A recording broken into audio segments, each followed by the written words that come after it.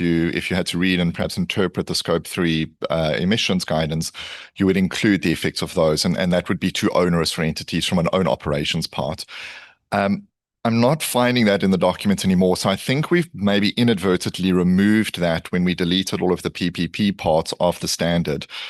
It does create a problem because we need a definition of PPP to exclude that out of the Scope 3. My proposal would probably be just to use the definition we've got of PPP at the moment. I know it's not perfect, but I do think it's important for us to keep that exclusion of the Scope 3 own operations part. So I did chat with staff yesterday just that they could think about it and try and find that piece of guidance, but just wanted to highlight and have a discussion with the board. If we do still think it's necessary, I do think it is still needed. Okay, thanks, Andrew. No, I agree. It's an important issue. Karen, if you want to pick that one up. Yeah, so maybe just a bit of background for the board.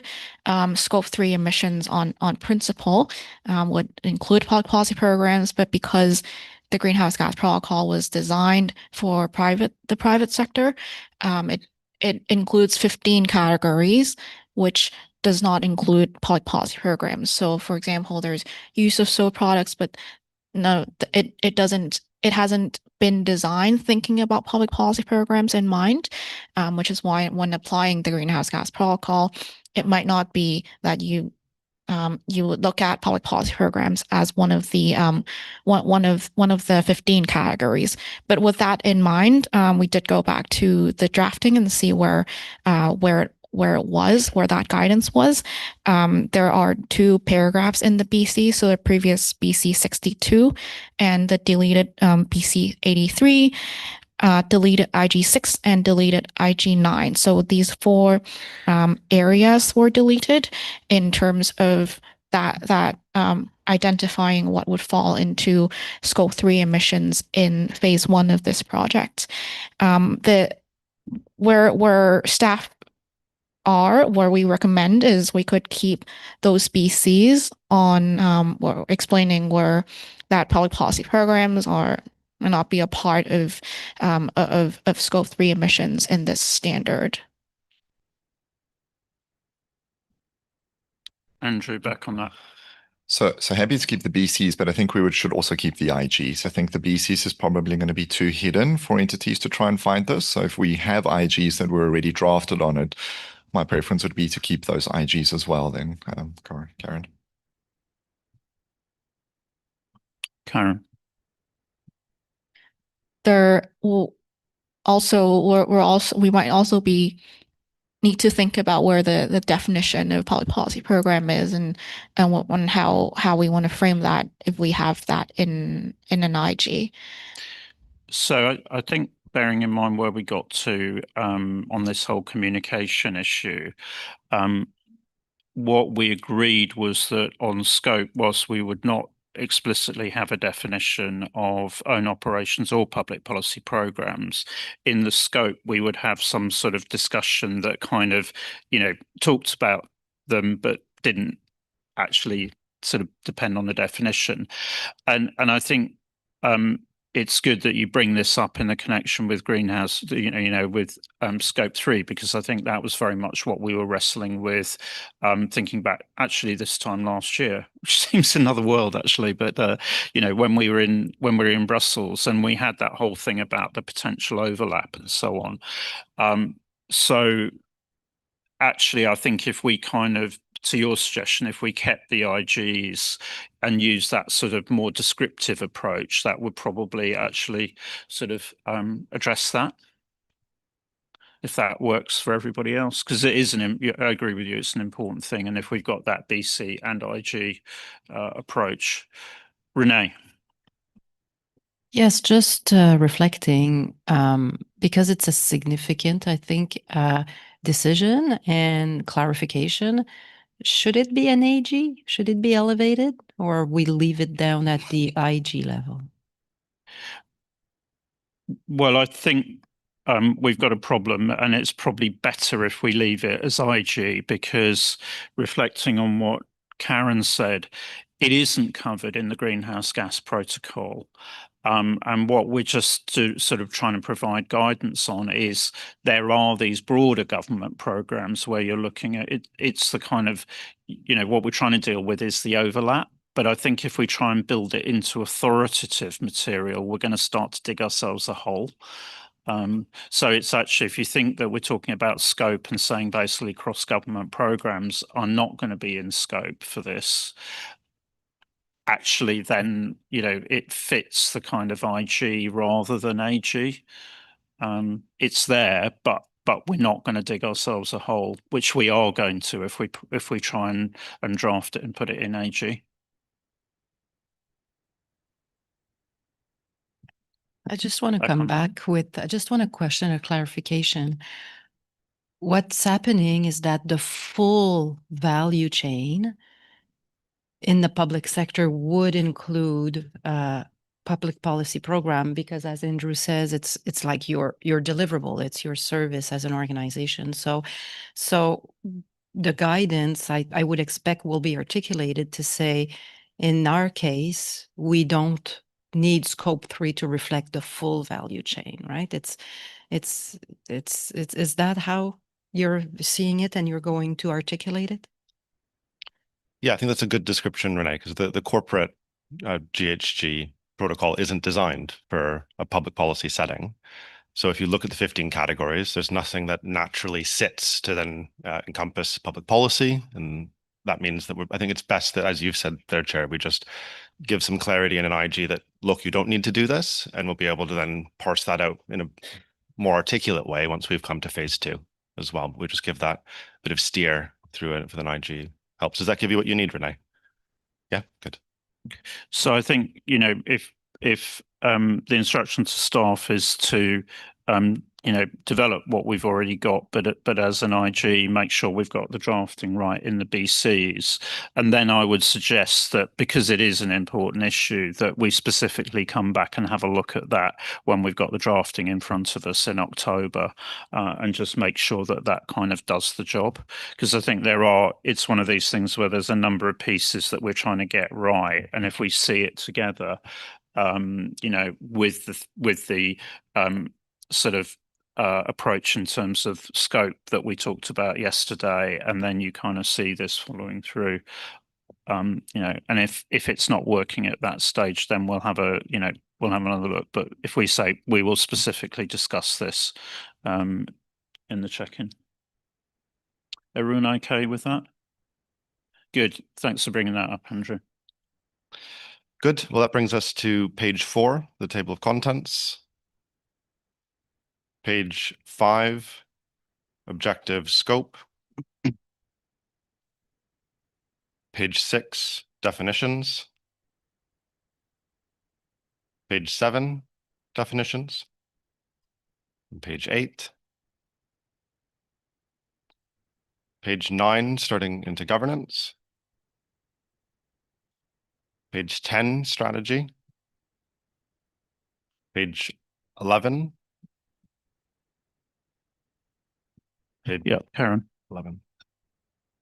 Not a drafting point, but just sort of raising a flag in paragraph 12 around the time horizons, whether that's something that we plan to pick up in implementation guidance, because the time horizons could need a different set of thinking in the public sector compared to the private sector.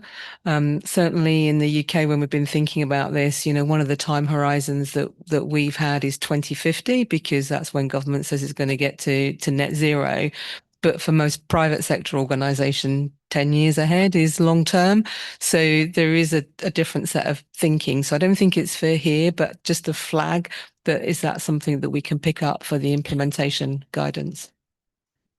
Yeah, we'll put that into our running list of items for implementation. Yeah, but I think it's an interesting one, isn't it, Karen? Because you've got those external targets, and we've also got the guidance in RPG1 as well. So it's a kind of a bit of a merger of those two, I think. Alex? Yeah, that was one of the points I was going to make was just that one, Ian, where we have the long-term fiscal sustainability as another layer in that to make sure that we're providing clarity there. The other is actually that these terms where we talk about short-term, medium, and long-term, that's drawn from other guidance on climate scenario analysis as well, which is then defined by the entity, and you have to say how you have defined short, medium, and long term. So I think there's maybe something for us in how that would work in a public sector context, but it's also just pretty well established of a process by which you'd look to your organization's short, medium, and long term. Yeah, I mean, I think again that's where one of the things that RPG1 does is actually sort of looks at what the appropriate time horizon would be, because obviously if you're a national government, then you're looking at the very long term when you're looking generally at your projections because of changes in demographics and so on. Whereas actually if you're more dependent on funding from a senior level of government, then necessarily your time horizon is actually shorter. So it very much, what your relevant planning horizon will be actually very much depends on, if you like, where you sit in that public sector ecosystem. So it's sort of, it's kind of getting that over without, Karen, back on that. No, completely agree with that. But just to note that the guidance that's gone out into UK central government agencies, even though they are dependent on appropriations from government, is a much longer term view because of government goals. So there will be a number of factors in there that people will need to think about. So I think it is helping people to walk through the factors that they need to take into account that are relevant for their jurisdiction. And as you say, trying to get that alignment with RPG1 as well. So I think it's going to be a factor thing to think about, but I think we can help people by articulating some of those factors. Good, thanks. All right, that takes us to page 13, still on strategy. Page 14 on strategy. Page 15, risk management. Page 16, metrics and targets. Page 17. Page 18, climate-related targets.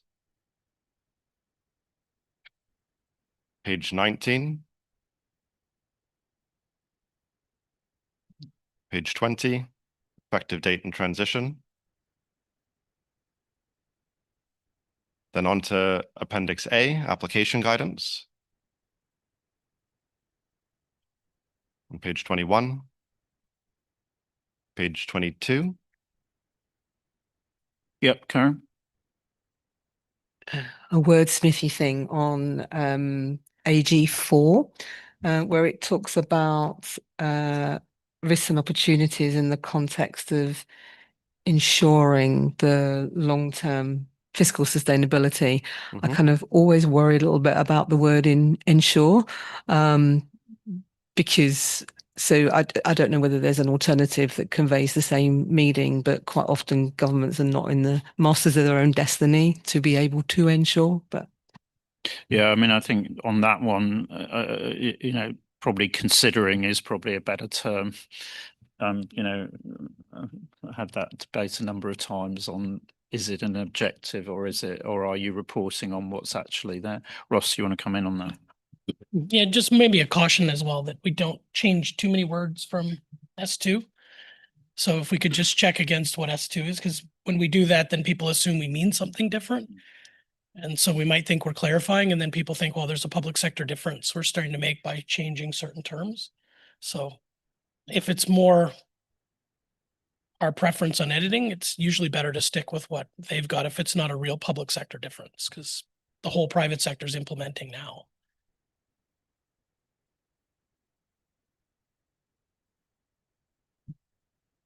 Sorry, it's different in the public sector? In what sense? I would just argue that it's different in that private sector organizations have the ability to set that, what they're doing. They've got a board of that enables them to do that. They are making the decisions for their entity. In the public sector, that isn't always true. So that's why I would just argue that it is potentially different. So on that paragraph, let's have a look at it. And I think that probably because we have already referred to long-term fiscal sustainability, so there is some adaptation in there already. So I think if staff can have a look at that and, respect that balance in terms of what comes from S2, but equally. Okay. Good. Okay. So this brings us to page 23 in the AGs. Page 24, strategy in the AGs. Page 25. Page 26. Page 27. Page 28. Page 29. 30. Page 31. Page 32. Page 33. Page 34, risk management in the AGs, metrics and targets. Page 35. Page 36. Oh, that's a coffee, Karen, sorry. Page 36. Page 37. Page 38. Page 39. Page 40. Page 41. Page 42. Page 43. So that brings us to what was Appendix A2. This is the deleted text for climate-related public policy programs. So I won't do a page by page for that. That takes us down to Appendix B, which is page 54. Page 55. 56. 57. 58. 59, judgments, uncertainties, and errors. 60. Then Appendix B, application guidance on page 61. 62. 63. 64. 65. 66. 67. 68. 69. 70. I'm going to do 71 and 72. And 73, which brings us to Appendix C, qualitative characteristics. Okay, that's on page 74. 75. 76. 77 and 78. 79. Then on page 80, we have basis for conclusions. Yep, Karen. Thank you, Chair. I had a couple of things on this page. Firstly, on BC1, I think the new paragraph there is helpful. I just wondered whether we could say a bit more about the approach to Appendix B, and what, because it says it's there, but it doesn't say why we've done it the way that we've done it. And I think that would be helpful, particularly given in the future we may remove it. So just suggestion that we add that in. And then on BC7, again, I think a helpful summary of the proportionality measures. I couldn't see, though, in the BCs any kind of discussion that we've had as a board about whether the proportionality is sufficient or not. And given that we've had in previous board meetings, we've raised what's happening more widely with the ISSB and what it's thinking about around proportionality, and EFRAG sort of rowing back a bit in terms of what it is doing because of issues. And I was also reflecting on what I heard at the Standard Setters Forum earlier on this week around, is it possible to have some disclosures that are mandatory and some that are optional? So I'm not pushing back against sort of alignment with S2, but I think it would be reasonable to reflect some kind of discussion about why we've landed the way we have, particularly in light of the broader discussions around proportionality that are taking place globally. Thanks, Karen. I mean, I suspect it's one of those things where we have got text, but actually what we need to do is shop and is sort of think about, have we got all of the story there? And I think your point on Annex B is Appendix B is we know it, but have we communicated it? And then I think perhaps the point that we were talking about yesterday as well, in terms of, have we now got the narrative right, and that narrative up front in terms of the journey that we've been on. And so, again, it's about not just have we got all the narrative there, have we got the thinking down, but also have we positioned it right? And probably some of those things can go up, we can just move it up front to make sure that we've communicated those, if you like, that key landscape right. Okay. Alex. Good. All right, so that brings us to page 81 in the BCs. Page 82, page 80. Yep, Claudia. 82, yep. BC 12. We have deleted only the last portion of the last sentence, but I think with deleting of the last portion, the sentence didn't make sense at all. So I would suggest to delete the sentence at all.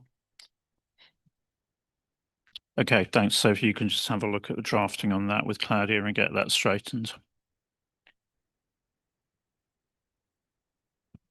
Good. Okay, so that brings us to page 83 of the BCs. 84. Yep, Karen. I hesitated in raising my flag on this one because I don't want to reopen sore wounds, but BC 22 refers to own operations. So it talks about separating it into own operations and public policy. I just wanted to check whether we're happy with those descriptions given the discussion that we had at the board yesterday. Yeah, I think yesterday we discussed that we keep this own operations and public policy program labels within the BCs. It's something that I think we will elevate to further up in the BCs. But then I think from the staff perspective, this is what we had intended to have in the BCs as well. Yeah. Yeah, I think we just need to be quite sensitive in how we handle it in BCs. Ross. I think what could help is just phrasing here that we mean own operations, public policy programs as referred to in the ED. Yep. Okay. Good. Thanks for that spot. Mari, you're next. Yes, thank you. Related to the current insight. And you bring the mic, pull the mic towards you. Related to the current insight. And I would like to raise a issue about the BC20, the description of the opportunities in day-to-day operations and the public policy program. And so it closely related to the current point, BC 22. Thank you. Yeah, we'll align the wording a bit better. We'll say own operations as referred to in the ED. Okay, thanks. Good. I think there's probably a general instruction there to just review where it comes up and actually have we used it in the way that Russ was referring to. Good. All right, so that's then page 84 for us, and to page 85 with objective and scope. Page 86, 87. Page 88, definitions. Page 89 and 90 are removed. So to page 91 in governance, strategy. Page 92. Page 93. Page 94. Yeah, Claudia. It's BC 57. We were talking about that we received responses from users, and we should make clear was as our stakeholders, the primary users, or just respondents to our ED. Mhm. Yeah, thanks. Great. Then page 95, page 96, 97, to 98. And page 99, we have effective date and transition, conceptual foundations. Page 100, 101, 102, 103, 104. We have implementation guidance from page 105, 106, 107, 108, 109. Illustrative examples from page 110, 111, 112, 113, 114, 115, 116, 117. And on page 118 is the comparison with IFRS S2. That concludes the page flip. Okay, so thank you very much for that. I mean, I know we've spent a lot of time going through this at this meeting, but it seemed very important that the board had the opportunity to have a look at the changes that are being proposed, in full markup, but also, to start to kind of reorient in terms of the fact, the focus now on, the entity rather than the programs and the consequentials from that. So we will see that back in a, with all those changes put through, markup from this meeting. As ever, if there are editorials that board members have or TAs have, please pass those to staff so that they can process those. So we will have a good walk through this again when we get to the October check-in. So the two items really in the October check-in will be settling looking at the changes that have been made for tangible natural resources, and then also having another look at this. Okay. So thank you very much for that. That then moves us into the question around how we provide additional guidance on materiality in relation to the new SRS. So Alex, move over to you at this stage. Thank you. Thank you very much, Chair. So this is one where we've made really important decisions in terms of the progress that you've made as a board up to June, where there was the decision to retain the materiality definition that we have from the conceptual framework from IPSASB. And from there, the staff and a number of discussions across with board have been thinking about the way in which we provide further clarity for potential preparers of this draft standard, given what we saw coming back from the 96 consultation responses, where there was a quite wide range of perspectives and interpretations of materiality. So a particular problem statement for us there of thinking about how we'd move forward with supporting on implementation. And well, there's the conversation that we're looking to have now as board deliberation on the clarity around materiality and further guidance.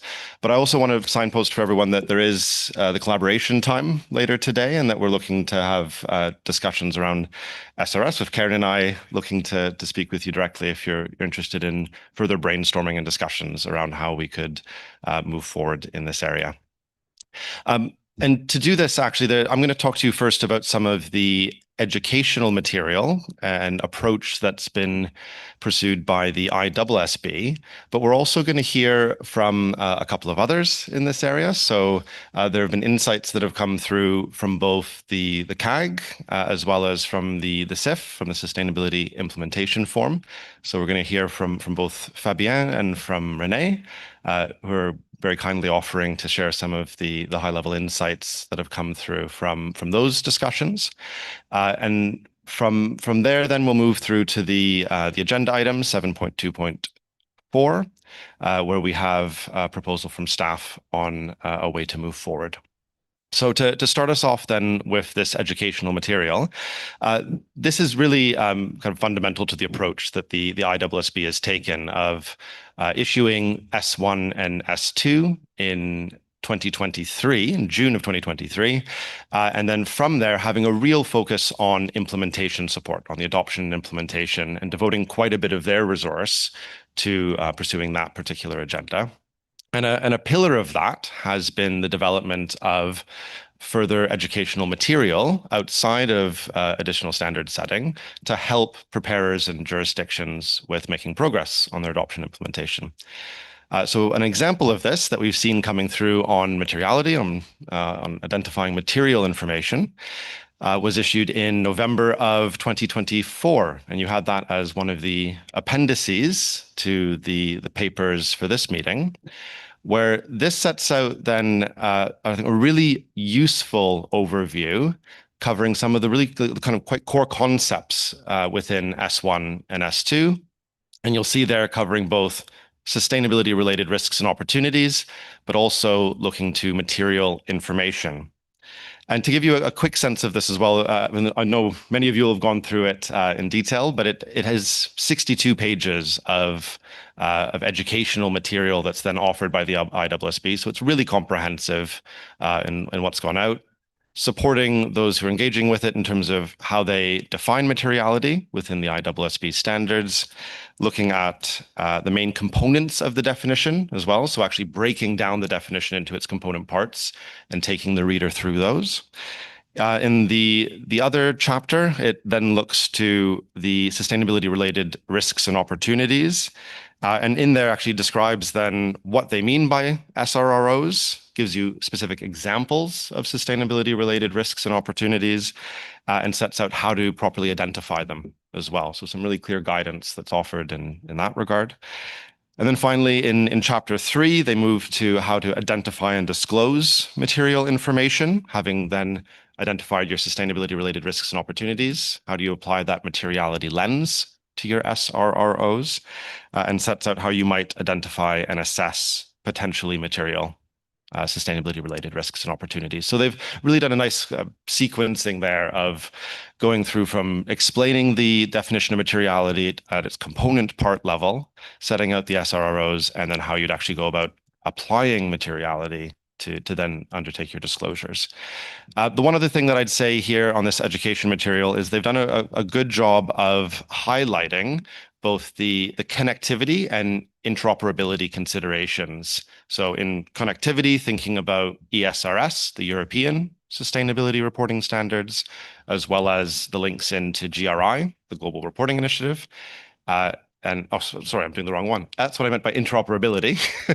And on connectivity, thinking about the proper connections into the financial statements. So just the other way around on that. Good. So I hope that was a really useful, just quick run through of that. But we also felt it was a useful addition to bring into the appendices as well. Really giving us maybe a bit of a forward view of what we could be thinking about moving into an implementation phase into 2026. So then with that, if you're happy, Chair, we can then hear from Fabienne in relation to the CAG. Thank you, Alex. So yeah, indeed, the CAG discussed sustainability reporting at various meetings and provided comments that should hopefully help the board form an opinion, even though those comments were not provided directly on the topic of materiality in the sustainability reporting space. So in the early stages of the sustainability reporting project, several CAG members advised the board to make good use of existing guidance in the private sector, but also not to underestimate the differences between the public and the private sectors. Most recently, at the June meeting, a CAG member articulated that it is critical to provide the relevant disclosures to justify the financing of climate action to parliamentarians or politicians. And the relevance of disclosures depend on a correct assessment of materiality. So prioritizing the timely development of materiality guidance would be helpful. Another CAG member supported elaborating tools to address sustainability reporting implementation challenges, and again, developing speedily guidance on materiality would certainly count as a very helpful tool. Lastly, I recall a recommendation from a CAG member in June to develop a common language, and given the diversity of approaches on the concept of materiality across the world, it would definitely help to build on a common understanding, again, sooner rather than later. So all this to emphasize that prioritizing guidance on materiality in the sustainability reporting space would be in the public interest and is certainly very much in line with the advice from the CAG. That's it from me. Thank you. Thanks, Fabienne. So go to Renee and the discussions in the Sustainability Implementation Forum. So Renee, to you. Yes, thank you. Thank you, Chair. So we structured the conversation along 3 questions. So we asked SIF members what their current approaches are, the challenges that they have in applying materiality, and any feedback on what type of guidance, the extent of the guidance that we should think about developing. In terms of their current approach, no surprise, most are in very early stages of understanding and applying materiality. Some just don't consider materiality. They are taking more of a checklist approach, and some referred to just doing the right thing. So they are applying a level of judgment, right? What is the right thing?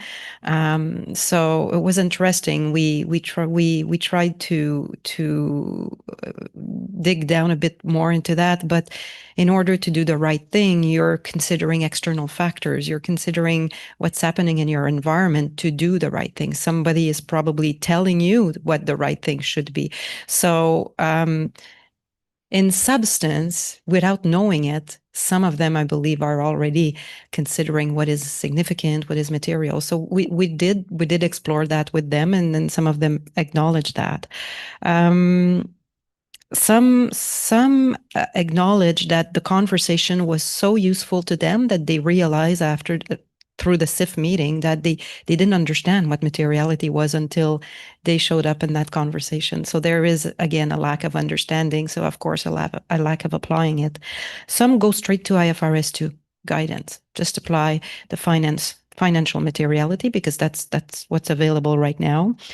And a small majority, at least one, maybe a couple, were very sophisticated and had already developed for their own community or jurisdiction. They had already developed extensive materiality guidance. So that's interesting. From a challenges perspective, the broad range of users, understanding what their different needs are for information is making really hard to assess materiality. Many of them refer again to the challenges of consolidation. What is materiality at the whole of the government or consolidated level versus down at an entity level? Some suggested that our guidance should eventually touch on that, help them understand how do you assess materiality for a smaller organization versus a consolidated one. Guidance needed. Actually, back up a bit. When they talked about guidance, some of them said that our RPG 1 and 3 are useful guidance. So some of them are using them. Thought that was interesting insight. They all recognize that people learn differently, and we need different types of guidance and opportunities for learning. They're very supportive of practical tools, peer learning, webinars, so interactive type of learning. And again, they referred to the conversation being very useful to help them to learn. So they're looking for these opportunities to have peer-to-peer learning as well. So very active type learning. Hopefully we can meet their needs there. That's what I have so far. Thank you. Thanks, Renee. I think, it's very interesting. It was very interesting listening to those discussions and the diversity in terms of where people are on their journey. And I think all coming through with that challenge that, they need more practical guidance. So I think that reinforces, if you like, the conclusions that this board has already drawn earlier on in the year, that actually it's not just about producing a standard, it's actually about helping people, with, sort of guidance that will support them on their journey, bearing in mind the diversity of the bodies that they're actually, they're coming from. Karen. Thank you, Chair. Just a point of clarification. I probably should know this, but I can't remember. In terms of the members of the SIF, the people who are joining the conversation, are they come from the finance family? Are they accountants, or are they coming from other specialisms? Do you know that? Just as a bit of context, that would be helpful. They are those that are responsible to prepare information today. So depending on where they sit in the organization, they may be finance, but not, some of them are from the sustainability team. Yeah. Excellent. Yeah, and maybe just to, do you want to come in, Ross, then? Oh, no. I was just going to say it's really broad, actually. We've been overwhelmed with the number of governments, the levels of governments, and the breadth of participants so far in the forum. As again, we're not restrictive on who can join, and it's not the same group every time. We've developed what we call implementation leaders who can put themselves forward to share what they're doing, and it's been pretty overwhelming, from local governments, federal governments, state governments, and quite a broad range of organizations putting their hand up to share their experiences with the group. Thanks, Ross. Good. You want to come in, Alex, before I go to Claudia? Sure. Yeah, and actually, really, the reflection for me in this is I'm really pleased to see, as you've shared there, Renee, one of the core objectives that we articulated in this was that we'd be trying to build a community of practice from the SIF, and hearing that coming back from the implementation forum, saying, look, we are learning from these experiences and able to take that back in building out how we're undertaking sustainability reporting, for me is felt like a real win in something that's been in place since November of last year, right, with the kickoff meeting. So it's really good. Thanks, Alex. So I've got Claudia, then Adrienne, and then Scott. Thank you. As we noticed already from our financial suite of standards, that our users or preparers requested us for more guidance, more help, and anything. We should make clear which kind of guidance the board is preparing and which kind of guidance some other organization prepare. For the financial suite of guidance, we normally said navigating IPSAS is out of our scope. It have to be delivered somebody others to support implementation and using of our standards. Train the trainers will be prepared by IFAC. Then we have the pathway to accrual. So we should really make sure which kind of guidance are implementation guidance, which our board will set up, because the guidance Alex have now presented called was educational material. So if we start to use now, I would say educational material or navigating trainers, and said now the board is responsible for these type of documentation in the sustainability suite, we get the pressure as well why we don't deliver all of these details for the financial suite of standards. So we should thought about what it's the delineation, what we are, it's in our responsibility and what not. I acknowledge that we need some practical guidance, for example, for materiality, but from hearing, all of them need help to start their way. We want to support them, but we have probably make sure we can only deliver standards, implementation. It's their responsibility, and maybe some IFAC is helping with addition, also with a pathway to sustainability reporting. Yeah, maybe that's a time to just acknowledge this.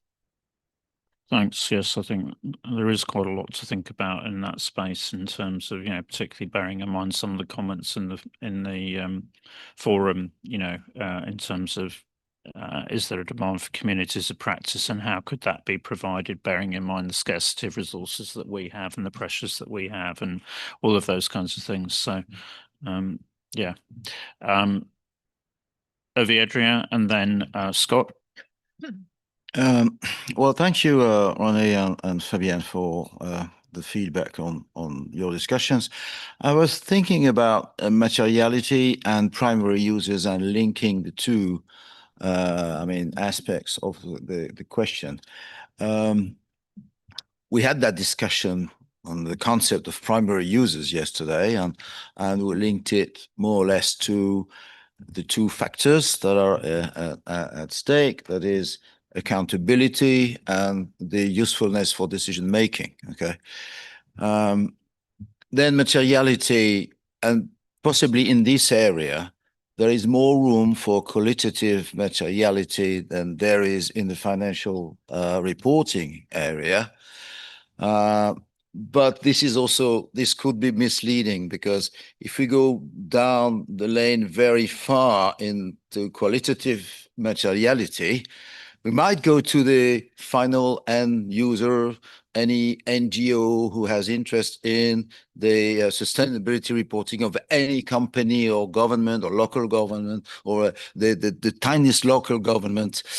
So this is something we probably have to link. And I would like to ask René, in your discussions, what were the examples of this diversity among the primary users that your colleagues in the group put forward?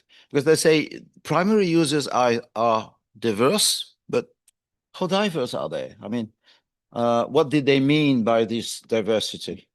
Because my thing is that if we refer primary users to how they conceptually are defined, then they're not so diverse, in fact.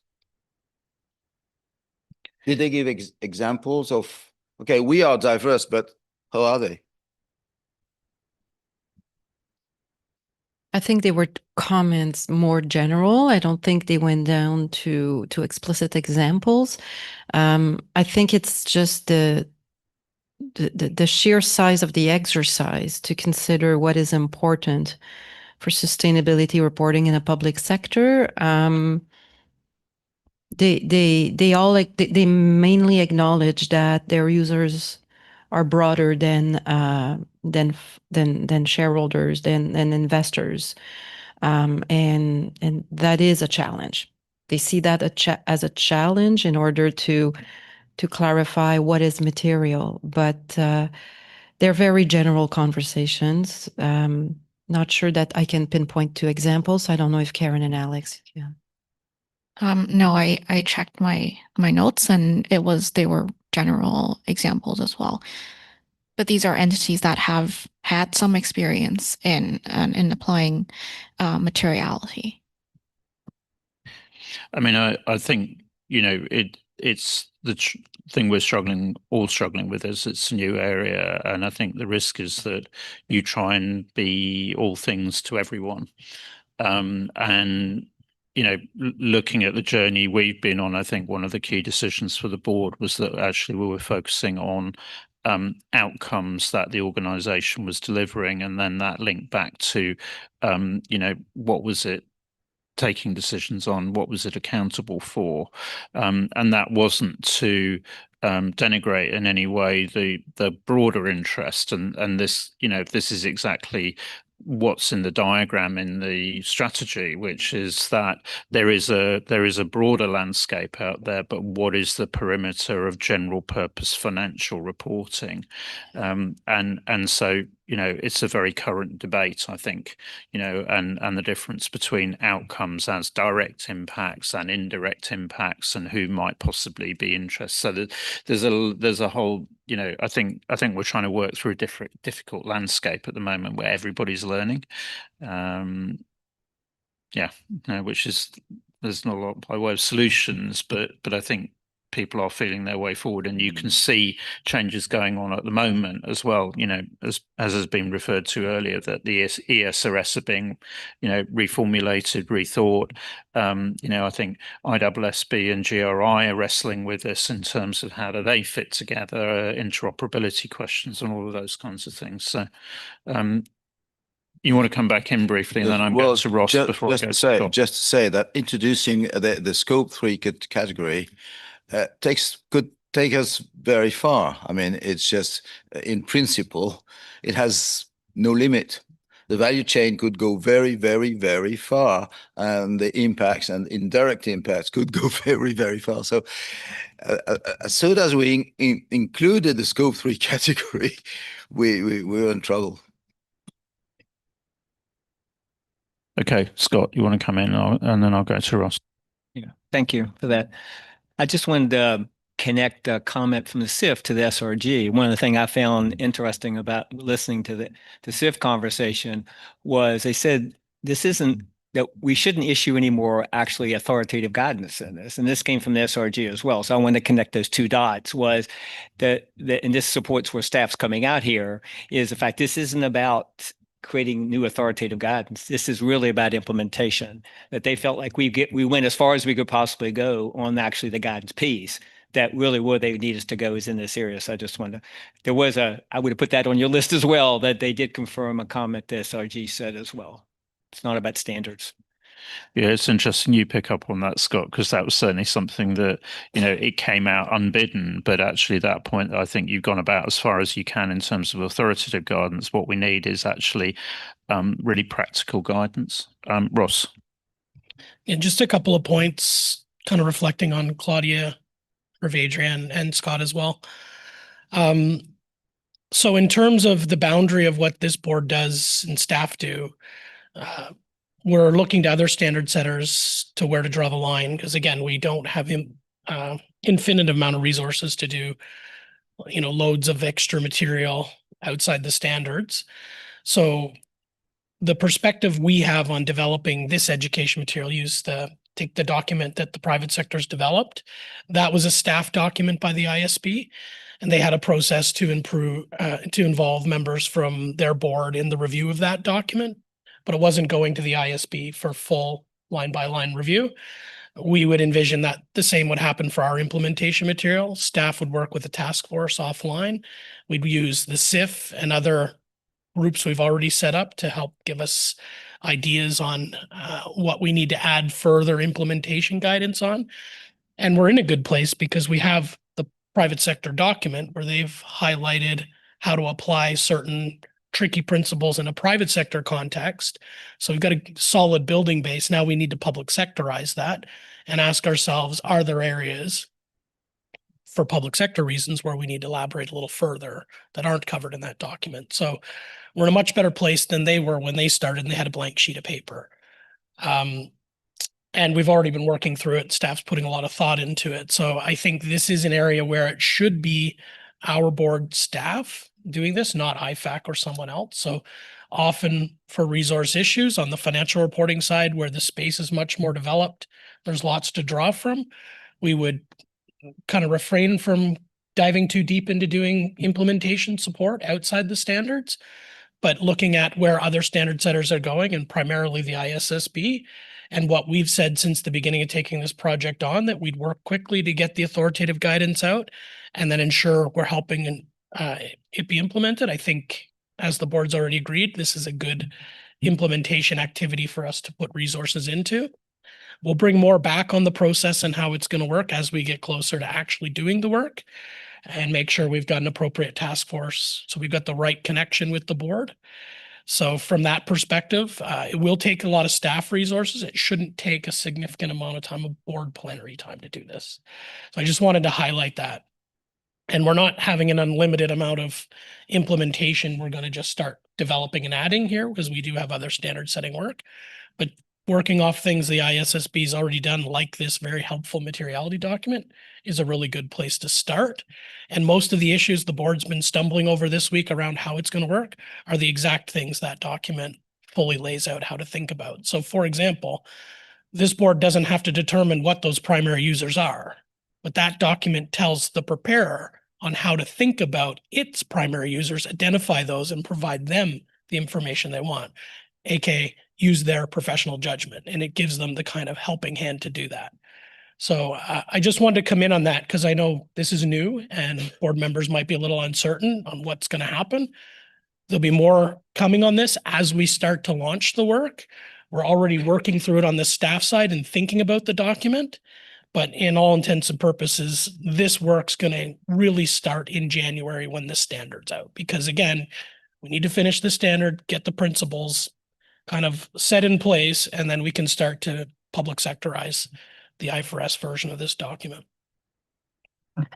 Thanks, Ross. I mean, I do think, clearly the way that IPSASB approached this is they needed to get, because it's a new area for everybody, they needed to get guidance out there. And I think that's where you distinguish it from the financial reporting landscape. And not only did it enable them to get the guidance out quickly, but I suspect what we will find is that actually it also may well be revised more frequently, because if you do it in that educational material format, then you can actually respond to emerging issues much quicker than through a sort of, formal authoritative due process and that kind of thing. Not to say, as you say, Ross, you need the controls around it to make sure that you get the right people involved and so on. But it just means you can be quicker and more responsive to issues that are emerging, and I think that's got to be one of the considerations for our user group going forwards. Claudia, you want to come back in? Yeah, just want to respond to the urgency of Ross when he suggests to start in January. A majority of the documents or the guidance refer to the European Sustainability Reporting Standards. As you probably know, they are under revision. So I'm really struggling if we should start follow up as well, but it's now updated in European Sustainability Reporting Standards environment, or we should wait until the ISB have done this.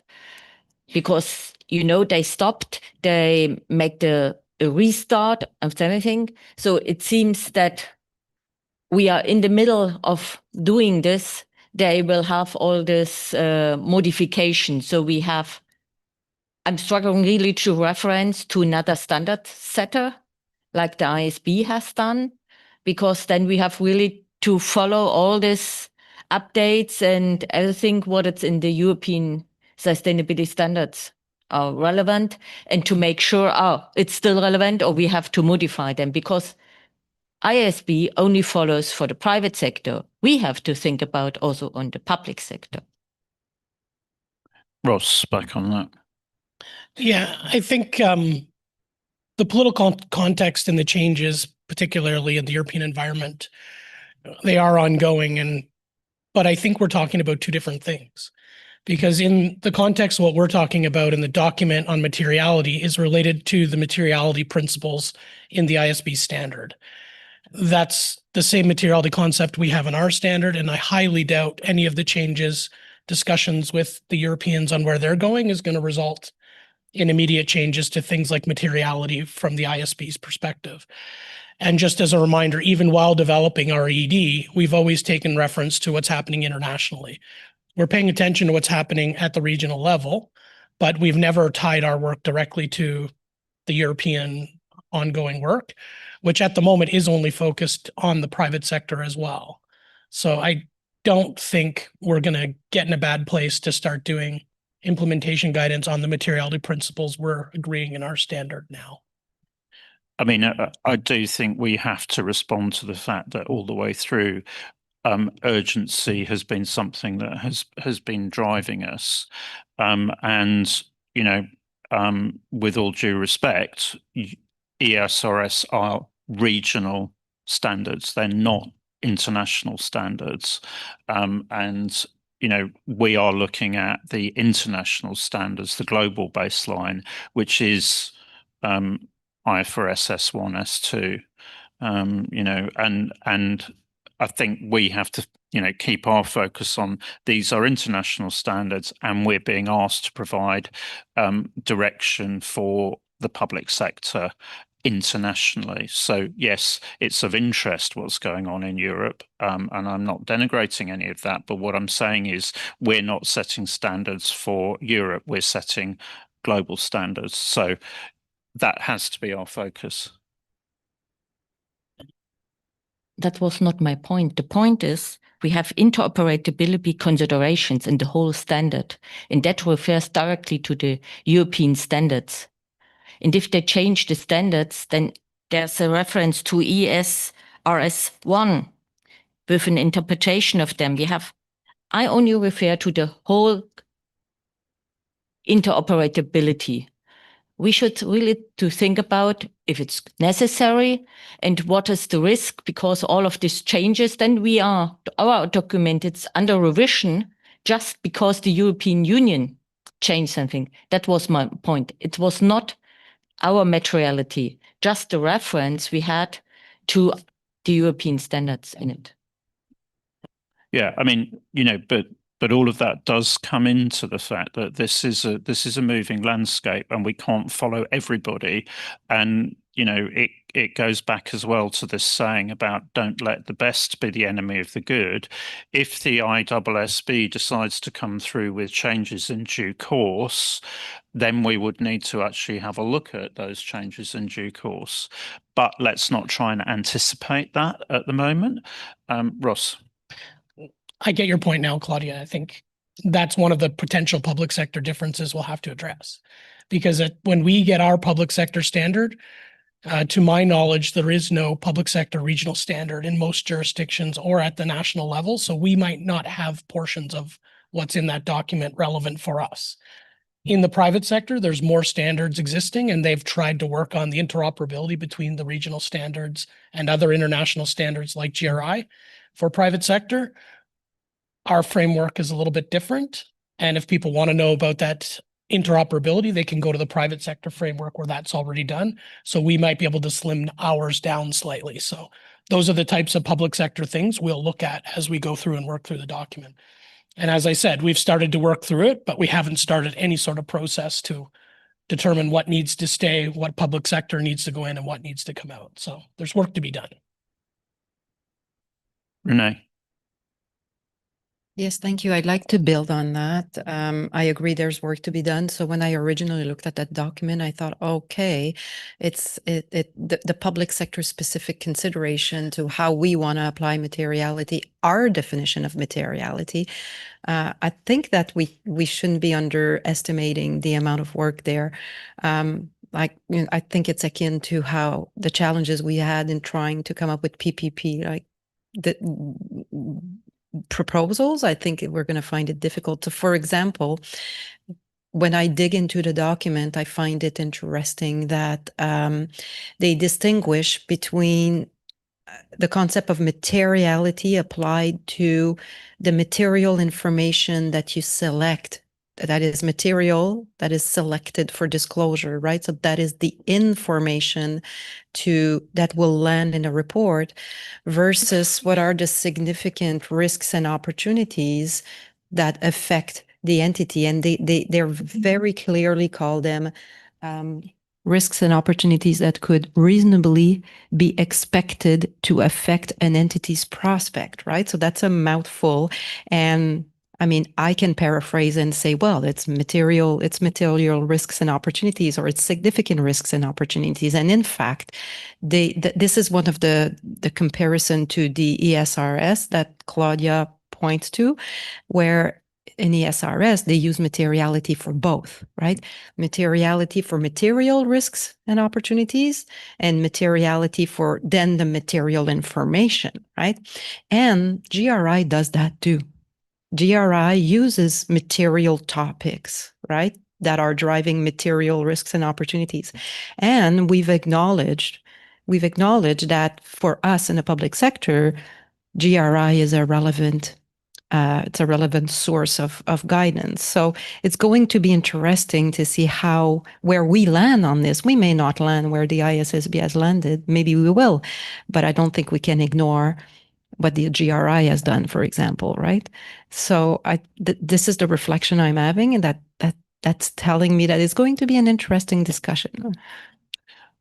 So I just think we have to be very careful not to get sidetracked at this stage, because GRI goes wider, and we are going to need to think about that in the context when we do think about public policy programs, as you say, but we are not doing public policy programs at the moment. If you like, what we're trying to do is finalise the standard for climate related disclosures for individual entities. So I think we've got to be really careful that we don't get sidetracked into this broader landscape, because, as we've said, and it came up, there will need to be research about what is the broader reporting landscape and what is our reference in terms of general purpose financial reports.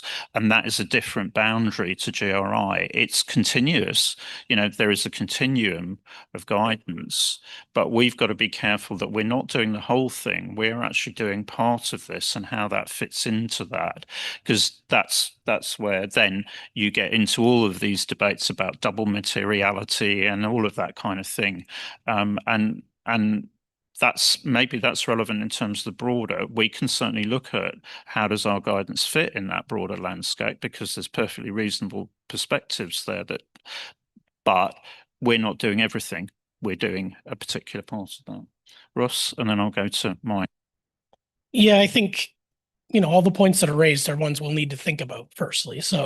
But I think the reference that we have to keep in mind is the implementation guidance, in this case, education material that's been developed for the ISSB, takes reference the standard they've developed and the key principles in it, and how to implement those principles by elaborating on the concepts and how to apply those. And we'll need to do the same based on the principles we land in our standards.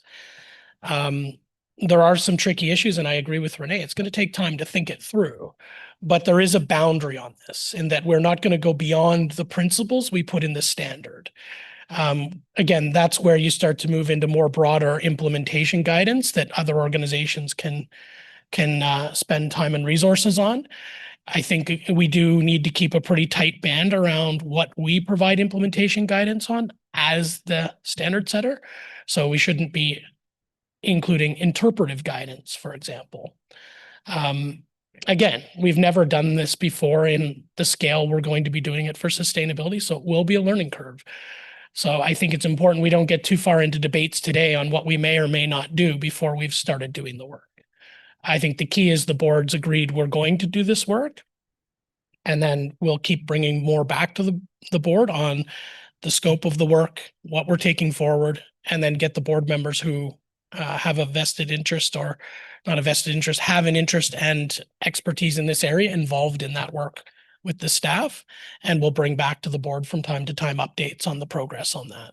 But right now, we don't even have a timeline in place for how quickly we're going to be able to do this. We don't even have a document scoping out how much work we think it is in time. We haven't had the chance yet. We're full on trying to get this first standard done. And that's the key milestone we have to deliver before we can even really dig into this. That doesn't mean we're not paying attention to this guidance and understanding what's there and starting to get our heads around it. It's just we haven't had the full time and capacity to dig into it in detail. So again, I don't want to start putting stakes in the ground on what we may or may not do in detail until we've really done the work, because that's where we get into trouble in all the projects we do, is we think we know what we're talking about, and then we get into it and we realize the issue is slightly different than we thought, and we've already made commitments to do something a particular way that may not be the right way. So we really do need the space to figure that out and work with the relevant parties to do that. Mike. So I listened to you. I agree that we should not overload that project, but I just want to mention once again where we're coming from, because we confuse our constituents, in fact, with that materiality issue as it was included in the DDSS1. So my mind, yes, formally, it's not about document that education materials, but it's the answer to, let's say, some shortcomings, let's say, or some room for improvement. Therefore, very sensitive document, I think, and I think we should be very be aware of that. It's a living document. So when we're starting with a second phase, or with the feedback to the work plan on the S1 issue, which is in fact includes materiality as well, we should be very aware that we, let's say, update or ensure that it's really a living document, not sticking to that, ignoring the other development, because otherwise we there would be a certain confusion, I think. That should be made in the preface clear that it's a status as it is now, and that will be developed further. Thank you. Ross, did you want to?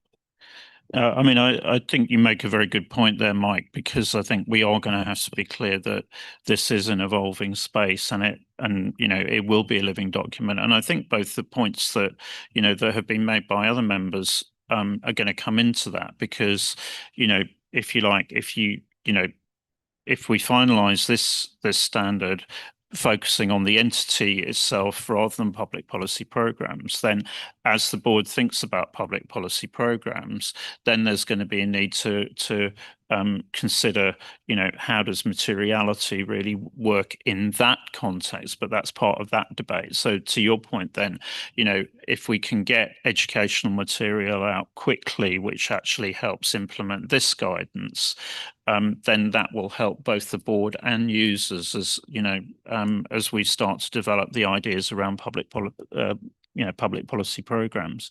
And therefore, we do need to be clear that this is going to be a living document, but it's a lot easier to have this sort of educational material as a living document and respond quickly to issues that emerge, rather than having to have a document that actually is subject to our full due process. And I think it's that kind of, yes, we need to finalize this document because that gives the direction, but then we need the guidance that will help people and respond to their needs quickly. Jonah. Yeah, I want to agree with what Rosa said, that the principle in the core text is fine. Probably in the illustrative examples we're going to give, particularly if you're following S2, then in the public sector that may look differently. For instance, when they define their primary users based on the entities, they have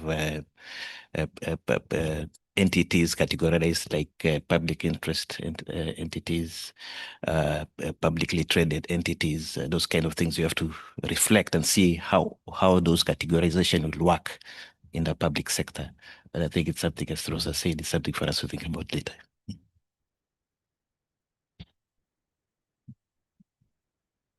Okay, I mean, I think that actually has been a very useful discussion, because I think it does show the complexity of the landscape that we're trying to sort of provide guidance into, and you know, to sort of underline the point that, yeah, this is a dynamic landscape, and therefore, you know, it's speed providing guidance, but recognizing that that guidance will change and evolve with experience and all of the other things that members have referred to in terms of the broader landscape. So, you know, there's a long way to go on this. So I think then that kind of references the kind of challenge that we have about the guidance. Claudia. Sorry, final question, just to make sure. In our Making Materiality Judgment Phase 2 program, we expected an exposure draft and a final standard, so that will be authoritative text or implement. And Phase 3 for sustainability reporting, we don't plan to have an exposure draft. We only plan to have this staff reviewed document. Ross. So yes, Claudia, that's the plan now. And that's because of the status of the documents we're drawing on from the ISSB as well. So Phase 2 is what the ISB calls practice statement 2 on materiality. So that's a more formalized version of guidance for them. When you look at what they've developed for the ISSB, that's what they call education material, which in their framework is a slightly lower status. So that's how we're proposing to go forward for now. And just for comparison purposes, when we did the RPGs originally, we did RPG 2 on financial statement discussion and analysis, which is similar but not a public sector version of practice statement 1 on basically management discussion analysis, which the ISSB's just updated. We took the RPGs out. So we do have the open question that we actually started to talk about on Monday on what we're going to do in this realm of guidance when we have IPSASB standards, sustainability standards, and what to do with the RPGs. But the thinking now, and this could change as we do the work on Phase 2, is we're developing something that, because we're drawing it from a practice statement, has the authority around there. The question is, what should we be calling these in the future as we think about where RPG 1 and 3 in particular sit in the sustainability standards? And as I said on Tuesday afternoon when we discussed this, we need to do a little more thinking around how that whole space sits. So that's the plan as of today. But I can appreciate where you're asking this question and kind of sitting here around this board table on, well, what does that really mean? And why are we doing slightly different things for similar documents? I mean, I do think the thing that we have to bear in mind is that the financial reporting landscape and standards and approaches to reporting is well established, even in the public sector. And therefore, actually, it's not the moving target that sustainability reporting is at the moment. There certainly is a piece of work that actually was one of the, takeouts from the forum, was that I think there is a need for a piece of research, which is actually what does the, IPSASB's guidance framework or frameworks look like going forwards, which would then go to your point. So I think that's one of the things, but that's not going to be available for a while yet. So the question is, what can we do quickly to provide some guidance into this space, even if it's not authoritative and subject to full due process and so on. So we're kind of facing the same problem that the IPSASB did. We're just a little bit further behind in that. Karen. Thanks, Chair. Just a point of clarification. Practice statement 2, I thought, was non-authoritative in terms of what the ISB has issued.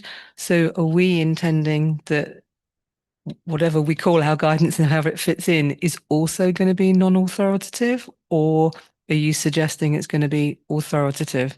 So just because we've used those words, and I just want to get clarity on where we see it fitting. So I'm not suggesting that it should be authoritative because, again, it's elaborating on the principles that are already in the financial reporting standards. So it is similar. I think the open question we have to figure out is where does it sit between standards, our RPGs, and this guidance? Because the RPGs are non-mandatory guidance that can be applied outside. So we don't call them authoritative or non-authoritative. We say non-mandatory guidance. And then we say, if you apply it, you have to apply it all. You can't pick a portion of the RPG. So it's an open question that we need to figure out as we do phase 2 on what the nature of that guidance is as it'll sit in our suite of standards. But I don't believe it should be authoritative because it would be, to me, inappropriate to have something outside the standards overriding the principles in the standards. So it definitely can't be an IPSAS, and it definitely shouldn't be authoritative, but it's that open question on where the rest of the guidance sits. So we do have some time to figure this out. We don't need the answer today, and this is an issue that staff is thinking about. But we're moving a lot of things at once, and it's probably a little lower priority that we have the exact answer today. It's definitely one of the issues we're going to have to tackle in both phase 2 and phase 3. And there's broader issues around branding going forward and what we want to call these standards, and to make sure standards and guidance to make sure they're actually used in practice. Yeah, and if you like, the RPGs were probably a kind of temporary expedient when we agreed to go that route. And I look at Andreas here because we had a particular meeting in Abu Dhabi when there was sort of fairly tense discussions, I think, which need to be brokered over a coffee break, if I remember right, where we kind of agreed that for the time being, our sort of guidance outside the financial statements and sort of GPFR would be referred to as RPGs, but that wasn't a final position. And so in a sense, actually, all of this is forcing us back to consider that position again.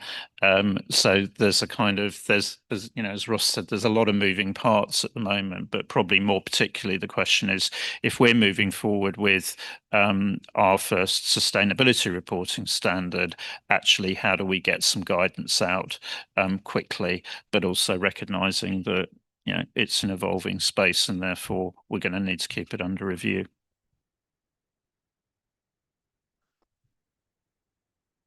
Abdullah.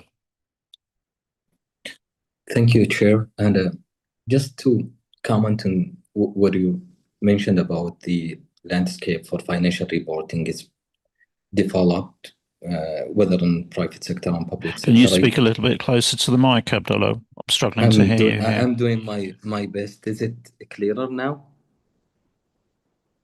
Yeah, a little bit better. Okay.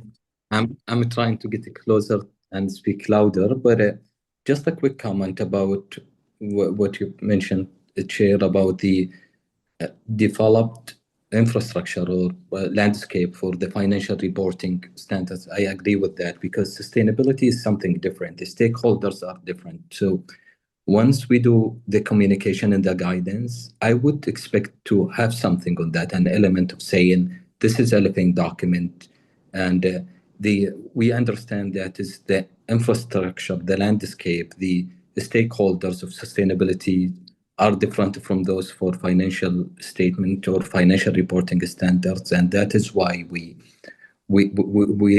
see this as a living document. I'm saying that because I was joining a forum discussing something about environmental and social issues, and once you talk to these people and they have a different perspective from the pure financial reporting issues, and you are talking about estimate judgments, you're talking about non-qualitative factors on that. And I was sitting there and trying to see how would we look at this from a reporting and financial reporting perspective, not just that, also from the assurance or the auditor to have their opinions on that. So this is a new thing. This is a new area for us to start having guidance on them.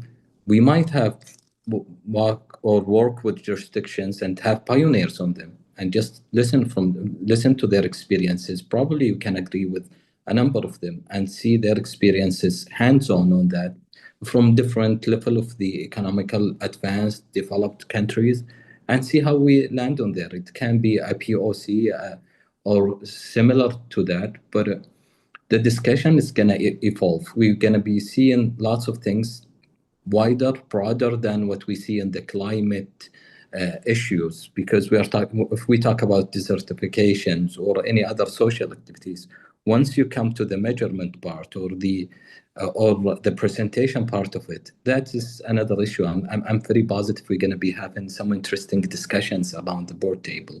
But that came to my mind when you were saying about the developed infrastructure and landscape for the financial reporting. We should have that in mind for sustainability. It's a totally different league and games that we're going to be having lots of fun with them.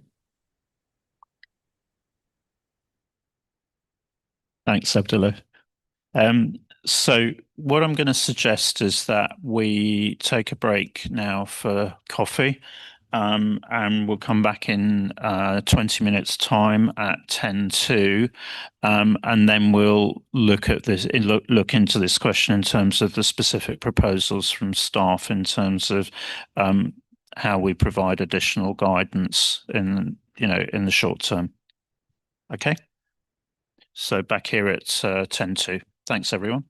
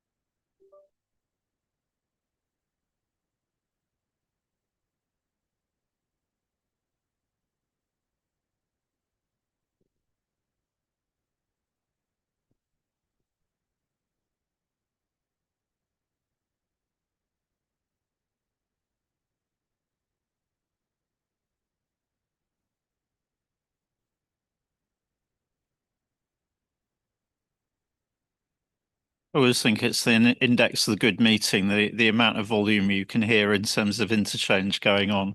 But thank you, board members, for being disciplined in terms of coming back. So I think, we had a very useful discussion, about the landscape we're in. And I was kind of just struck by the sort of JFK quote about going to the moon. We choose to do this not because they're easy, but because they are hard. And I think that's really what's sort of facing us at the moment, that we have ventured in. And I think this is a very important piece of work that we're doing at the moment in terms of really setting some foundations for sustainability reporting in the public sector.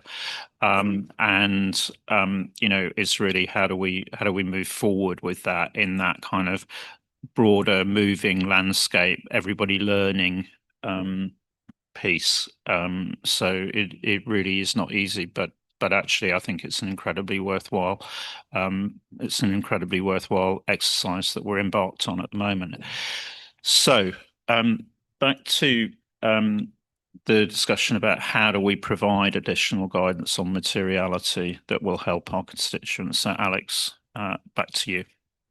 Excellent. Thank you very much, Chair. And maybe just to echo some of what you said there, I really appreciated actually the initial discussion on the landscape and getting the views from board members here and some of our thinking of how we might be moving forward on this important area. So just to ground this in the agenda item that we have, so 7.2.4, there's two options that staff brought forward here in terms of how we'd move ahead with providing additional guidance on materiality, with the first of those being that we'd look to accelerate the start of phase 3 of making materiality judgments, and the other option actually instead looking to develop additional guidance within the draft final pronouncement. And in the paper, you'll have seen there the recommendation to proceed with option 1. And actually, I felt like there was some of the discussion we had before the break was starting into thinking about the implementation phase and how to adapt that guidance as well. And just to give you a few of the considerations then around these two options, for the first of these, staff feel like this really is an expedient route forward. So it's responding to the urgent need that we've heard from stakeholders to develop timely guidance, but also looking to what we've seen and some of what I've shared from the IPSASB in terms of educational material. Of course, there's a bit of reflection we'll have to have in just thinking through what it means for the work program, balancing the resources that are available within the sustainability reporting team, and thinking about how that kind of sits across. And I think that was well articulated too by some of the board members, and thinking about some of the connections between these elements of work. So potential future projects on S1, for example, what it means in public policy programs and how we do that in parallel with implementation guidance is all really helpful for us to be thinking about as we move into this next phase. In terms of the second option, that would instead be to develop additional guidance within the draft final pronouncement. And of course, there is the advantage to that of ensuring that there would be this integrated support. So there'd become, if you like, one-stop shop of guidance where individuals, preparers would be able to come in and see that material. We're particularly concerned here, though, just in terms of two elements that I'll stand out for me. One is that really working through some of what we were talking about before the break into the draft pronouncement is going to be quite resource intensive, and I think will delay the finalization of the draft standard, which itself needs to be focused on the principles before we move into the implementation. But also what we heard from Renee and also from Fabienne around the fact that this is very much an emerging landscape as well. So that it is pretty early days and we're more at the foothills of how sustainability reporting practice is unfolding in the public sector. So as much as we might even try to articulate this within the draft final pronouncement, that could actually prove to some degree challenging to offer that non-authoritative guidance at an early stage. So those are the two options that we put forward there, focusing then to proceed with option 1 and having an implementation phase that looks to draw on the Making Materiality Judgments project and moving that forward to support with timely guidance. So with that, then happy to hand back to you, Chair. Thanks, Alex. Really open up for comments at that stage from board members. on merits and so on of each of those options. So I think Camilla, you were there first, then Yakuba, and then Scott. Thanks, Chair, and thanks, Alex. What about the third option, where we just develop additional guidance that is not necessarily included inside the final pronouncement, so that we can start as soon as possible, but we do not delay the approval of the final pronouncement? I'm going to come back on. Yeah, Alex. Yeah. Okay. So Camille, I guess, are you thinking that would be sitting outside of the Making Materiality Judgments project? So this would just be a separate stream of additional work. I guess from my view, this is partly a work program perspective I'd put on this as well. So if Ross, if you do have views there, I'd see this as probably more comfortably following and Making Materiality Judgments, and it's just a matter of us bringing that forward instead of creating a new parallel track as a more productive way. Because in the end, we already have a project proposal on Making Materiality Judgments that has phase 3 for sustainability reporting. So we'd be kind of developing an additional track that sits alongside a plan to then undertake this work. But if there are other views on a work program perspective, then happy to hear those too, of course. Okay. Thanks. So probably what I'll do is just take a few comments from board members, begin to get a sense of where we're going, and then I'll ask Ross maybe to comment on competing pressures and so on within the work programme. So I've got Yakuba next, then Scott, then Claudia, Sanjay and Karen. Thank you, Chair. When reflecting on the proposal, I did have some other consideration in mind. We know that we will have a change in the board chair. So can we have more perspective in the timeline linked to the proposal? Because we are going through a change, and I don't know how we will match all those timeline with our work program and the development coming ahead. Ross, do you want to sort of comment? Yeah, so we've been considering all year how the chair transition may impact delivery of the work program as a whole. So I think we're in a good place. And I'll say that now that we're getting to the end of this session, because I think we've made good progress, where I think we're set up to approve the two major items that would be particularly difficult to transition. So that's the natural resources project that we discussed earlier in the week, and then sustainability we've discussed today.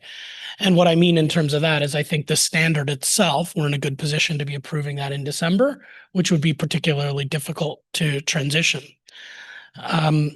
The project that we were talking about before the break on implementation, I think as that's not going to be a full-time discussion project here in the board, I think it's easier to transition. And to be honest, we're probably not really starting that until, in essence, till we get the standard completed in terms of staff resources, because the sustainability team at the moment is sitting at the table. So if we're already getting into implementation, then we're not finalizing appropriately the draft guidance that's going to be in our first sustainability standard. Without getting into all the work program considerations, there is a little bit of light on the horizon for more sustainability support as we expect to get Celine Chan back from her maternity leave in 2026. Maybe not in the first quarter, but definitely sometime between Q2 to Q3 as she determines her time to come back to the team. So we will be getting more resources on this next year, and that will help us with the implementation work as well as the other elements on the work program related to sustainability. Thanks. Okay, We're back on that. Yeah, thank you. So with those information, my preference will go to the first option. Thanks, Yakuba. Scott, then Claudia. Yeah, thank you. I am supportive of option one. Again, I reflect back on the comments from the CIF and SRG about the implementation is so important. I think reflecting some of the comments around this table, this has got to be an evergreen document that's going to be changing as it evolves. And so I think we need to get the principles out there so people can start trying it. We can put this document out here. It'll probably be something will be changed over a period of time. That flexibility is lots more through not formal standard setting to be able to do that. So I think that's the most appropriate way to proceed at this time. Thank you. Thanks, Scott. Claudia, then Sunjin and Karen. So thank you. First option means implication of IPSASB work program. Do we mean that we delay the PP&P standard project, or this starts quite after we finish the first standard? That's my first question, and I have a second one. So I think there's some, I think if we go with option one as it stands today, the work program as posted is valid. So we had some discussion in the team on the link between phase 2 making materiality judgments and phase 3. And I think we've been kicking that around, and it wasn't fully finalized when the papers were done. But I don't think any decision on option 1, for example, to take that forward, impacts phase 2, because the staff we have in mind for that is Augustina sitting behind me. She's already been working on that. It's in tow. There'll be a need to coordinate between the two pieces of guidance, but phase 2 is working on practice statement 2. That's a different document that relates only to financial statements. And we'll be working on the implementation in phase 3 on the educational material that's in your papers. So while we want some coordination, they are two separate and distinct pieces of work. If we were to delay phase 2 to try and use resources, I'm not sure that's going to be helpful, because Augustina would be the staff on that, and she hasn't been the staff member on the sustainability journey. It's a pretty steep learning curve. So I'm not sure we're going to get any economies of scale of trying to move someone over and get them up to speed on this. So I think it needs to be someone from the sustainability team that's doing the sustainability implementation work. Pretty firmly feel that. So I don't think this impacts anything on the timelines now. The main element that might impact timelines on the agenda is simply board time, actually, rather than staff, based on our current schedule. So long story way of saying, I think the work program is as stands. And if we take option 1, we finish off this standard by the end of the year. And then as we move towards that, we start the work on implementation with the staff resources we have. But probably, again, that's where referencing the level of resource comes in, because obviously, if, and we hope Celine does come back at some point during next year, that obviously clearly gives us 50% more resource potentially. So, Claudia, back to you. I'm sorry, I asked if we delay public policy program standards. That was my question.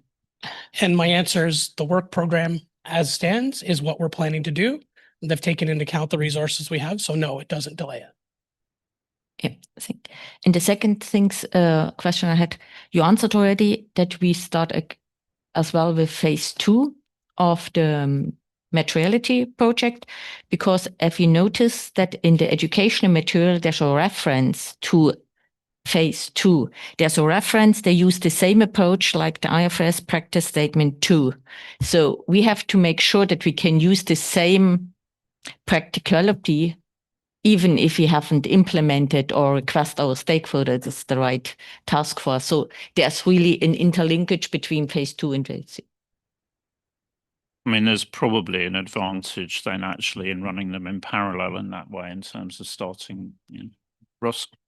Well, and again, I think we're already ahead on phase 2 because Augustine has done quite a bit of research into this. We've had board sessions on that to educate the board on what's in there and what the plan is. So I think it's more of a catch-up phase on implementation. And I don't think phase 2 at the moment is at risk of delaying phase 3. Okay, so Sunjin next and then Karen. Thank you, Chair. And I'm also in favoring option 1. And I agree with all of those rationales related to urgency, practicality. So nothing to add on that aspect. But actually, I'm concerned about the idea of putting this guidance in the pronouncements, because we are talking about climate-related disclosure in this standard. So if we put this sustainable related guidance in climate related standard, what about other standards will come in the future? Are we going to include the same thing in the separate sustainable related reporting standard? So I think it's obviously better to put in separate from the standard. Thanks, Sunjin. Karen, then Andrew. Thank you, Chair. I also support option 1. I think that Sunjin makes a very good point about its broader application and therefore should sit separately. I think it's the pragmatic thing to do at this point. I would like to see it happen quickly so that the gap between issuing the standard and providing this additional guidance is as small as we practically can make it. But I was struck by the comments made earlier about, the best not being the enemy of the good and it being a living document. And I think we very much need to have that in mind in terms of getting something, if you like, to market as quickly as is practically possible, and then building on it, not to a point where actually it's not of any value, clearly. But yeah, I think that getting something out quickly is important. It's good to hear that phase 2 and phase 3 can be done in parallel, so they can inform each other. But if we had to make a decision between the two, I would go with doing phase 3 ahead of phase 2, because I think the need is greater because it's such a new area and people are getting their heads around it. So I think it's really important. Thank you. Thanks, Karen. Andrew. Thanks. Also support phase 1, but perhaps have slightly different views from Karen in terms of just the pace and how we work on it. I would feel perhaps a little bit comfortable with not as short a window as possible. And I think the risk I'm worried about is on PPPs, again, we've got the same materiality definition. We don't want to draw something in here that paints us into a bad corner. I acknowledge it's a living document, what we're doing, and will come through. But I do think we need to do a little bit of thinking around the PPP, because we did receive comments around, is this impact materiality? What does this mean? I think if we can just reflect on those at the beginning stages while we're doing this to make sure we don't completely crash the bus here, for example, while drafting it. If there is a preference between 2 and 3, I would go with 2. I think there's a lot of adopters that we're expecting in the financial reporting space, and they do need this guidance.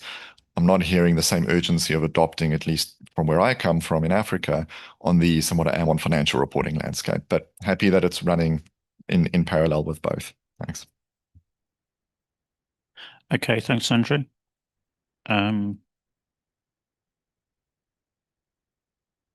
Let's see, Renee. Yes, so I had a lot of questions coming into this meeting on the agenda paper, but I think they've all been answered. So if I understand where the proposal is, we're going to run them in parallel. We have the resource. They're going to be collaborating, right? Because there is interoperability between the two. It's not delaying the PPP work. We can do this in parallel as well. And it's going to be a different document, non-authoritative document. It's not going to be part of the standard. So that to me is clear as well. So and yes, I support option 1. Thank you. Thanks, Renee. So I haven't really heard any voices against option 1 from around the board.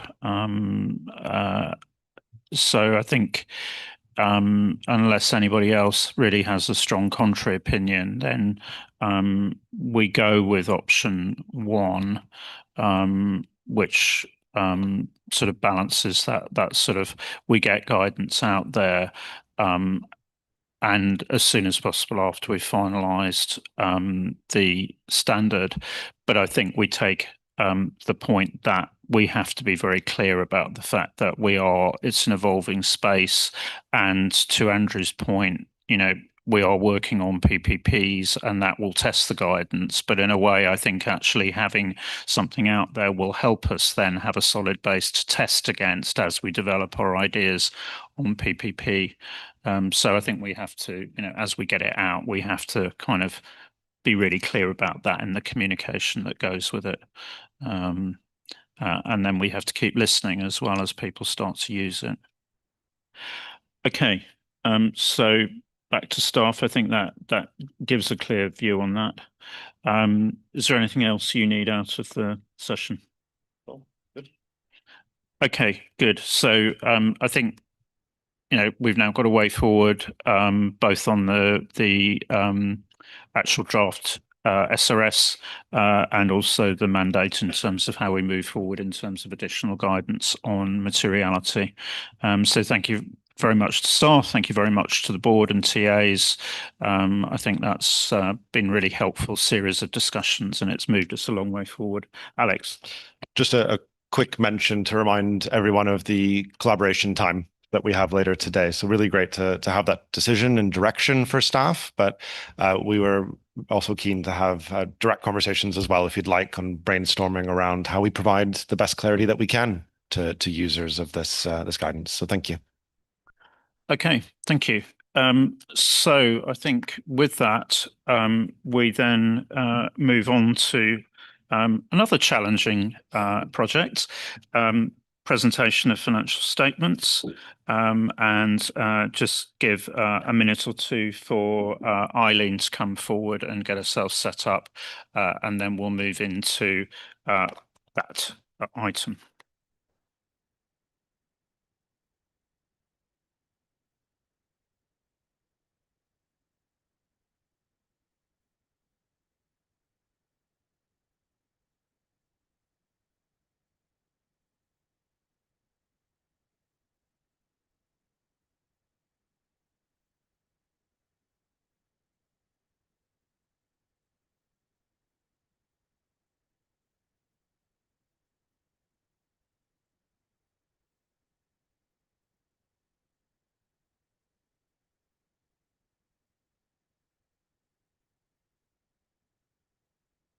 Okay, so over to you, and I was remiss in not welcoming Emma to the board table for the first time round. So Emma, welcome, and Eileen, over to you to introduce the item.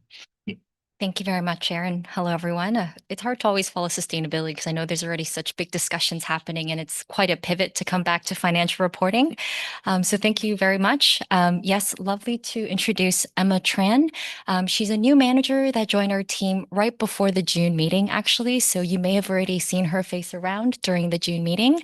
I had the pleasure of having her join me to support with some of the drafting on the consultation paper this quarter, which was really helpful. And that, I think, would take me to a very quick overview of I would say the approach we took with Q3 to continue moving towards the planned proposal date in March 2026.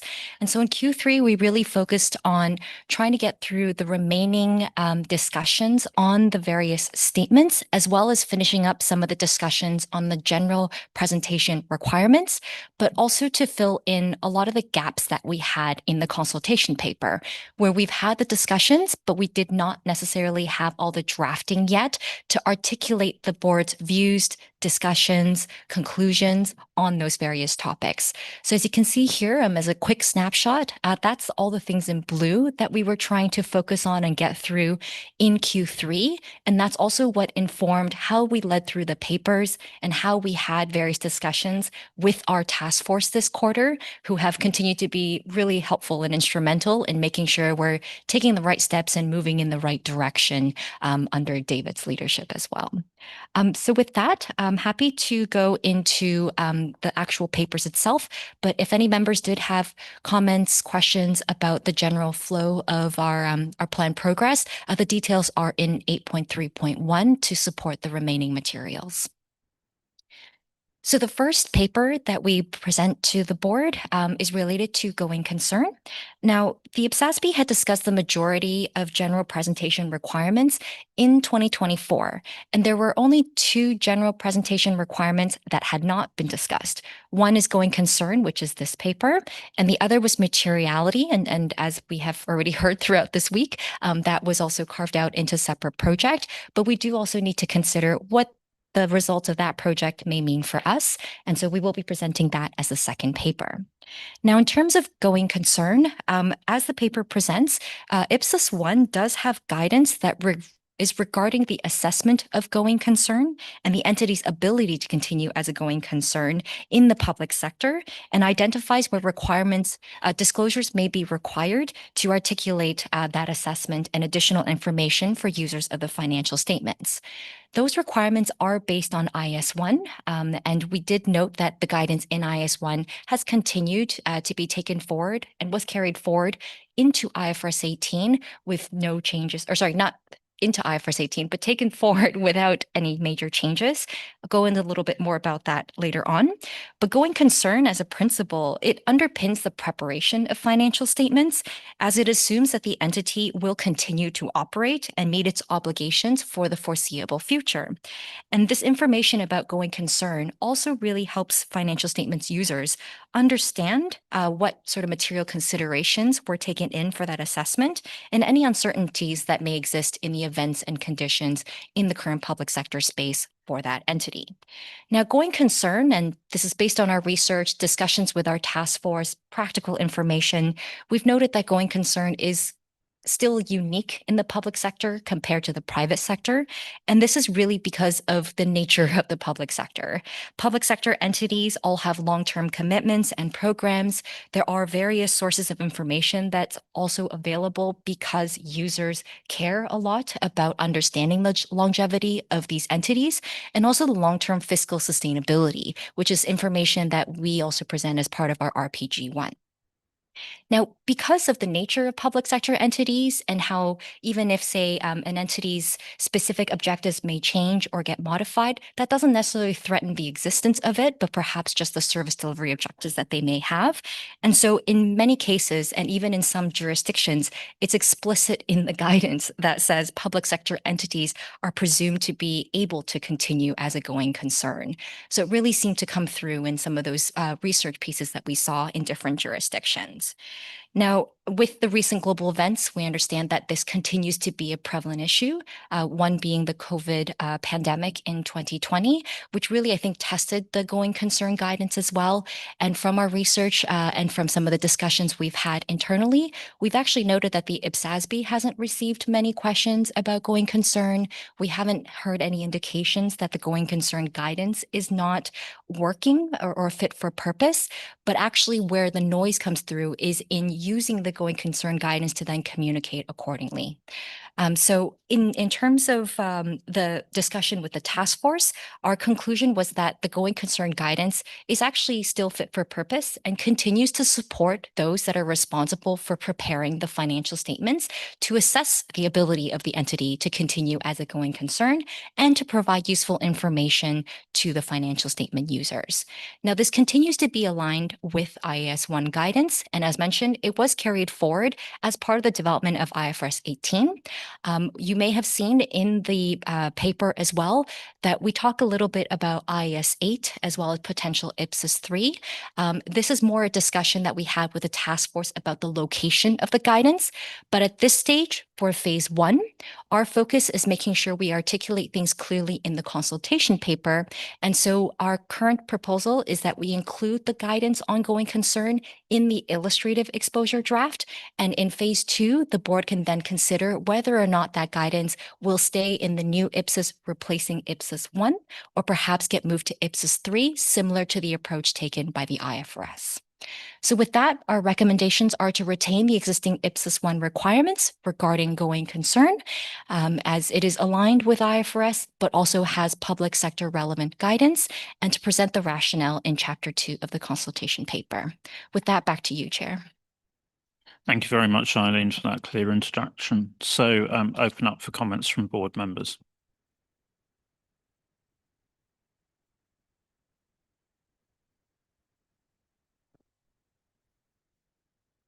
It looks like you hit the nail on the head there. I'm not hearing any disagreement with the proposed way forward. So I think we're fine with that. Thank you very much, Chair. So with that, we'll move to the next paper. And Abdullah. Sorry, Abdullah. Thank you, Chair. Thank you, Eileen.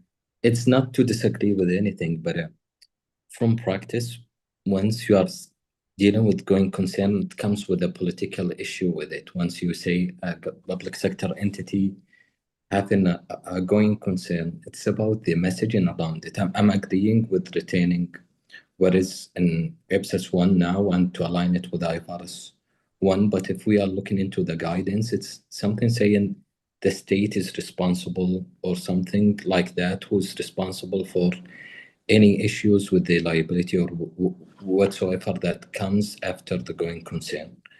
It might be with the messaging of it, but yeah, I'm agreeing with the recommendation. Thanks, Abdullah. Eileen, I don't know if you want to comment at all, or we'll just take that into the drafting. Yeah, thank you, Abdullah. Definitely a good point. And I think when we were looking at the research and just going online as well, understanding going concern in the public sector, I think that was actually more of a prevalent point about the communication element. So perhaps I can connect with you or Ferris separately just to make sure we can get some right wording into there as well. Thank you. Okay, so we're fine with the recommendation then. So if we move on then to the next item. Thank you. Hi, everyone. As Ali mentioned, the materiality guidance in IPSAS 1 was reviewed under the limited scope project making materiality judgments instead of the broader presentation of financial statement project. As Augustina mentioned yesterday, Part 2 of the exposure draft 93 definition of material proposed aligning the definition of material in IPSAS 1 with the conceptual framework and also incorporating the relevant verse 18 guidance, which is on the explanatory guidance on materiality. Because the board agreed with this proposal yesterday, we recommend that the revised materiality guidance from ED 93 be incorporated into the new IPSAS to replace IPSAS 1 and also to reflect this decision in the CP. Now I pass back to the board. Okay, thanks, Emma. Open for comments from board members. Anybody disagree with that proposal?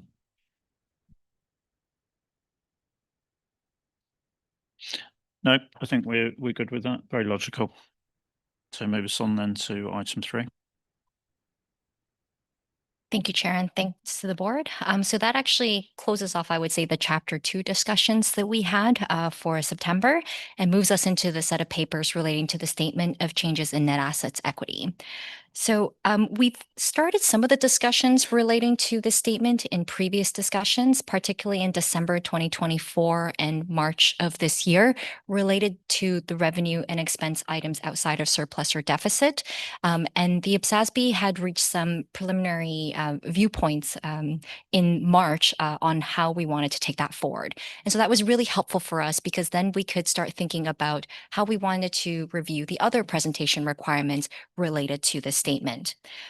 This slide is quite busy, not required for you to read, but what we wanted to really articulate here is that IPSAS 1, the current requirements, do present a lot of information actually about what the statement is for, but also what to present on the face, and also some options for what entities can present on the face or in the notes.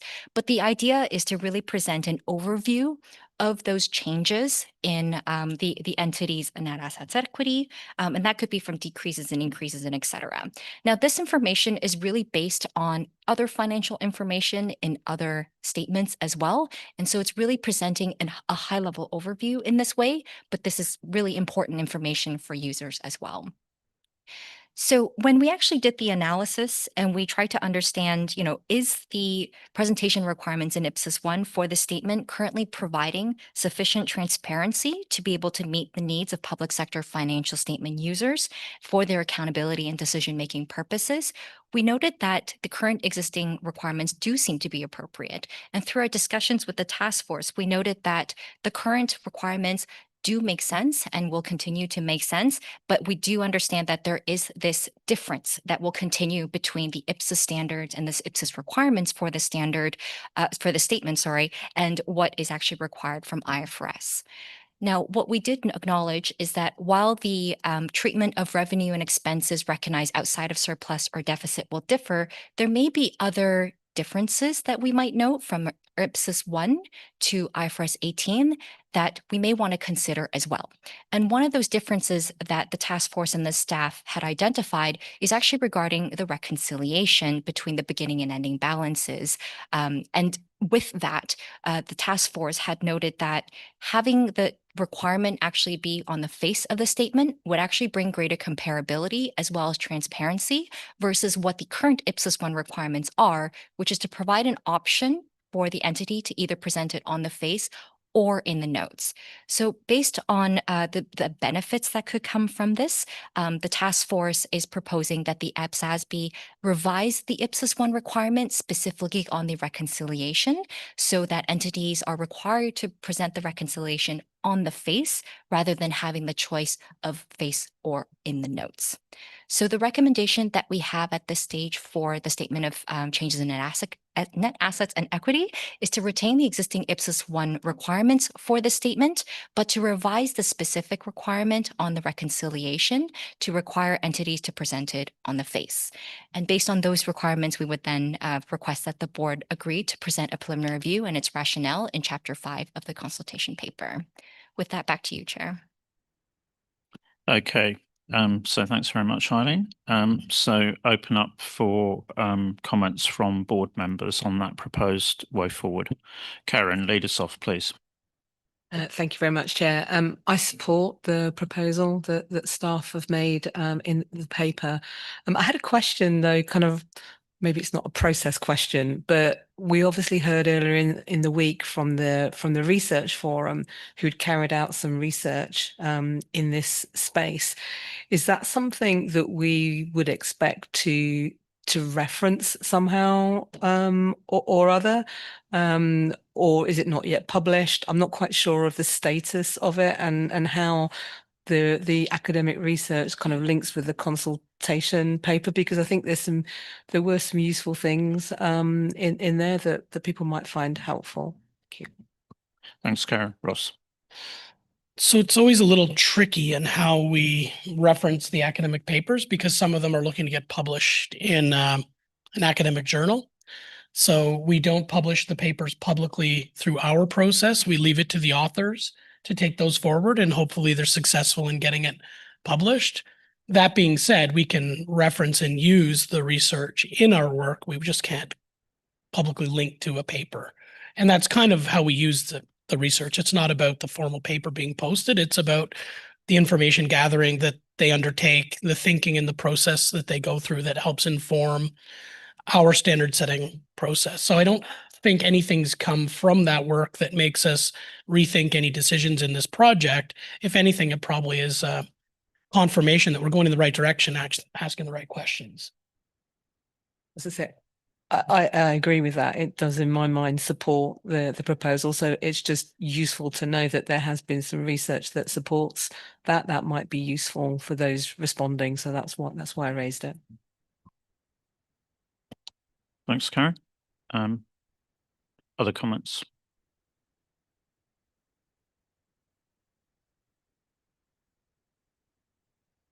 So that feels like endorsement of the proposed way forward there to carry forward the requirements, but require presentation on the face. Okay, good. Thank you very much. So move us on then.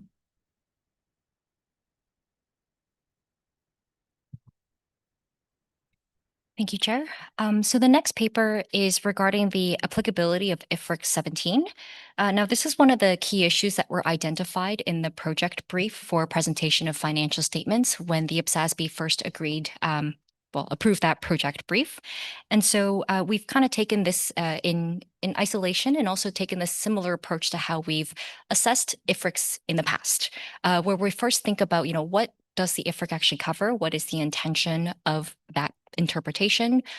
What could that mean for us in the public sector? Do we have aligned guidance, et cetera? So the format that you saw in the paper might look a little bit familiar. Now, the IFRIC actually issues interpretations that provide guidance to help entities consistently apply accounting principles that already exist in IFRS. These interpretations do not revise, replace, or add to existing guidance, and that's the approach that we have also taken on the IPSASB side. So in our standard setting process, the IPSASB will consider whether these interpretations are potentially applicable for the public sector. Now, IFRIC 17 is actually quite unique in a way. It provides guidance on the recognition, measurement, presentation, and disclosure of non-reciprocal distributions of assets by an entity to its owners acting in their capacity as owners. But the scope is actually incredibly specific, and it only applies to certain distributions in very specific circumstances. We've provided that detail in the appendix that supports this paper because we realize it's quite difficult to try to articulate and summarize very easily on a slide, for example. So we do encourage members to reference that appendix if you have not done so already. Now, in IFRIC 17, it essentially answers 3 questions. So when should the entity recognize dividends payable? How should the entity measure the dividends payable? And when the entity eventually settles the dividend payable, how should it recognize and present that difference? Now, in developing IFRIC 17, the Interpretations Committee had noted that there were several IFRS that would actually address the accounting for those non-cash assets as well as in terms of measuring liability. And if we look at the current suite of IPSAS, particularly for those IPSAS that are similarly related to these non-cash assets and liabilities, we are actually aligned in substance with those principles, which was helpful for us to consider. But now when we think about do we have similar transactions in the public sector? That's where, through our discussions with the task force and through the research that we conducted, our conclusion was that it didn't seem to be quite prevalent. There may be situations that such types of transactions that would fall within the scope of IFRIC 17 would be in the public sector, but they are not prevalent through our discussions and through our research. And so our proposal from the task force and the staff team is that we do not incorporate the guidance based on IFRIC 17 into the IPSAS standards. This would be consistent with the logic and approach that we've taken with our other IFRIC interpretation analyses in the past, and that if any entities do have these types of transactions, they're able to apply IPSAS 3 and our overall hierarchy so that they can refer to the IFRS guidance accordingly to account for that transaction as they need. So our recommendation from task force and staff is to not incorporate guidance based on IFRIC 17 and to present the rationale in Chapter 5 of the CP. Thank you. Over to you, Chair. Okay, thanks, Eileen. So comments on the proposed way forward. I might ask Andrew what he thinks in terms of the idea that if it's not included in this project, it should actually go to the IPSASB application group. But anyway, I kind of want, I mean, I guess my kind of question on this is if it's not applicable, it's not applicable sort of thing. But anyway. Well, I mean, I think on the task force, I told Eileen, I think the third bullet here is what she started on with the task force. And I said, you sold me there. You didn't need to go through the rest of the analysis. I don't think it's going to be, relatively prevalent. And I think because IFRIC 17 has got the scope exclusion around if it's a common control transaction, that would almost always be applicable in the public sector. So immediately you're out of the scope then of IFRIC 17. And so for those reasons, I agree with staff recommendations. I think if the question did come to the IAG, again, I think there's sufficient references to Eileen point in terms of the other standards all going through IPSAS 3 to then get to an IFRIC 17 or constituents to apply.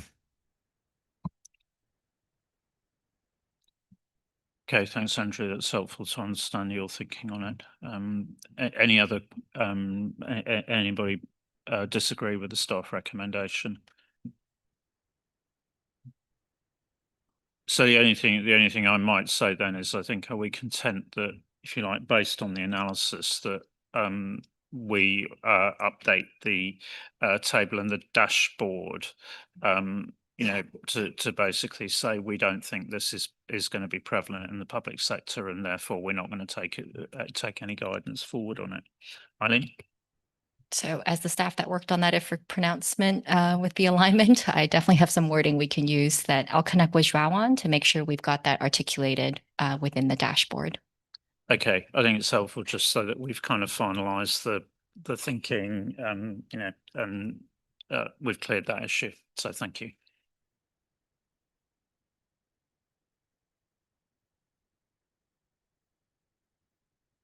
Yep, I think we're content with the recommendation, subject to just that piece of tidying up. So I think we move forward on to item 5. Thank you. As you may recall, the first version of Chapter 2 was introduced in 2023 and only focused on the objective of financial statements. Based on the board's feedback, we significantly reduced the length of that discussion. And beyond the objective of financial statements, the board also discussed other general presentation requirements in previous meetings, with the last 2 requirements being going concern and materiality guidance that are being discussed at this meeting. However, these requirements had not yet been captured in the CP.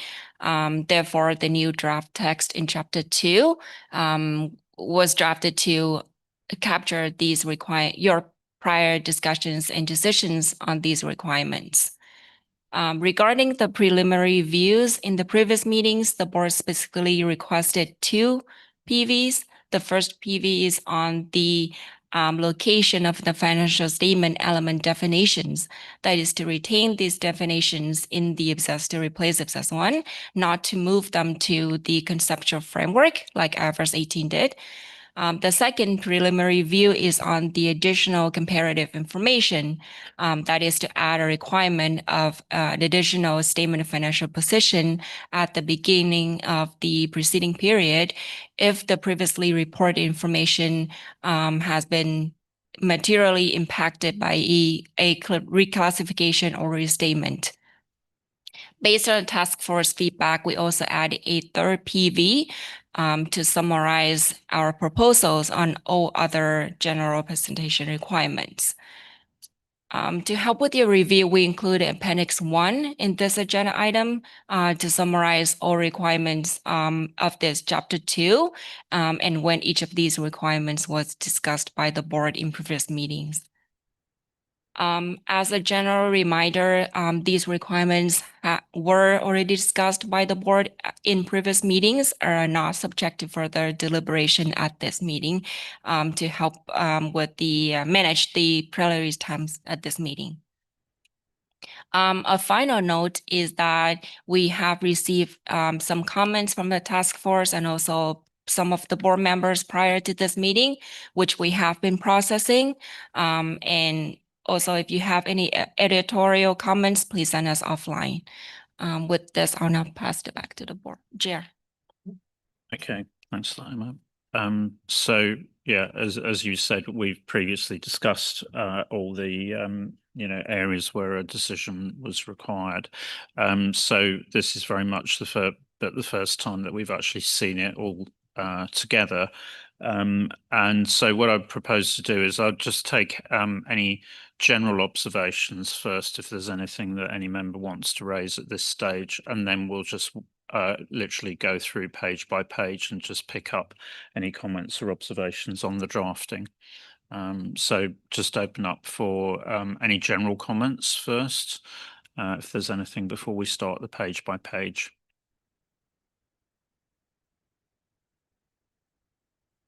Okay, so let's move through oh, sorry, Dave, you're going to do that. So Chapter 2 starts on page 15 of agenda 8.3.2. Page 16. Page 17 is paragraphs 2.14 to 2.23. Page 18 is 2.24 to 2.29.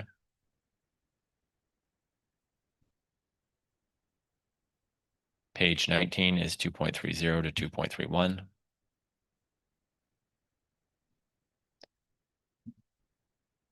Page 20 is 2.32 to 2.38.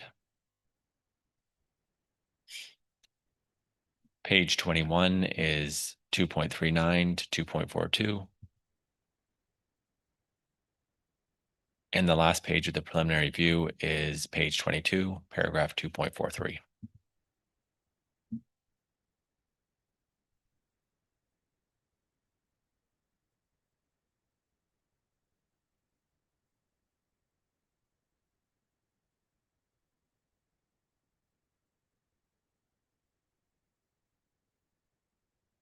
Okay.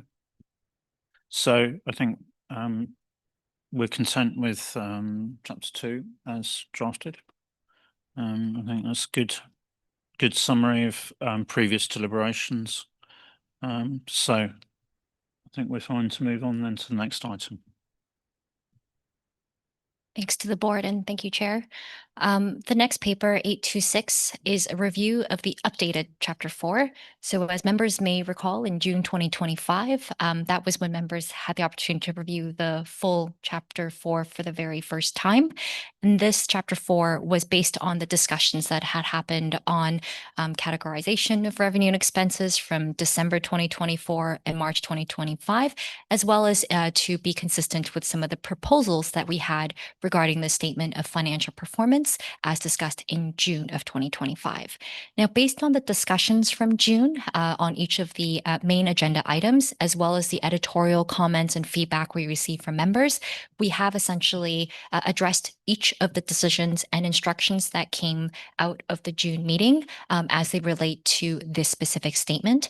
We provided the details in the appendix just to support your understanding of which paragraphs specifically were updated for each of those decisions and instructions, and to make sure that we have also captured some of those changed views, particularly on the mixed presentation of expenses by nature and or by function. So with that, happy to turn it back to you, Chair, to facilitate discussion with the members on any substantial comments on the chapter, and then also a page flip.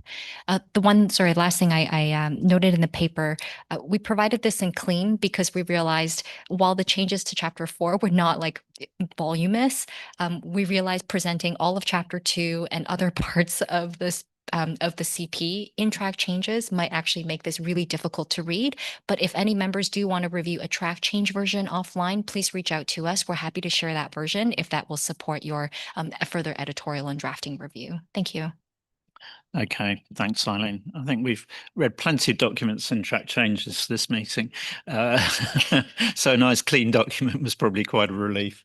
Okay, so open up for any overarching comments. So Karen, you were first and then Andrew. Thank you, Chair. I wanted to return to the topic of taxation. For me, that is a unique public sector type transaction. It's a kind of sovereign right for governments to tax. And so for me, it feels like a different kind of transaction to the ones that would happen in the private sector. And while we've picked up some points around where tax might appear in terms of the current categories, I think that there may be merit in having a broader discussion about the unique nature of tax and whether it needs to be a category of its own, or whether it can be addressed in the existing categories. But it feels like there ought to be a discussion of that kind of unique public sector transaction somewhere in this document. I think it's up for debate where that might appear, but it feels to me that it's kind of a unique type of transaction that we need to demonstrate that we have considered as part of the CP. Thanks, Karen. Andrew, are you on that as well, or? It's sort of similar, I guess. Okay. I mean, I'd like to just sort of get thoughts from other members because I think it's a good point that Karen raises. Yeah, so mine is perhaps just a broader point on the public sector differences. I think in June we gave staff the instruction to try and just highlight more the consideration of the public sector specific aspects, particularly in this chapter. So I've had a look at it. I'm still not convinced that we're there yet, but I do have time booked with Eileen later this afternoon to try and go through that. But just wanted to highlight that I still think there's further work needed on the public sector specific aspects of this chapter. Okay, I mean, I think that's, it's helpful in terms of, I think, obviously staff have tried to articulate in the papers in terms of the tabular format, and I think that's quite helpful. And I guess just giving an indication of are you looking for a completely different presentation or augmentation of drafting to kind of get further into? No, I don't think it's completely changing the document. I think it's perhaps the order of things and perhaps fleshing out the public sector differences and reasons a little bit more than what's currently in the document. Okay. I mean, obviously, Karen's called attention to one of the key issues, and I think perhaps carrying on from the conversation in June, clearly tax is one thing if you're a tax raising body. There are other considerations in terms of other bodies, in terms of our items income, contribution from owners, what do you do with grants and things like that. So it does seem appropriate that, as this is a significant issue, that perhaps we should have a specific section that sort of looks at the how might you treat tax revenue, or how might you disclose tax revenue. I don't know, staff or anybody from the task force, how that fits with the discussions you've had.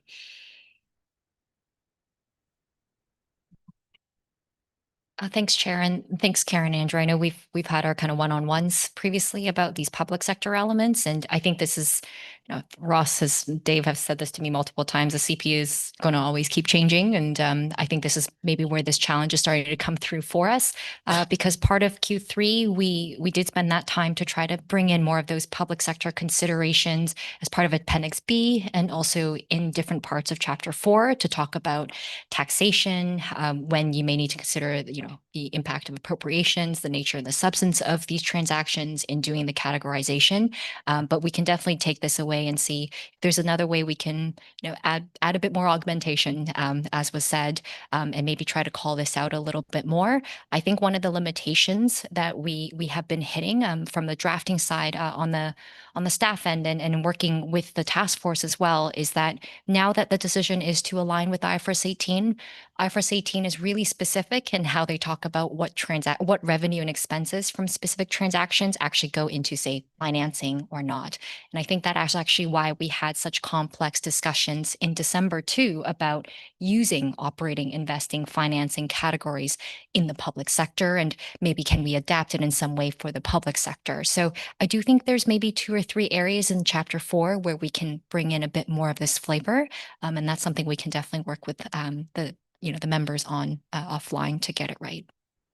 I mean, I think one of the challenges we face is that public sector entities are not homogeneous, because not all of them raise taxes. A lot of them depend for funding, not just on maybe fees and charges, but actually on grants received or funding appropriated from a higher level of government. And so actually, I think that probably underlines the fact, going to Karen's point, that actually these are public sector specific issues, and therefore actually it probably would be appropriate, not necessarily, I mean, and to your point, obviously we need to look at the IFRS 18, work through the IFRS 18 categorizations in the way that you've actually described, but then probably actually there's a need to reflect on this particular public sector difference and say, okay, if we're taking that overall approach, how might that play out in terms of this particular area, and what might be the presentational options? David? Yeah, thanks. I mean, I agree with that, but I think we will need to emphasize too that your point about the differences between different types of public sector entities, and when it comes down to the preparation of the financial statements, it's largely going to depend on the characteristics of the entity itself, and maybe partly to any instructions or given by the jurisdiction at a jurisdictional level. So I think we need to be wary of going too far, but actually say, these are the sorts of things that would need to be considered when you're thinking about the presentation of your specific financial statements. And then I think we'll need to ask an SMC. I don't think we'll come to a PV, but I think ask an SMC to see whether we can get any more information from respondents, because I don't think we've actually really had any queries about the treatment of taxes. So yeah, I mean, happy to sort of work with the staff and task force to put something together, but I think we just need to be very careful that we're not suggesting that we're prescribing anything. Thanks, David. Karen, you raised the topic, so back to you at this point. Thank you, and I agree. It's a complex area with jurisdictions dealing with these types of transactions in different ways. So being prescriptive may be challenging, but I think it's important that we discuss the issue in the paper so that people can think through the implications. I mean, you know, there is potentially an argument that it is such a unique public sector type transaction that it needs a category of its own. You know, that's a possibility out there, particularly if you want to be able to compare with GFS. That might be something that would be useful. So I haven't got a particular view on it and saying, well, it must look like this. I think it's important that we have discussed the issue so that people can think about it and provide us some information to inform what comes next. So I agree, an SMC would be useful on this to try and gather information, but we've done sufficient to provoke the thinking in there and to demonstrate that actually, you know, we recognize that it's a unique transaction, but we want to try and gather some information to support where we go next.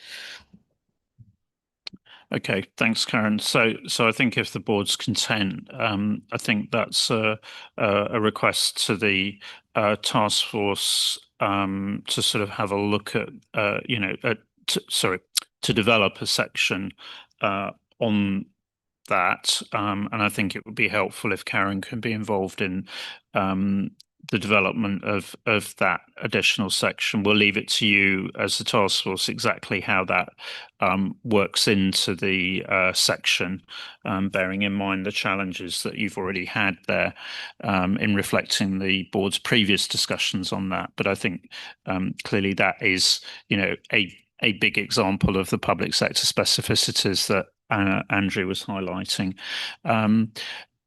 So if there are no other comments, what I'd suggest is we now walk through the section. And I think as we're doing that, Andrew, if you've got particular sort of things where you think either some further development is required or there's a missing issue, that would be helpful to highlight for the task force as we work through.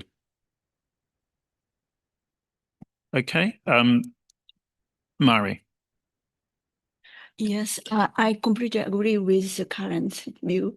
And so the one point I would like to suggest is the name of the financial performance statement and what and how to define the financial performance in the public sector. And one thing I suppose is the tax raising power of the public sector entity. And so it relates public tax raising power, how tax raising power relates to the expenditures. And expenditures means how to deliver service efficiently and effectively. And we have to consider about the relationship between the revenue and expense in that point of view. Thank you. Thanks, Murray. I think it does show quite the challenges that there are in terms of presenting financial performance, not only for an individual entity, but questions around comparability. And some of that also comes in, I think, into the sort of management performance measures discussion, which we haven't really got into yet. So I think, you know, if you like, some of what you've just said is a precursor to what how might we address that? But I think it's useful as well to bear those comments in mind in development of that additional section that we're talking about. Okay, so I think then if we can start to move through the drafting, and there's quite a lot in this section, I think. So, Dave, you can make sure we just pause on each page to make sure that, if there are comments, then we can pick them up. So chapter 4 starts on page 33. That's paragraph 4.1 to 4.4. Karen. Hopefully a very easy one. Point of clarification, we refer to users. Do we mean users or primary users?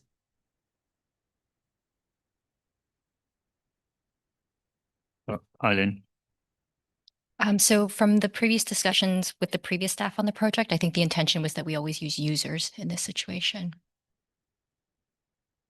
throughout the CP. Users. Karen, back on that. Can I clarify why we're going with users rather than primary users? Sorry, I don't have it on me at the moment. I'm going to have to look back to see the previous notes from the previous staff.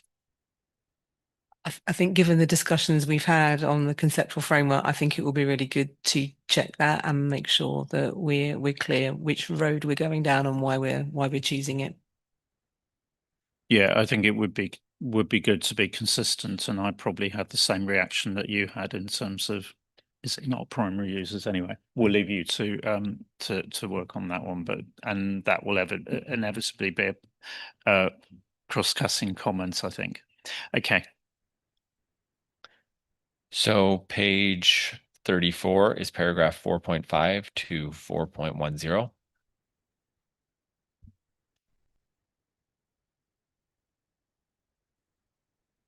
Page 35 is paragraph 411 to 416.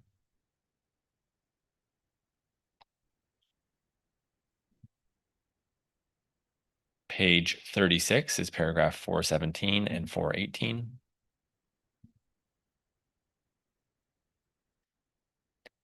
Page 37 is table 1 and paragraph 419. Karen. I fear I'm a broken record on the word of tax, but just referring to the last block in the table, I think as we expand the discussion around tax, we might need to come back to this to be clear.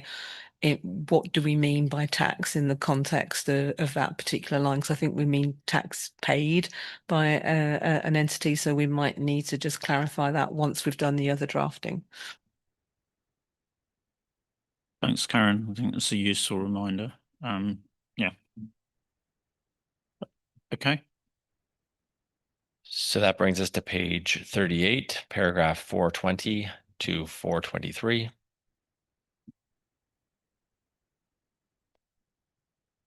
Page 39, paragraph 424.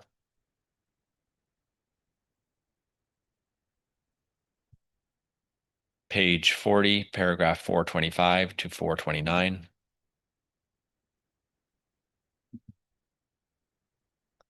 Page 41, paragraph 430 and 431.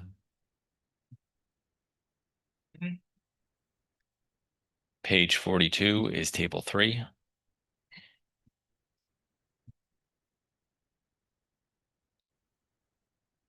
Page 43 is paragraph 432 to 434.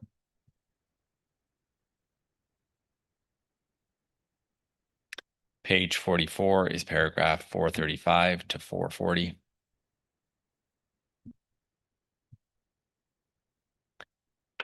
Page 45 is paragraph 441 to 444.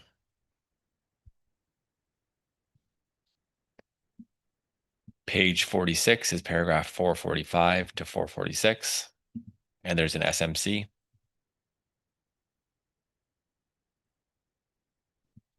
And that's actually the last page as well. Thanks, Dave. So just one thing that does obviously arise from this is, whilst we've identified where we think we now have board support for preliminary views where we need SMCs. I think we will need to walk through the document once it's actually complete and just check that we have got all the PVs in that we need in all the areas of SMC. But at this stage, I think it's just a question of are there any particular allergic reactions to anything that people have said? You know, because I think we have been clear where we do have a PV going forwards, you know, from the previous discussions. But I think we'll just need to kind of walk back through and make sure those are consistent, etc. Okay, good. So I think again, comments back. I think to your public sector point, Andrew, I think, you know, the task force will benefit if you can give specific feedback that can be addressed then, and we can see that and the tax discussion back in markup next time we see the chapter. Okay, good. So we move on then.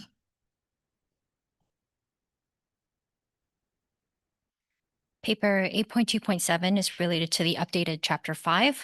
So as mentioned in March, the board had a secondary discussion regarding revenue and expenses recognized outside of surplus or deficit, and had at that time reached a tentative view where the majority of members had supported actually retaining IPSAS 1 requirements related to revenue and expenses recognized outside of surplus or deficit. And at this meeting, we have completed the discussions on the remaining presentation requirements that are related to the statement of changes in net assets equity. So this paper is essentially presenting the updated drafting for Chapter 5 in terms of those related to revenue and expenses recognized outside of surplus or deficit. We have made changes to that existing text that we presented in March to make it a bit more succinct so that the flow and the narrative is a little bit more consistent now with the new version of the CP that we have and with Chapter 4, and also to articulate that preliminary view that we are asking the IPSASB to finalize at this meeting. In addition, we added in draft text associated with the preceding agenda items 3 and 4 related to the statement of changes in net assets equity, as well as the applicability of IFRIC 17. So with that, we've presented detailed information in the appendix to support your review, but for today, our recommendation is that the IPSASB agree to incorporate this revised text of the updated draft Chapter 5 into the CP, finalize the PVs that are currently presented in the chapter, and we'll be going through a page flip as well to collect the various comments. Thank you, and back to you, Chair. Okay. Thank you, Eileen. So before we go into this, are there any overarching comments on the chapter?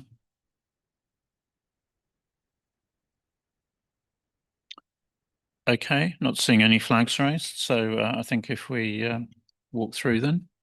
So Chapter 5 starts on page 47, paragraph 5.1, paragraph 5.2, and then figure X at the bottom.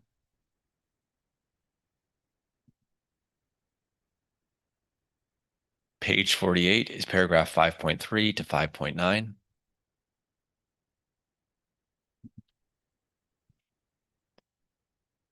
Page 49 is paragraph 5.10 to 5.13.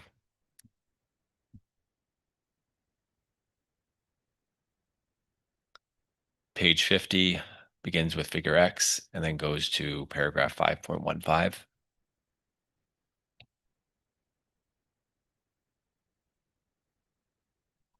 Claudia, where are you? Figure X on this page, what they've named. It's above 530. Sorry? It's figure X, right, which is just above 530. I'm wondering if you should rename something. On A, we say we have statement of financial performance, and the total is total financial performance. That's understandable. Under B, we have the statement of financial performance. It ends with a surplus and deficit. Then we have a statement of other financial performance, which ends with total financial performance. I find it a little bit confusing. Maybe there are some stars already. Maybe we give a footnote or something explaining that comes from these two different statements.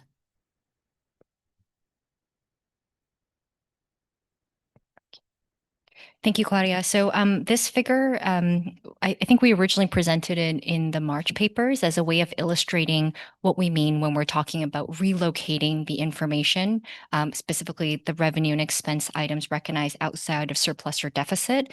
And that stage, there was two possibilities, right? Either we stick with IPSAS 1 or we take an IFRS 18 aligned approach, which would mean we would need to find some new terminology that's our public sector version of OCI, essentially.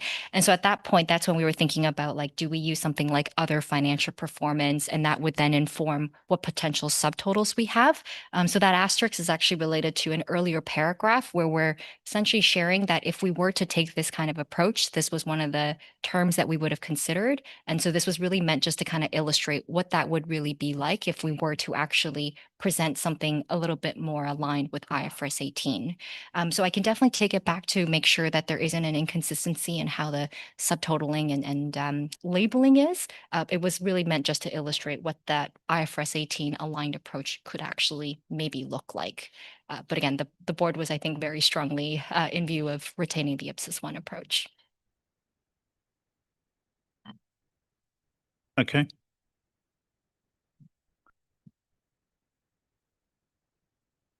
So that brings us to page 51, which is paragraph 516 to 518.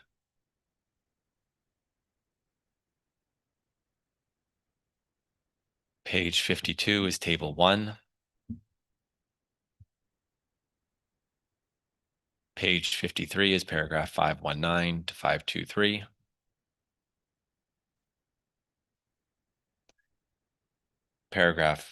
Page 54 is paragraph 5.24 to 5.29.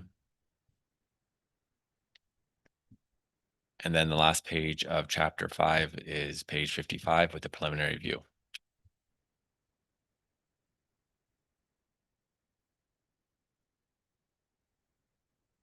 Okay. So I think that takes us through chapter 5, which is good. So then move us on.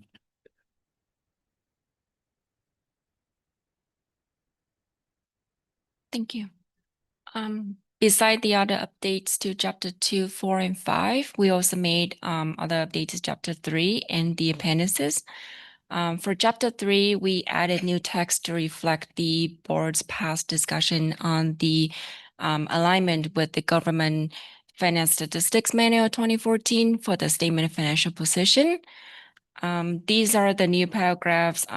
These new paragraphs are 22 to 25, 29C, 37, 38, and 47 to 49. The paragraphs numbers are also included in the agenda paper.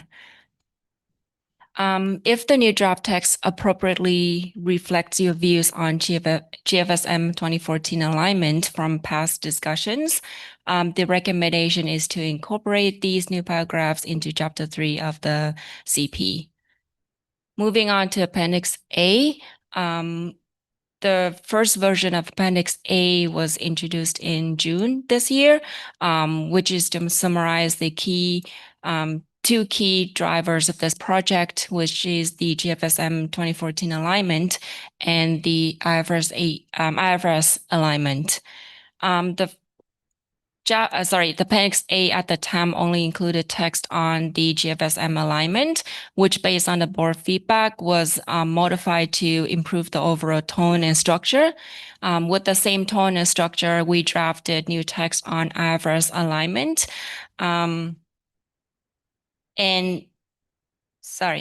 If this new text appropriately captures the background information of IFRS alignment, the recommendation is to incorporate this new text in Appendix A. We also added Appendix B to summarize the key public sector considerations.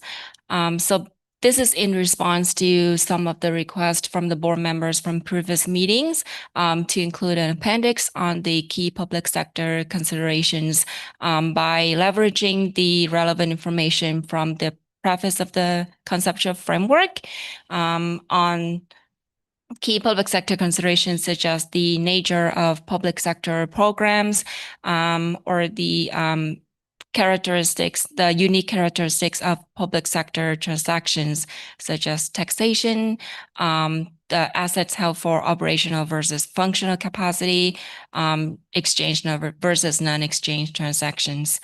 If the Appendix B achieves this intention, the recommendation is to incorporate this appendix into the CP. I will now pass to Eileen to add some comments. Thank you, Emma. So just one thing I wanted to add was we have received editorial comments on various pieces of the CP, but one thing we were very cognizant of as well is to make sure we articulate the GFSM alignment considerations in the right way. One of the feedbacks that we got in June was to make sure we have, we had it factually correct, but let's make sure we consider the tone of it as well, particularly given that we have a separate project on strengthening the linkages between IPSAS and GFSM. So I just wanted to say thanks again to Joao. I know I've had many conversations with Joao over the last few months to make sure I understood GFSM correctly, but I also really engaged him to make sure we had the drafting right, but also to Florian. I know he's not here today, but I see him online to thank him for the time. And it was really helpful actually to get your feedback this morning that it seems like we've hit the right tones with this revised version of GFSM. So just wanted to say thanks because I think it's a team effort on this one. Okay, thanks for that introduction. Take any general comments before we have a look at the text. Yeah, Karen. I wanted to thank staff for the work that they've done on the GFS alignment. I think it's for me it's significantly improved in terms of that tone. So I just wanted to say thank you for that work. I think it reads much better. And then my second point is on Appendix B. Depending on where we get to around the discussion on tax and Andrew's input on the nature of the public sector, it may be that needs to get looked at. So just putting a flag down, depending on where those discussions go.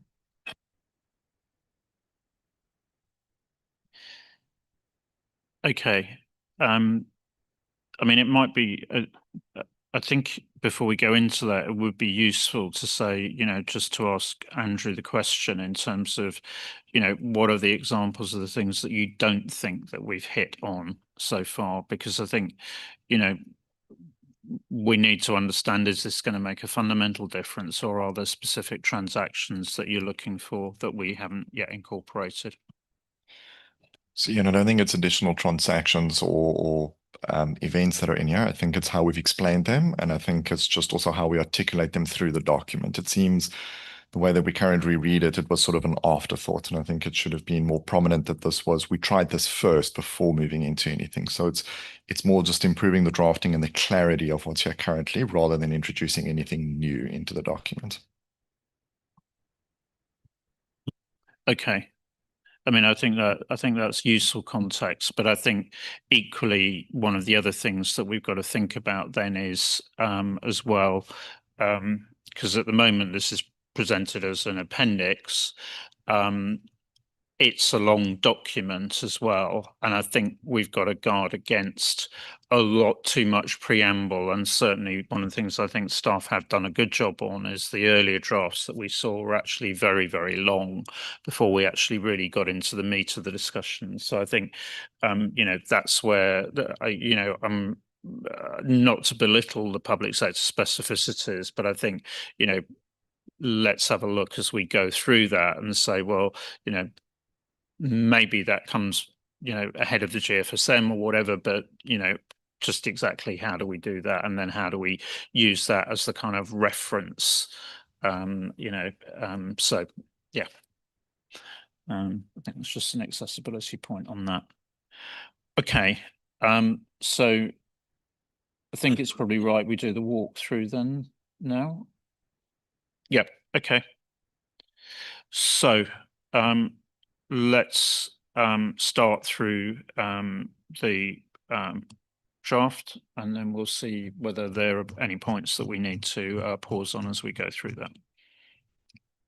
So just to support Dave on this one, because there were very limited changes to chapter 3, it was just for the GFSM paragraphs that were added.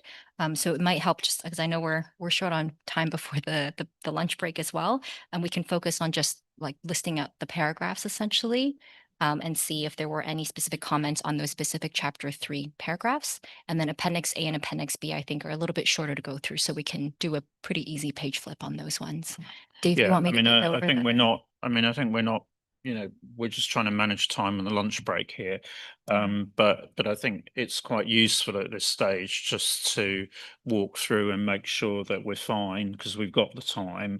And I'd rather actually make sure that members are happy with the drafting.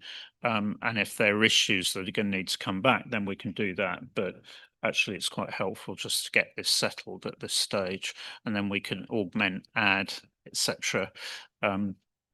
So I think if we just do the walkthrough, Dave. Yeah. So paragraphs 3.22 to 3.25 are on page 27.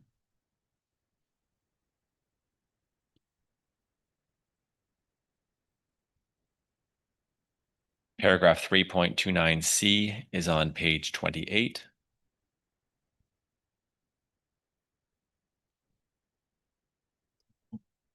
Paragraph 3.37 is on the bottom of page 29, and paragraph 3.38 is on the top of page 30.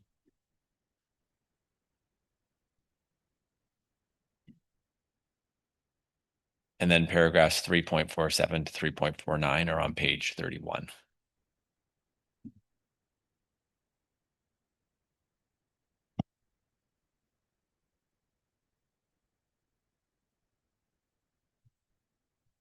Okay, so those were the specific ones that you wanted to call out.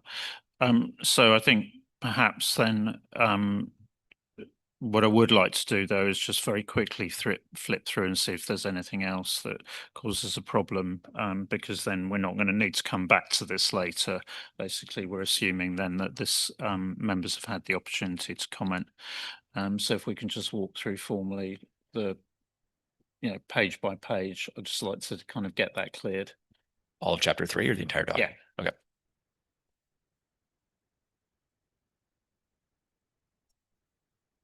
So chapter 3 begins on page 23. So paragraphs 3.1 to 3.4. Page 24 is paragraph 3.5 to 3.11.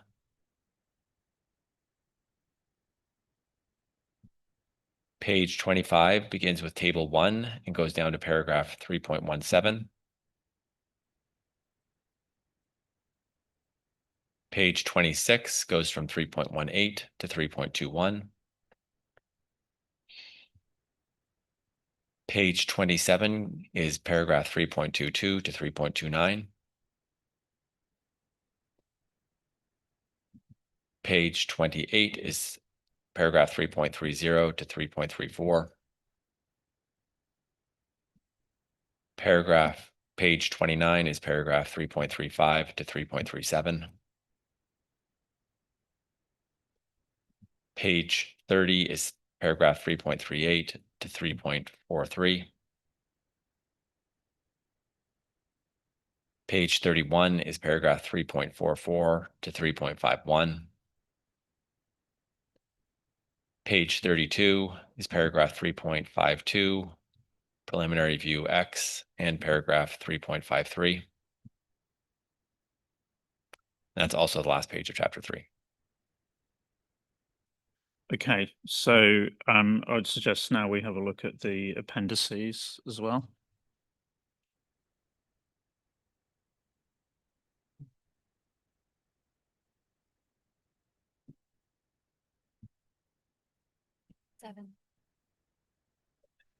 Appendix A starts on page 57.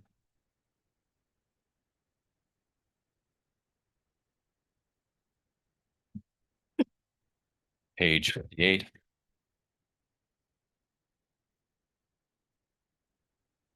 Page 59 is paragraph A9 to A12. Page 60 is the beginning of Appendix B, B1 to B5. Page 61 is paragraph B6 to B7.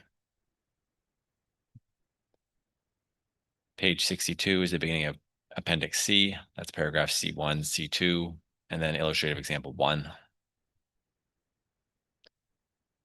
Page 63 is illustrative example 2. Page 64 is illustrative example 3. And that's the end of Appendix C. Appendix D is the illustrative exposure draft, which isn't there yet. Okay. That's good. So I think that takes us a long way forward in terms of actually the, the meat of the CP, and I think it really is shaping up well. It gives you a good sense of how it will read. Karen. Apologies, sorry, I just missed it. Just checking on B7A refers to an example of a federal government, but they're not in the illustrative examples. Was that the intention? Just to clarify that point. Have I got that right? Because I think the illustrative example starts with the municipal government, which is, so I think it covers B, C, and D, but not A. I didn't know whether they were intended to link up or not. So the paragraph B.7 was actually originally a paragraph in chapter 4 in a previous version. And it was built up over time just based on feedback from board members to try to articulate a few different examples of common types of public sector entities in different jurisdictions that are common across many jurisdictions. So there was an intention to actually have a difference in the federal versus municipal because they would have potentially different service delivery objectives and also just different potential transactions and ways of operation. So there was an intention to actually keep them separate. I might have misunderstood your question though, sorry. It might be that you just need to just slightly alter the wording there, because when you then go into Appendix C, you've got examples that cover B, C, and D, but not A. And the way that it reads suggests that C's got all the examples in it, but there isn't one for A. So it may be that it's just the wording of the sentence that just needs to be altered to make it clear that they're not intended to be related to each other, because that's the way it kind of reads at the moment. Yeah, thanks, Karen. So I think if we can just ask staff to just have a look at that so that it all does hang together.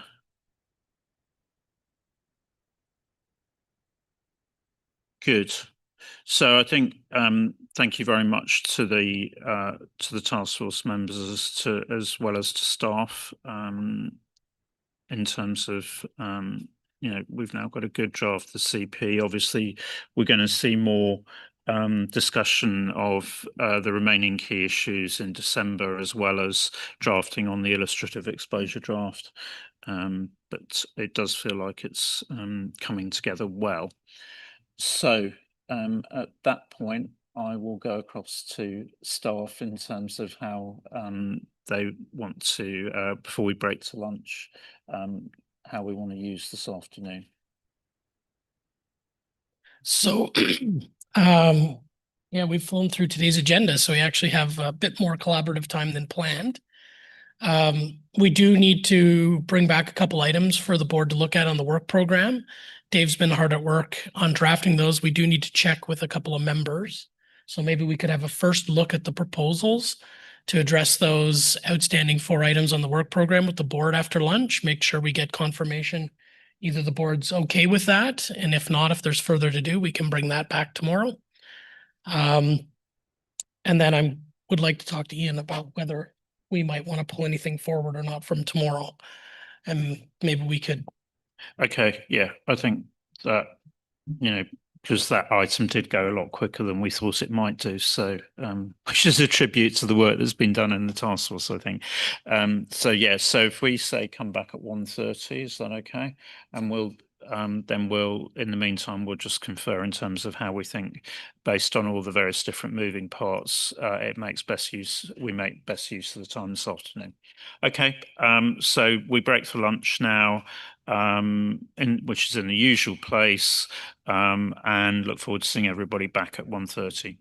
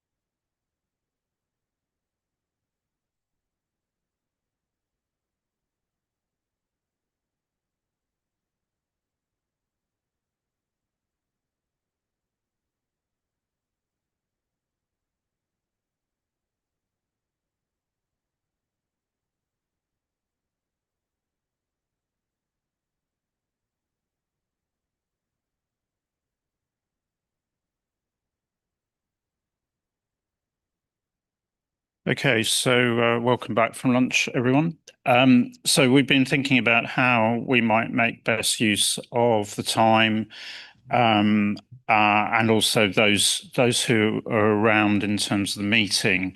Now, there are a few things that we are expecting to come back, but also there are, I know, still some discussions that need to be had with individuals in order to just clear various points on the materials. So in terms of moving forwards, our proposal was that probably the main item that we would deal with this afternoon is the IPSAS GFS project.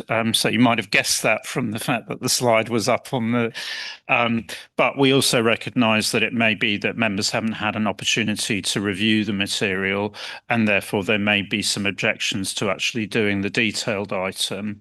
That said, we did want to take advantage of the fact that one of the members of the task force is John Verinder from Eurostat, and John is available this afternoon, but not tomorrow.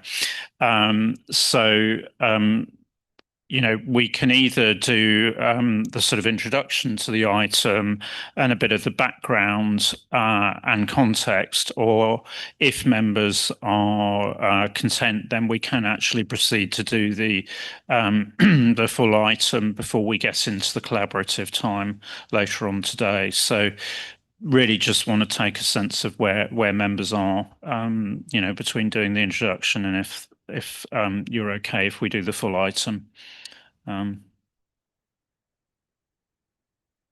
Karen?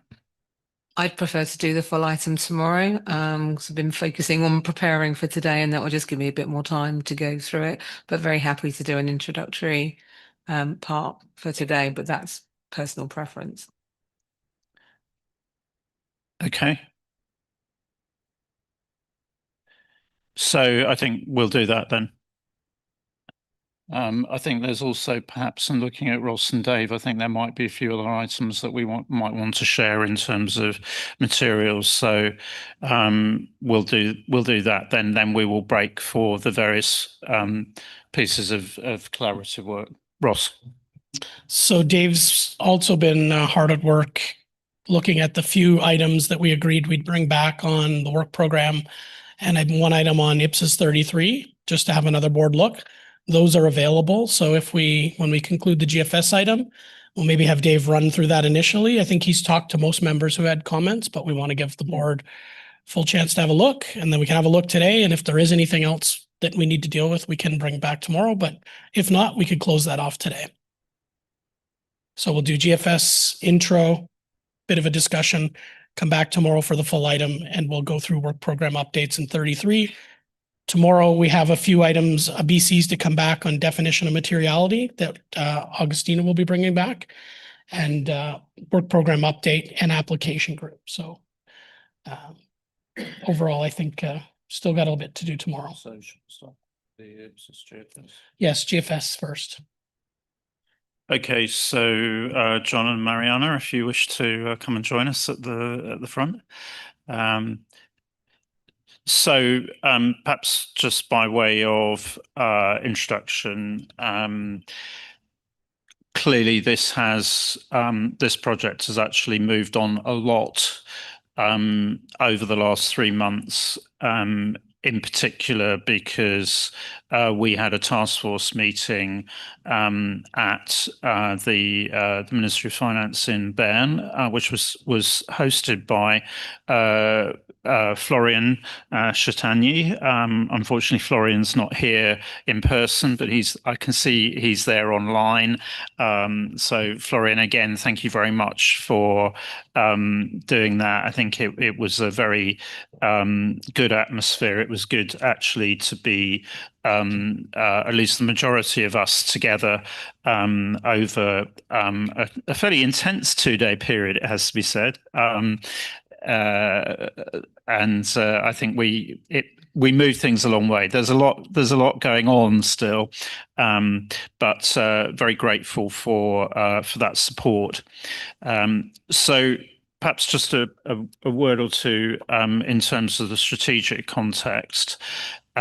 So the use of accrual information for government finance statistics is something that very much sits in the context of our strategy in terms of the fact that pretty much all ministries of finance use, certainly the macroeconomist side, use government finance statistics or European system of accounts as the primary source of, or one of the primary sources of information for fiscal decision making and for accountability at that level.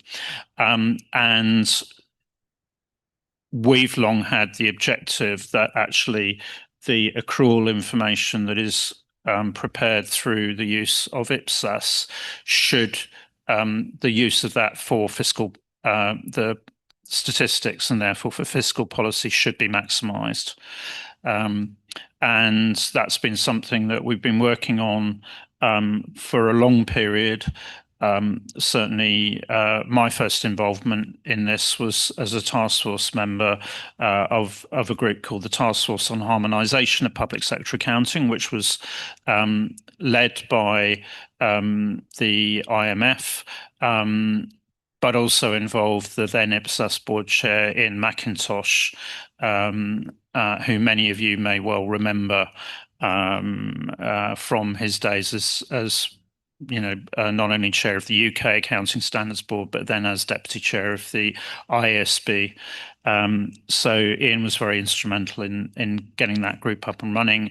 I was involved then in that as a member of the UK Treasury. Sahay de Klerk, who many of you know as well, that was one of Sahay's contributions. She and I were both involved in that 2004 to 2006 task force.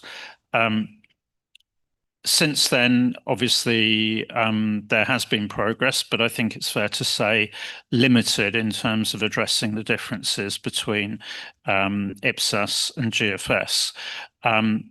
Also, really, I think, although we have had publications like the World Bank Pulsar publication, which gives you a sort of IPSAS GFS chart of accounts that shows you where you can use IPSAS information directly and sort of you know, the areas where there are differences. But other than that, actually directly between IPSASB and the IMF in terms of GFSM, not a lot of detail. And so there is an opportunity now, and it is probably a once in a generation opportunity to really actually cement the links between our work and the Government Finance Statistics Manual, which, as you heard last December, is in the early stages of being updated. We had a presentation when we were in Riyadh from Steffi Schuster, who heads up the statistics team responsible for this in the IMF. So really what we're trying to do at the moment is actually make sure we've got all the relevant expertise and experience from that 20-year journey involved in the task force, myself, Sahay, and then those who have joined only marginally more recently in John Verender's case, but also Mariana as well from the IMF, who's our observer, has become involved. And we have users involved there. So Lindy Bodevig from South Africa, from the Treasury in South Africa, who many of you will remember as a TA and member and previous deputy chair of IPSASB, and also Mark Vermuth, who probably has the unusual privilege of having been TA to Andreas, then a board member, and then TA again to Claudia when she came in as a board member. So I think, you know, it's a very experienced group, and we've made progress. I think we had a very intense 2 days, but there's a fair way still to go. And really what is included in the items is actually work in progress at the moment, but we wanted to bring you into where we are. But it might be at this stage that I might pause and just perhaps go to John and to Mariana, just to get a kind of perspective from the statistics world on the relevance and importance of this project. So perhaps, John, if I go to you first. Thank you very much, Ian, and thanks to the board for agreeing to have this session this afternoon as an introduction to the more detailed discussion tomorrow. It's a pleasure to talk about statistics rather than IPSAS, which many of you are familiar with. So, as Ian said, a very long collaboration between the board and statisticians. I think it's, and as Ian has pointed out, government finance statistics are to some extent the backbone of some jurisdictions' fiscal policy, macroprudential work. Maybe they have less high profile in some other jurisdictions, but in preparing general macroeconomic statistics like GDP, for example, you need a substantial input from the government sector as well. So I think some of you will be familiar with the process at national level, which involves a very close collaboration between often the finance ministries and the statisticians to look into the data and exchange the data. And in some cases, this can be very laborious and manual. And obviously, understanding the differences between the data sources and the statistics is fundamental. And that's where I see this project as actually having a great value to bring very, very clearly those linkages. As we saw from the presentation discussion that was taking place this morning, it's not necessary to just use financial statements. The collaboration very much involves getting into all of the data in the public accounting system and in quite some detail. So as Ian has said, at least from my side, and Mariana will add to it, it's a great pleasure to have kicked off the project in such an intensive way. I think there is some way to go, but the way that it's proceeding in terms of the detailed analysis, standard by standard, point by point, is fundamental. So thank you very much for engaging with the project. Thank you, John. Mariana, to you. Yes. Thank you. First, thank you for having us, IMF, and me as an observer. And I have the great privilege to be in this group, in this task force. And I have only one thing to add to what John was explaining, is the extremely useful set of information that is in dashboard for the GFS compilers. Because you have in one place all the things that are already aligned, the concepts that are different between both standards, and this is enhance the importance of these two standards, these two set of information. And for compiler, as a compiler myself, and given technical assistance in many countries that are not that advanced sometimes in statistics or in accounting, is a great achievement to have this dashboard to have both set of data consistency and I can tell you that we already started to use the dashboard as part of our TA assistance. So thank you very much, and back to you. Thank you. Thank you, Mariana. Ross.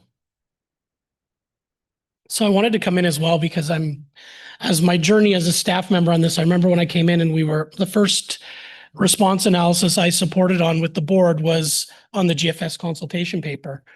And I was a relatively new staff and I had no idea what this topic was about. And I kind of reading through the responses and the CP trying to understand why any of the accountants cared about this. And I have to admit, I was kind of skeptical at first. And why is this useful? But over the years, as we've worked through various projects, particularly one of the projects I worked on first, public sector specific financial instruments, it was really the link with some of the statistical guidance that was useful and helpful in moving forward the projects. And when we talk about the bottom of our strategy and advocating for the benefits of IPSAS, I find when we go and talk to constituents, this topic comes up very often as one of the real benefits of using that accounting information for other purposes and using it in statistical systems. And I was recently in Pakistan, and I found they're quite more advanced than I thought on their progress towards accrual in terms of what they've done in terms of systems and information and capturing data. And I found when I talked to them, the reason they were doing it is because they're working on implementing the GFSM under one of the IMF programs, and they need the accounting data to be able to do that. So this is a really practical thing for them, that they have to get their accounting up to speed so they can use it for GFSM, and a real benefit of doing this. So I think, the essence of this project, when you step back, is trying to help our constituents realize that there are more benefits to the accounting data they collect when they use IPSAS, and beyond just producing financial statements, that it's the accounting data itself can be very valuable. And one last point, on the slide, we have the task force members. You'll see that I get the privilege of being the task force chair on this one, which is quite unique. But I would say it's been a pretty enjoyable experience to be in the position to put Ian in line sometimes and give him a bit of a hard time. So, but that's one of the reasons why we've made me the task force chair, is because Ian has a long history in working in this all the way back to his time in the Treasury when he did the whole of government accounts, and he's there to bring his experience, and I'm there to referee and make sure that we're thinking about the IPSAS standards and the right things to go in the non-authoritative part of IPSAS 22 and in the dashboard, so that we can help our constituents. So I just wanted to come in and share that, and how much I'm enjoying giving Ian a hard time on things. Thanks, Ross. And we're also conscious then of continuity as well, because with my term finishing at the end of the year, it made a lot of sense that we needed a task force chair who not only would be robust, but also would be there formally after into 2026. So yeah, interesting actually being chaired rather than chairing. So I think that probably gives you some of the sort of background. The other piece of this, which goes to the work that IMF is doing at the moment, is that they have set up a number of task forces, task teams, to take forward the series of projects which Steffi introduced to you. And Florian and I are co-chairing Task Team 4, which actually brings in not only a project, which is the sort of IMF GFSM update part of using IPSAS data, but also is much more about the general use of data, in terms of fiscal management and various allied topics. So it actually sort of, that end sits very nicely, and the timing works very well with this this piece of work. So I think there's a lot in a very positive collaboration that's going on both sides at the moment. Perhaps just to give you a bit of an insight then, and I'm not going to get into the detail on the work that we've been doing, but really the fundamental is the IPSAS GFS dashboard.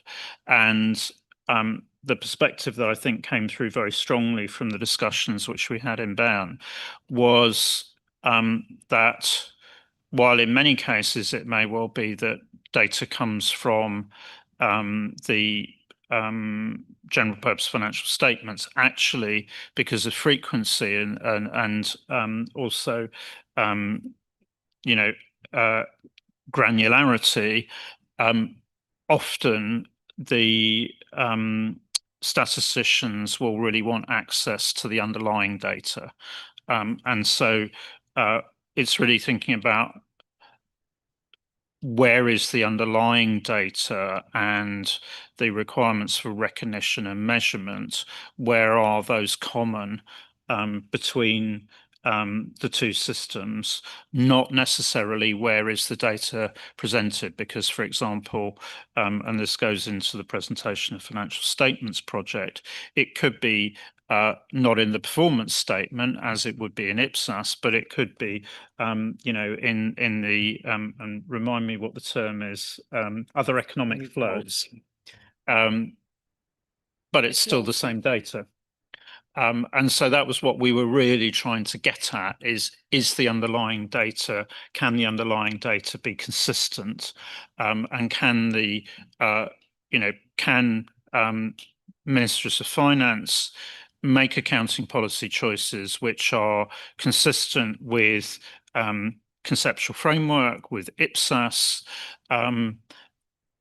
that would meet the needs of both users of the financial statements and also users of the government finance statistics. And so we've prioritized thinking about that. There may be differences in presentation. There may be areas where there isn't there are differences, and really to articulate where those differences actually are and what can be done to address them in terms of additional data collection. So that's really the level at which we're working at the moment. And, you know, naturally it's quite challenging in terms of you've got to get really the detail on both sets of information in. And I think that's where, you know, we've been very privileged in terms of the fact that, you know, I think John and Mariana have a very good, you know, have a good working knowledge of IPSAS, as well as being subject matter experts in terms of statistics. But also Joao has done a great job, because Joao also crosses over, you know, and each of us has been able to contribute in that respect, knowing both worlds. So that's the way that we've been working. And I think it's been a great privilege to be part of that team. Joao, I've said a lot. I don't know if you want to talk a little bit about the way we're, or maybe should we pause at that point in time before getting into the mechanics? So a lot of information there, but would be good to just get a sense from members as to your experience in terms of this area, your thoughts on how we're approaching it, and just generally on the topic.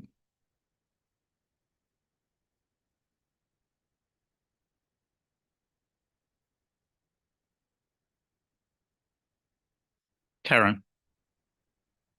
I'm probably not going to ask a question that's directly related to what you said, because I let everyone else think about their flags first. But thank you for doing this. It's a topic that comes up again and again and again. And like Ian, I wrestled with the whole of government accounts in the UK and clear line of sight as we try to align different kinds of reporting.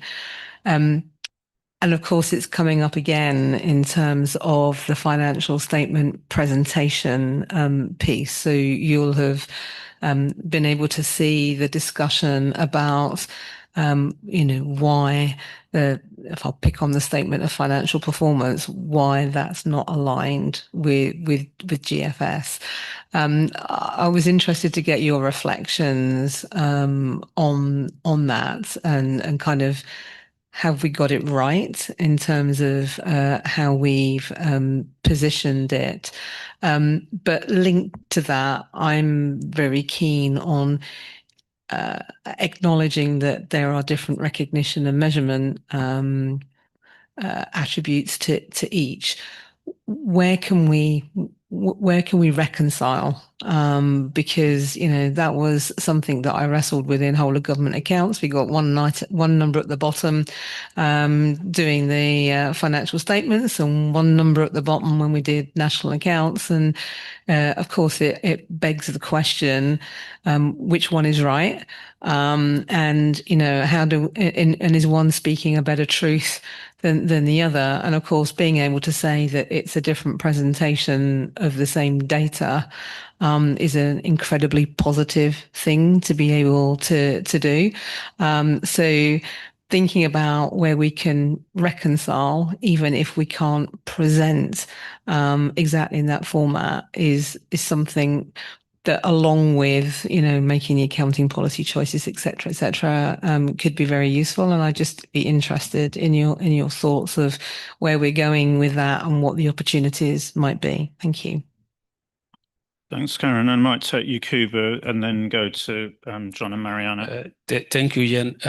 Part of my question is already covered by Karen, but I would like to be more specific. The joint work you are doing, are you also working on measurement?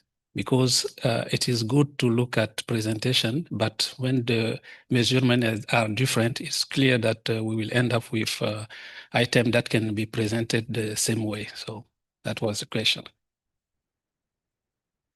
Thanks. Maybe just take Sunjin and then I'll go back to. Thank you, Chair. And for this, maybe I have to wear different hat. Instead of focusing on the standard setting side, but from users' kind of point of view. So this is maybe relevant for Korean government context. But what I still remember about the debate or discussion about the usefulness of accrual accounting in Korea. One of the things we're trying to kind of emphasize is this link between what we call as micro accounting as typical government accounting and macro government accounting as this kind of fiscal statistics. And we always claim that without strong and robust micro foundation, good information for fiscal analysis would be impossible. And every time when we try to build a case like this, one thing we encountered is, even though we are trying to streamline these micro government accounting and macro government accounting, these are basically different kind of standard in terms of scope, boundary, everything. So cannot be completely streamlined. So that's why I think the title of this project is strengthen the linkage. From users' point of view, it may be useful to articulate that which aspect is the driver of fundamental difference between those standards. Obviously, we're trying to narrow the gap. That's given, but just make readers or users be aware of the fundamental difference. So that's maybe the one thing I want to comment on that. Thanks. Did you want to come in before I go to this? Yeah.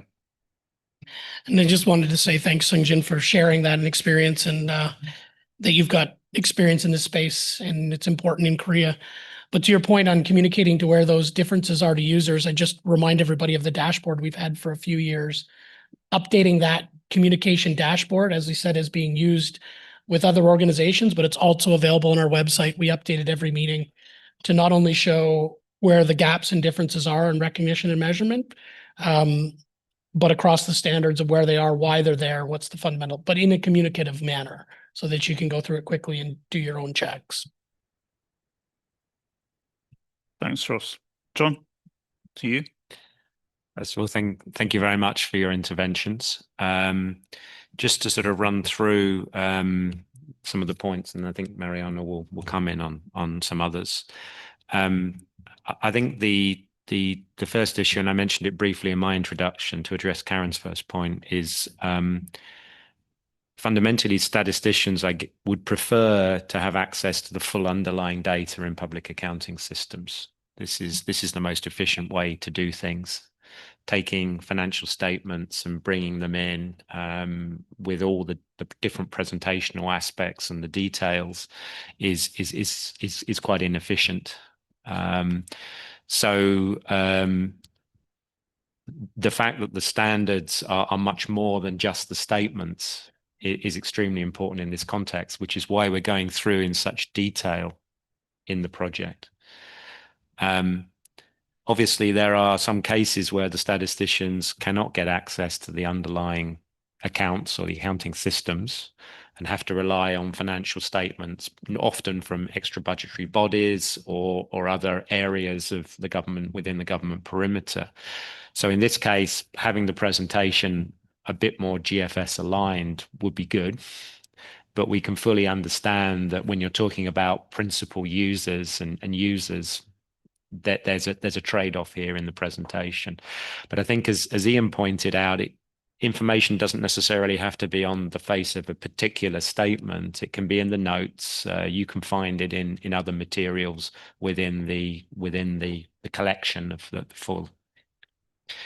In terms of reconciliation, which I think Sunyi also brought in, this is obviously an issue in pretty much every country that has its accounts and then has statistics alongside.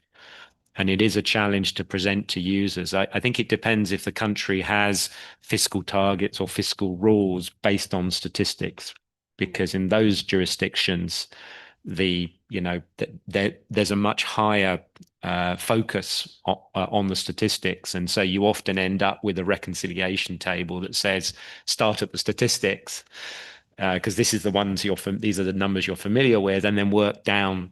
But I think particularly having categories of the main differences and then having the other smaller differences helps a lot to just focus the minds on that.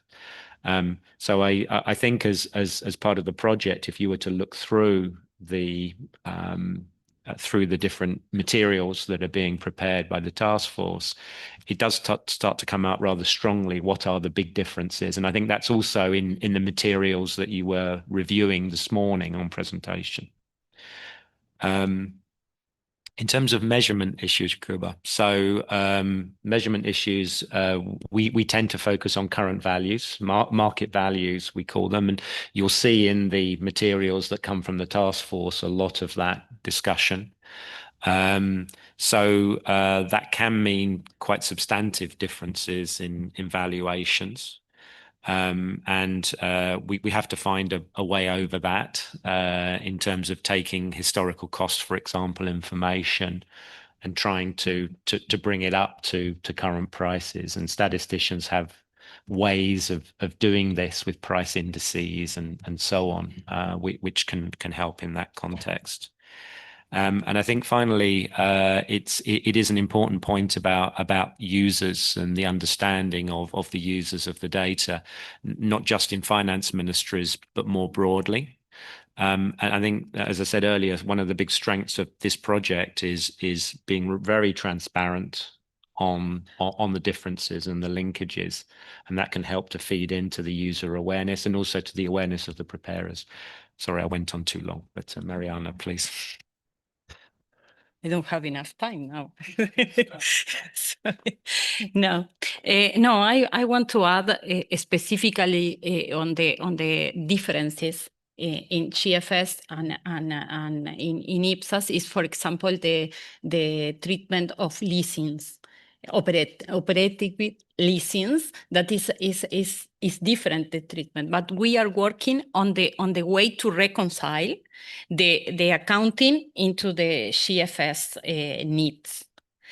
But also the thing that is driven our mind of statisticians is the consistency of the fiscal cycle, beginning from the formulation of a budget, the execution of the budget, and with the execution of the budget, the GFS, the accounting data, the cash data, and all this will enforce the projections that you will have for the next year. So this is the comparability between the set of data, and the availability of integrated systems is a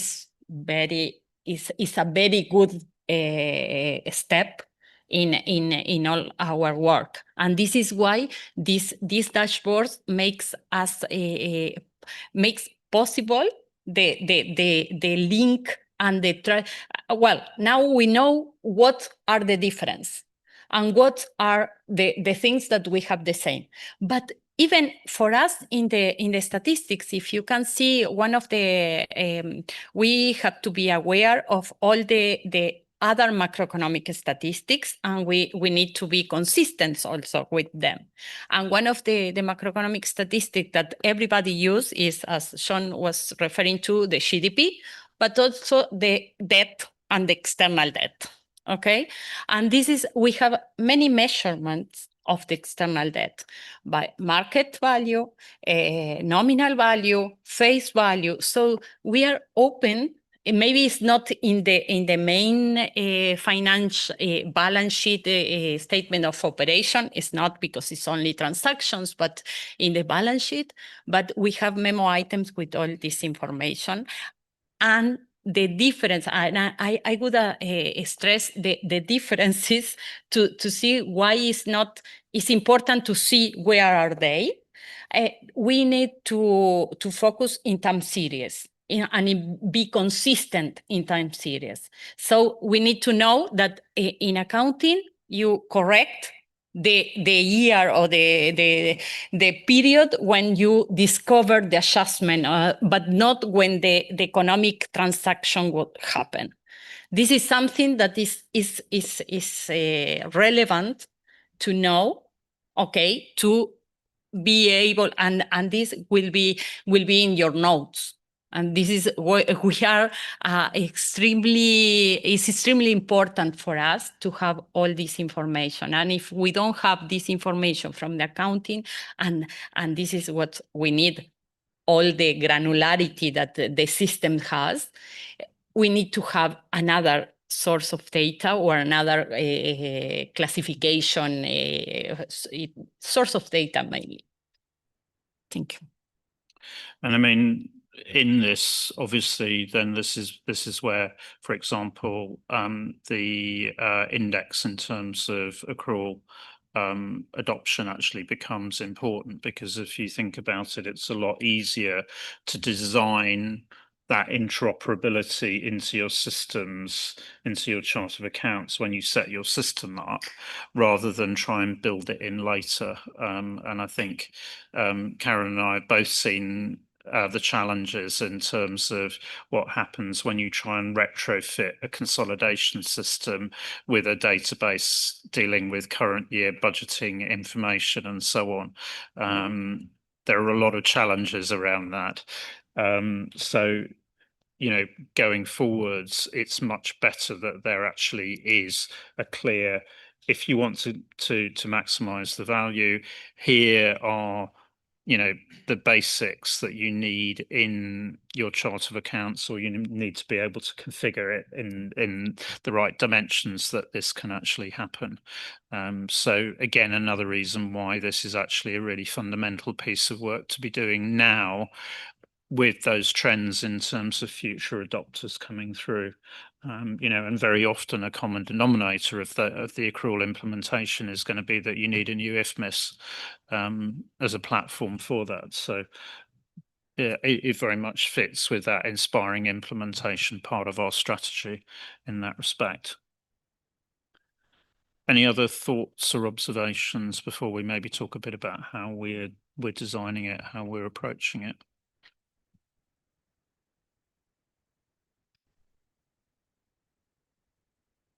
Okay, so we will go through tomorrow, and you know what we've done is we've, in approaching this, used the groupings of the standards that we've been using, that we used as the basis for the IPSAS 33 update, and then working through the information for that group of standards. And what we've done tomorrow is to give you a group of standards as an example of how we're thinking about it, so that you can kind of understand the approach we've been taking, what's coming out, and the challenges. So, Joel, do you want to talk a bit more about the process now? Or dashboard, maybe? Perhaps we can leave it for tomorrow. Okay. I think. I mean, just by way of, you know, if you have a look in your papers, perhaps, and we're not going to go down into the detail, but if you have a look at the IPSAS GFS dashboard, which I think is 1.6 in your papers, this is obviously work in progress, but I think what we've tried to do is actually give you, and this is subject to review and comment at the moment, an overview of basically where are our standards consistent, so that you can access data that is compatible for statistics, and where are the differences. And, you know, in a sense, actually, what this is trying to do is actually combat a lot of the sort of misinformation about these are different systems, you can't use the data and so on. This is coming from it is possible. It's also coming from when you look at, so that's current degree of alignment, but also looking at the alignment opportunities. And this is where understanding where we are on the differences is going to be then very important to feed into the other projects that are going on in terms of the GFSM update, because actually what it shows you is where are the opportunities for other projects to consider alignment that may actually move this picture in the next edition of the GFSM. And if you look at the table, you've got the detailed analysis by standard. So that shows you what we're working through. João, do you? Yeah. So tomorrow we'll enter into more details and together with the rest of the materials, just like Ian has alluded to. But we thought it should be worthwhile to highlight that this dashboard and how the task force has approached the development of this dashboard and the reshuffling of it from the previous versions. So how the task force has seen it is it kind of a gateway to all of this project, so that all users of our standards and also coming from the statistical community, they might have it by standards, what is the current status of alignment and where are those opportunities for future alignment, taking advantage, like Ian said, that GFSM is also under revision. And then once we go standard by standard, then the exposure draft will have the details of how that accounting data that is produced under IPSASB standards can be used for statistical compilation. And of course, we'll have the comparison with GFSM tables also as a supporting materials. So the main idea is that this is supposed to be kind of the gateway, the entry point for all these projects. And of course, this is always a work in progress, as the task force is still under working on this. And as the more details we go through the standards, we'll be updating as this project progresses. That's all. Thank you. Thanks, João. The other thing to point out is this won't give you all the detail that you would need if you were going to design a chart of accounts. That's not really, you know, that's not within the scope of the project. The idea is actually to really get that high level overview and to indicate the areas where more information would be required. So inevitably, and this then goes into the IMF project, there will be more detailed bridge tables and so on that would support the actual implementation of this, and those will vary between jurisdiction depending on accounting policies, choices, and so on. But the idea is to get that overview right and to articulate that, you know, in terms of the position as it is at the moment. Now, it is a big update project because we're trying to deal with 40 IPSAS all in one go, as opposed to going forwards. It becomes a much easier task, but it is a big catch-up exercise at the moment. So there's quite a volume of information that we're working our way through. It might be worth actually just talking about, and Ross, maybe you can talk about the process that we're proposing here. Do you want to do that today, or do you want to do it tomorrow after we go through everything? Well, I think maybe as we've got everybody here, it's worthwhile just talking about the approach we're taking, proposing to take. Then we can talk about the detail tomorrow. Great.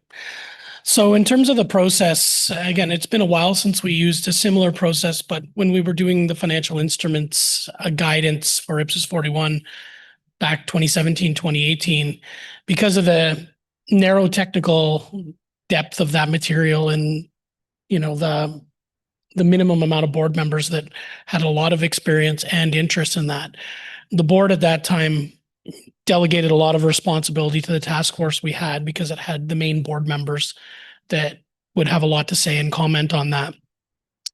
And similar to the process we've taken so far and having an in-person task force meeting and spending several days together working through the detailed work, it was a good way to efficiently move a project forward relatively fast. So we're planning to do something similar here, given that we're developing non-authoritative guidance to go on the back of IPSAS 22, because it has the specific expertise from European Commission, Eurostat, and IMF, as well as the preparers who are actually doing the accounting to statistical work in their day jobs.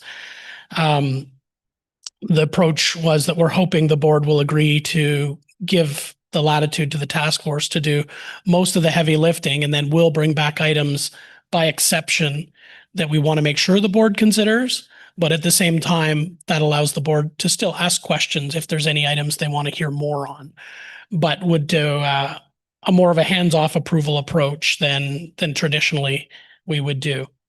Again, we found that worked well when we did the financial instruments guidance, because it still allows the board full responsibility to do review and approval of the exposure draft. And in the future, the final changes being brought in, because the board will still see everything, but the task force would really do the heavy lifting of making sure that any items the board needs to be aware of, it can see.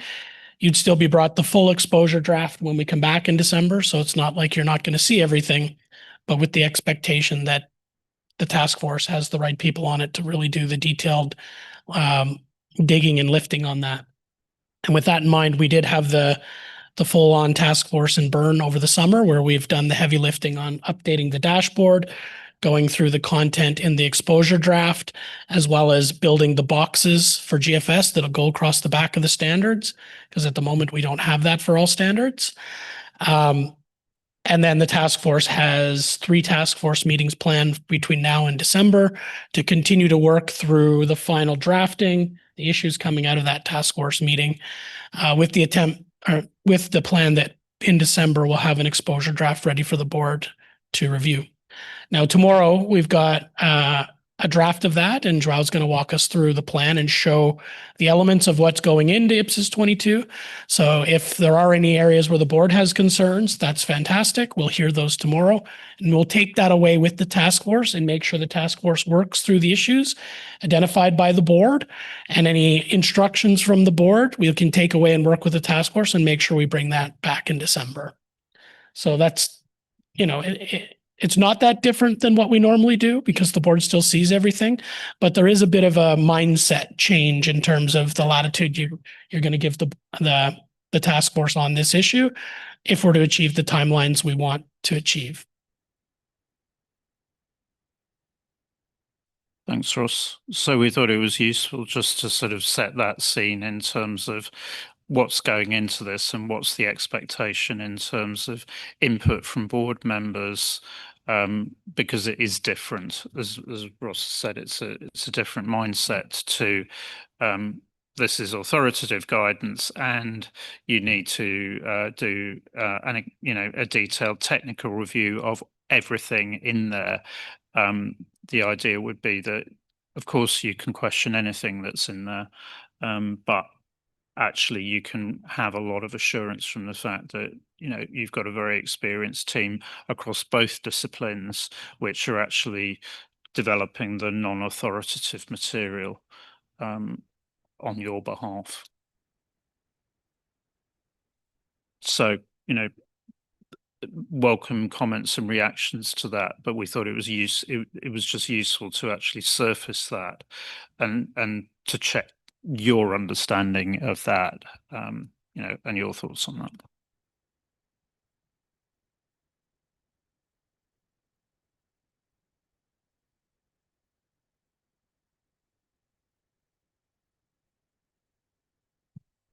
Andrew. Thanks, Ian. Seems everyone was waiting for somebody to go first. And I didn't know if to bring it up now or tomorrow, but I did wonder about perhaps the position of this piece of guidance, whether it should be sitting in the appendices. I appreciate it's non-authoritative to each of the individual standards and to 22, and then separately we've got the dashboard. So we've almost got 3 pieces of or three sources you've got to go to. I also do wonder if the statisticians will know, should I go to IPSAS 46? Should I be going to 45? Should I be going to 3? Which standard to go and find that table? So I did question whether, shouldn't we put this into one single document that then does go onto our website, where everything's contained into one. So then there's one single source for the statisticians to actually go and access and see where there are the differences between an IPSAS and a GFS type environment.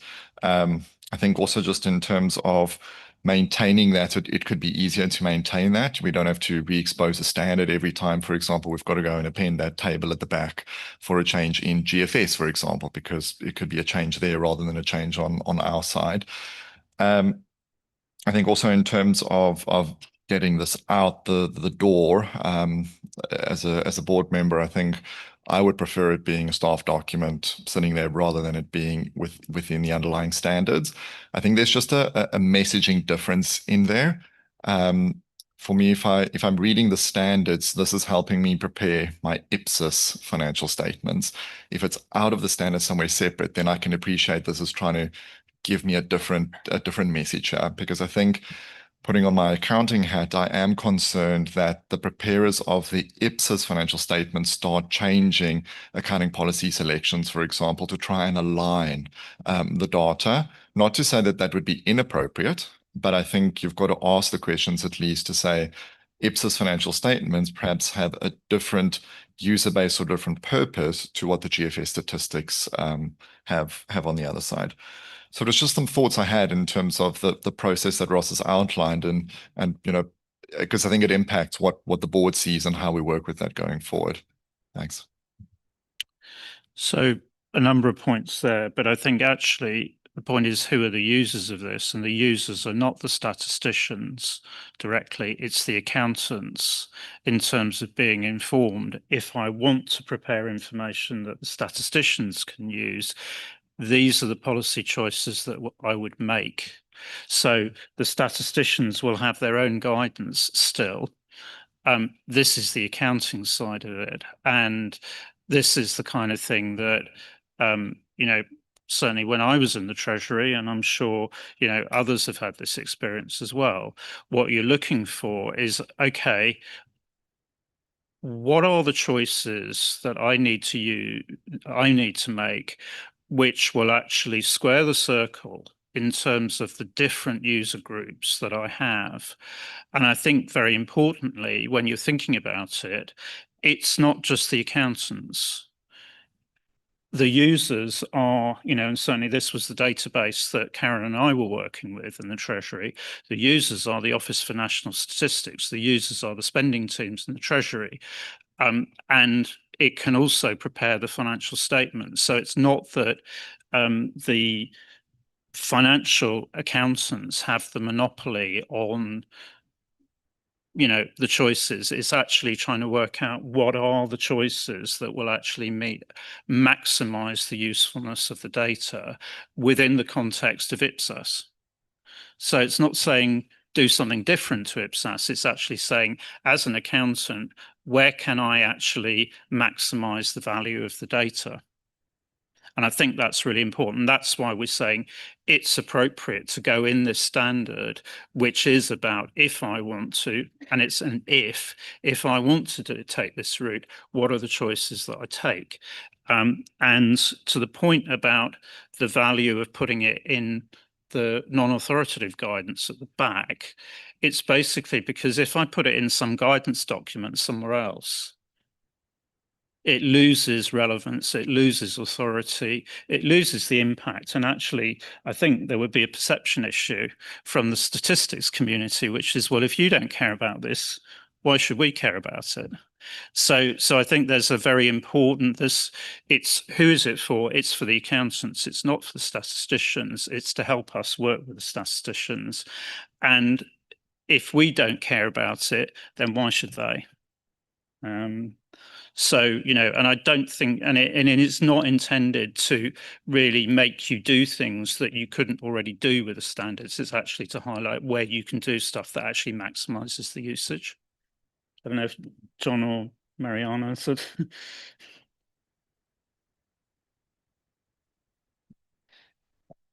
Yeah, I think it's. I mean, obviously, these are your standards. I wouldn't want to step on your turf, but I think that as Ian has said, if you look at it more from the preparer's side, having that information in as part of the standards and also attached to the IPSAS, which is seen as the kind of statistical IPSAS within the suite, actually very much helps to link in your mind between the options that you have there and the links with statistics.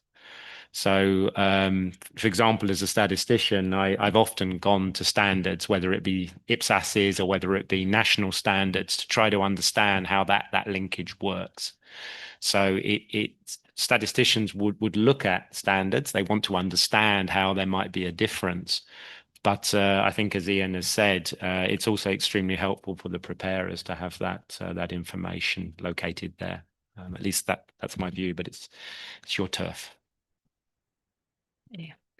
We as a government finance division, we are doing the same for our side because this one is from the point of view of the accounting, and to have the same language in a way.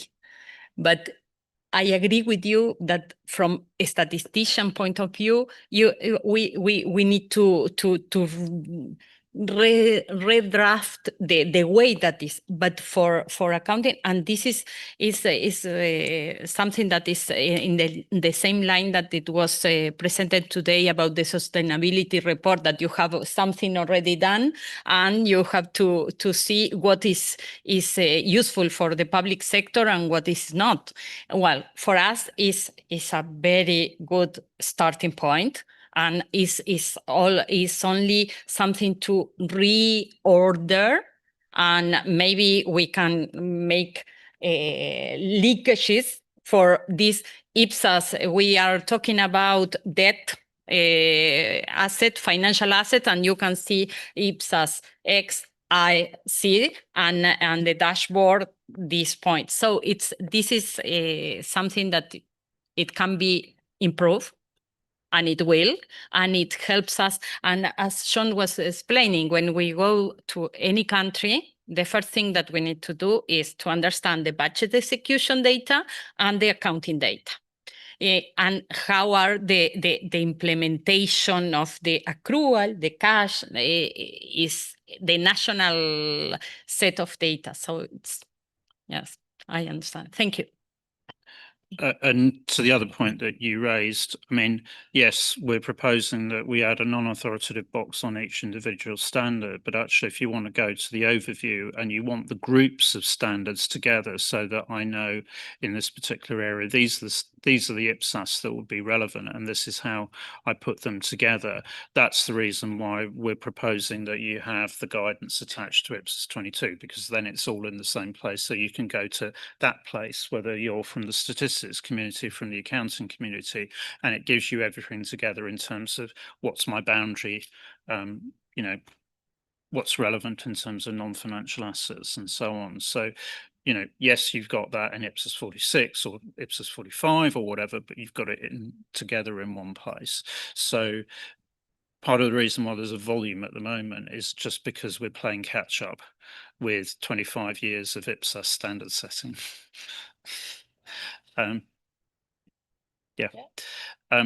Maybe go to Karen and then to Renee. Thank you, Chair. And that was a useful discussion. There are always different ways of brigading information, and I think that's quite useful to kind of stimulate our thinking about it. I had a question that may also be kind of seeping into tomorrow, but perhaps it's an example of certainly for me, getting my head around exactly what we're getting through the dashboard. Because I'm kind of struggling a little bit with IPSAS 1, because we've had this discussion with IPSAS 1 that basically says that the recognition and measurement bases are different, and therefore you can't use GFS as a sort of a presentation format. Yet when you look at the dashboard, it's either aligned or it can be aligned. So there's a bit of me that says I'm trying to reconcile those two different positions, and they might both be true based on for what purpose you're using it. And I think that needs to be really clear so that we're actually making the most of the potential for this. I think otherwise we run the risk of creating confusion, because certainly I'm a bit confused by that. Thank you. So I'll bring João in a moment, but the dashboard focuses on recognition and measurement. So it's where you have recognition and measurement aligned. It's not about presentation, and that's really, I think, become clearer as we've got into the presentation project, that actually the real prize is actually getting recognition and measurement aligned, rather than necessarily having in a set of financial statements it presented in the same place. Because back to John's point, it's about the detailed source data, and is the source data aligned in terms of recognition and measurement? So that's what the dashboard is trying to do. Presentation is then a secondary issue, which is why actually when you look at where we're going on presentation of financial statements, actually that's less important because it's the underlying data. Karen, back. Yeah, no, that's really helpful, and I kind of get that. So then maybe there's some clarifications that we need to put into how we're titling the dashboard, because it doesn't say recognition and measurement, it just says alignment between the two. And so I think that might be where my confusion is coming from. So I think if we can be clearer about which bits we're talking about in terms of alignment, I think that will help enormously. Yeah, thanks for the suggestion. Actually, your suggestion will be part of the supporting materials that staff is planning when publishing the exposure draft. So we'll have quite a robust at a glance explaining how the three parts of the guidance that we are proposing will work and its interoperability. And we'll have quite in-depth explanation on the mechanics and the purposes and objectives of each document in order for us, our constituents, to better understand the work that the board is doing, and for also to, by better understanding, better making their comment to the board and suggestions that they may have to enhance the proposed non-authoritative guidance that you are bringing to them to comment on. So Karen, thanks for that. And the same extends to other board members that may have suggestions on the enhancement of these supporting materials that staff is planning. Happy to discuss and take them on board. Thank you. Renee, you want to come in, and then Noyati. Yes, thank you. I don't know if my comments should be kept for tomorrow or not, but I'll just throw one out there. I'll just throw one out there for now. It's when I look at the updated, the exposure draft. So the logic and the strategy to include this additional guidance in IPSAS 22, I'm not challenging that, but the way that it's framed right now in the draft, and I understand it's still in progress, it's included in a standard where the objective is for the preparer to decide if they elect to disclose specific information in their financial statements. And then if they do, then there are requirements of exactly what they should be doing. And so I'm thinking that the exposure draft will have to update the objective. We'll have to put it in context of this new guidance, because this is new guidance that is not linked to that objective. It's to maybe help understand, it's to help understand the difference, but I'm not sure it's to help elect whether I want to disclose, I want to add a note to my financial statements or not. It's two different things. So if we want to include this here, then I would expect there would be updates, proposed amendments to the beginning of the standard as well, so that it holds together. Ross, do you want to pick that one up? Yeah, I'll try to. Take your point, and we did have a robust discussion on this in the staff and where it should go, and before we even got to the task force meeting. And I think where we landed on this was, at the moment, 22 is not that well used, and a lot of countries are maybe missing this opportunity to align their statistical reporting with their financial reporting. But our thinking was if you were going to elect to use 22, it's likely that you're thinking more about that alignment issue. And this is a way, by giving that guidance, if you're thinking about designing your accounting policies and taking those, that you know when you have options, which ones are going to give you better information for your statistical reporting. Take your point on the objective. I think that's one we could take away and talk more about. And if there are changes to the authoritative guidance, but our plan was to limit the authoritative guidance changes and use the non-authoritative guidance to give some practical and helpful information for those who really do want to use this information, that they have some ways to work through it a little better and a little more strategically. I mean, your points on communication, I think, is very helpful. And that was one of the reasons why we wanted to actually have the discussion with the board at this stage, rather than kind of perhaps as originally proposed, kind of giving you a fait accompli in terms of here's a fully formed, exposure draft, because we felt it was useful to kind of get the input from this group in terms of, well, what is this about? How's it being framed? How's it being presented, prior to going out with something? So I think that your points on communication are really helpful, how it's framed in the document at the moment and so on. So I think, good to get those reactions, and we'll get more of those questions tomorrow when we actually delve into the material. Noyati. Thank you, Chair. Actually, I support this approach because actually in my jurisdiction, the accountant who have to translate the accrual accounting into the GFS. So by having this guidance, they can make the two parties be mindful and understand what actually this figure is all about and how to. Because when we did the preparation of that, it will take some time because we have to make them understand what is the figures for, and then what is the expectation of the statistical to be brought into GFS. Thank you.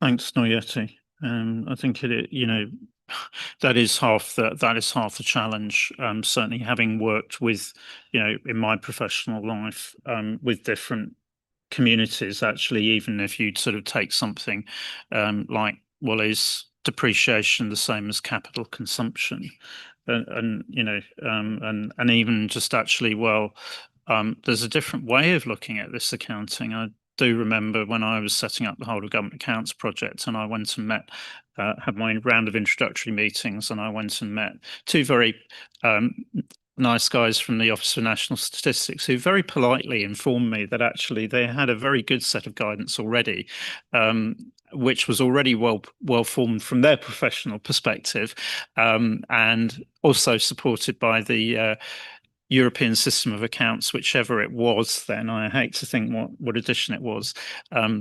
So it is about communication and increasing understanding, which you need in order to be able to then get the communication going and to understand the choices that you as an accountant can make, that meet the needs of your financial statement users, but also can meet the needs of other users within the Ministry of Finance and in the Statistics Office. So that's really the reason it's actually kind of helping understanding on both sides about how each can help the other. Mariana. This is the experience that we have with the accountants, and this is why Steffi last time in Washington gives you the presentation of what it is GFS and what is included in GFS in the framework, and this is why we need your information and what are the use of this information that will be used for And this is something, this common language is something needed. Thank you. And ultimately, it comes back to a glass half full, glass half empty type of thing, which I think came out very strongly in the discussions that we had, in terms of there's a lot of kind of, well, those are accountants. And actually, the more you can say, well, actually, we are trying to do the same thing, and there's a lot of opportunities to use the same data. Actually, that really helps build knowledge and understanding, as well as actually enabling the statistical community to get the value of the investment being made in the systems and skills.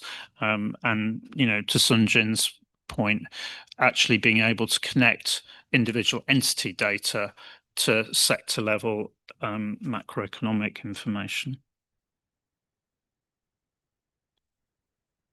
Any other thoughts or points people want to make? We'll obviously have a look in more detail tomorrow at the example we've given you, which will make it come alive.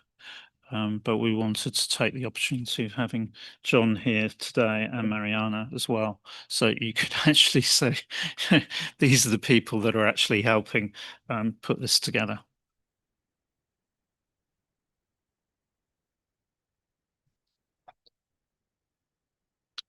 Good.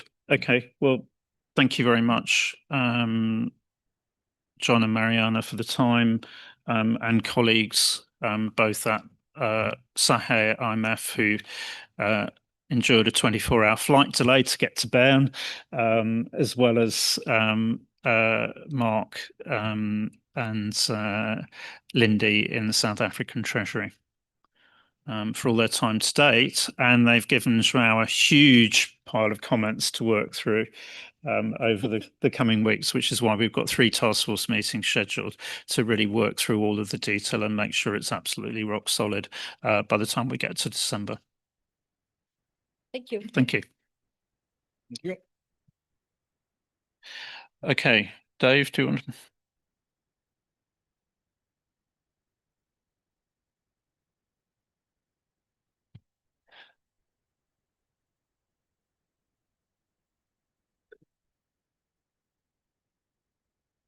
This might be the wrong slide deck. I think I've made some updates. I think I changed improvement or approvals to improvements or something, or amendments. No? Okay, I'll go through this one. So what we wanted to do for the next 16 minutes or so is go through some of the comments that were relayed to me on Tuesday related to IPSAS 33 and the work program consultation. We approved IPSAS 33 already, and there was 1 change that the board instructed me to make, and then there were 4 changes that I was instructed to make to the work program consultation. If you agree with all 4 of those as we go through these, then we'll vote at the end of the session on whether to approve that document. So I'll go through IPSAS 33 first. This is a pretty simple change. AG 19 is the paragraph that's consistent with old IPSAS 33. And what the board agreed to do was clarify, in addition to class by class and category by category, it's also item by item. So instead of there being an interpretation now, we're being explicit directly in the text. As a result of this change, I deleted AG 19A, which I had written, I guess, a few weeks ago to help with the interpretation, but we no longer need that because that's explicit. So I'll stop here for a second. That's the change on IPSAS 33.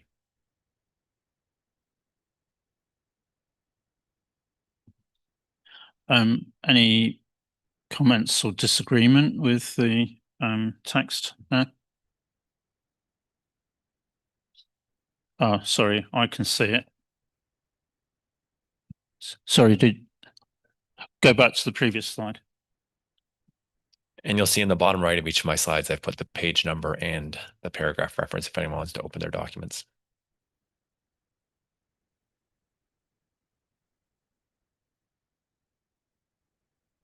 So I think we're okay with that, Patricia?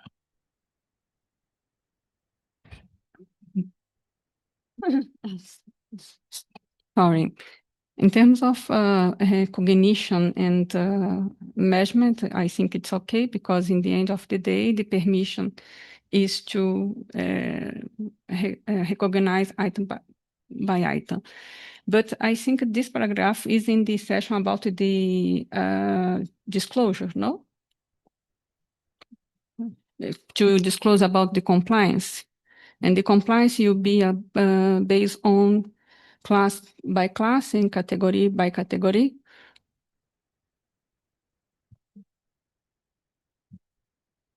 There are paragraphs on disclosure. I don't think this is in the disclosure section, Patricia. There are requirements to reconcile your opening balance and your closing balance. And we do have an example where we've illustrated where you are recognizing on a gradual basis. There should be a separate line showing those items that have been recognized in the period.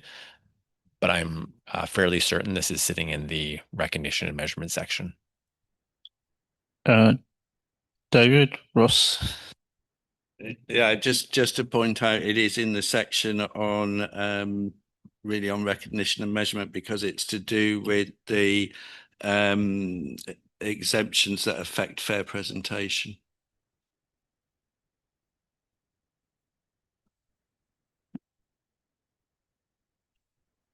Okay. Renee? David doesn't want me to raise my flag.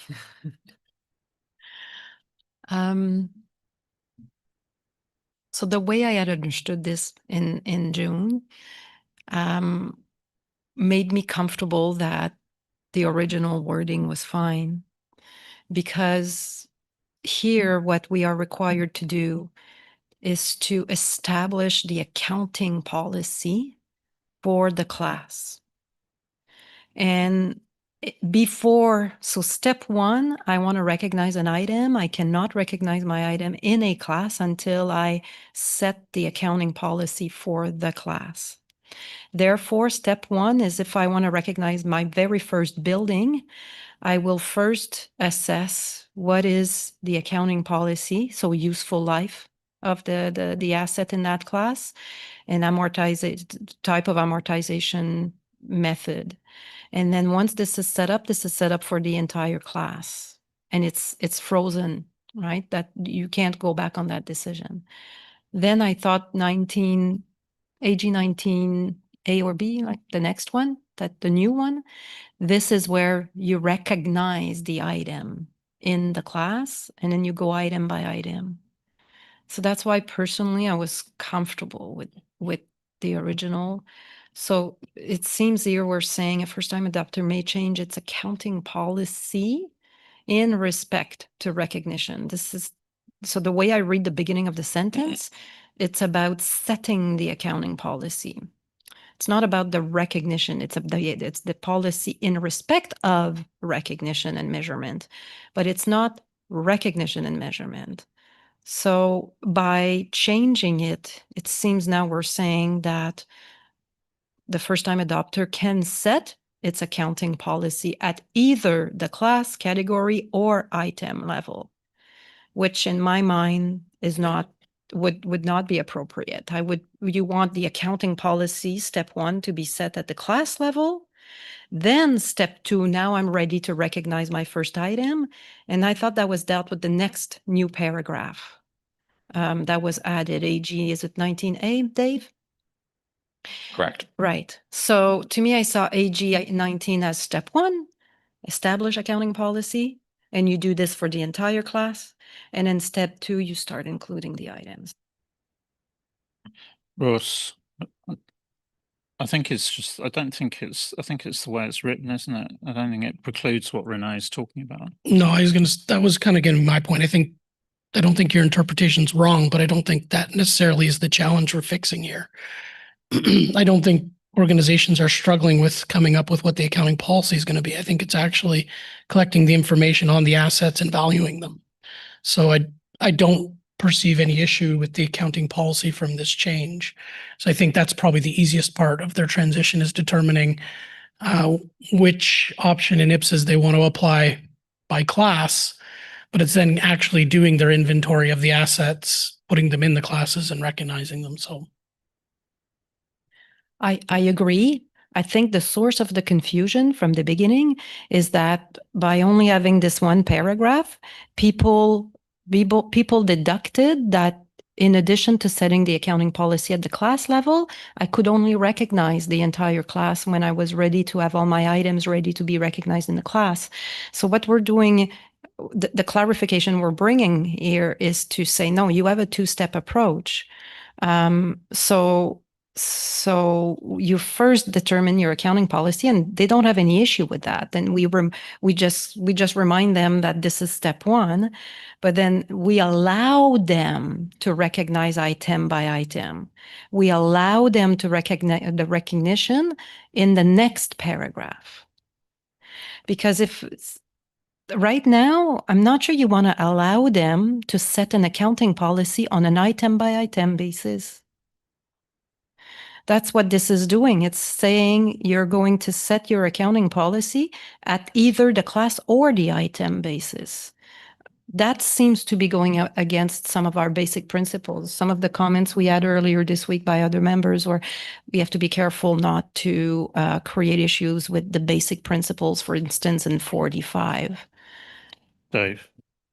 So Renee, I think I understand what you're saying. This paragraph says you can set your accounting policy class by class or category by category. And once you've set your policy, you can recognize individual items however you want. And now it says we're also going to allow that you set your accounting policy item by item. And I think that's what you want to avoid. So if members agree with that, then maybe I go back and clarify AG 19A. I mean, I think it's better to do that rather than try and draft in a group. I would say we're going to have some collaboration time, and I would say those who have an interest in just finalising this piece of wording, actually, can you get together and sort it in that group? Because what I don't want to do, I don't think the drafting as such, I think it kind of by implication, it does what Renee is talking about, but it's just the word, we're going to spend ages just going round and round. Ross. So I think if the board's comfortable with this, that we work through the editorial process with those who have views on this to make sure we get it right. Because again, I don't think we're that far off. It's just getting the editorials correct. Okay. Dave. So there are 4 changes related to the work program consultation. The first one related to updating figure 2, which is an image of the work program. And the comment was that needs to be updated based on decisions from September 2025. The second instruction was to make a statement. The IPSASB is going to have to consider the balance between new projects, implementation guidance, and maintenance activities, and find a balance when considering all projects. The third instruction is to develop a summary of the research project related to the overarching framework of the IPSASB's architecture. And then the fourth instruction was to include a discussion on the IAG and how that can lead to standard setting, and also when a post-implementation review is not used. So the first instruction, I wrote that following this meeting, however the work program is updated, I'll go back and update that image. The second instruction, this was to highlight that the IPSASB is going to have to consider how it's going to allocate resources between projects, implementation guidance or implementation support, and maintenance activities. I added a paragraph or a sentence to a paragraph. I know it's small, but I did put on the far right what page it is, and I highlighted in the document where it is. So if people want to open that on their screen, they can see exactly where I'm proposing it goes.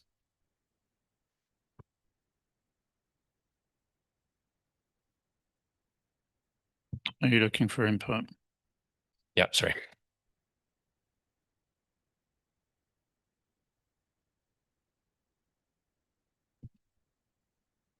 Okay.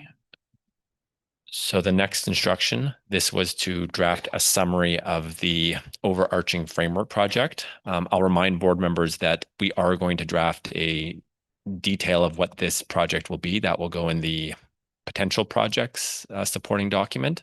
But this is what I'm proposing is this goes on page 8 of the core document and as a summary of what that project will be.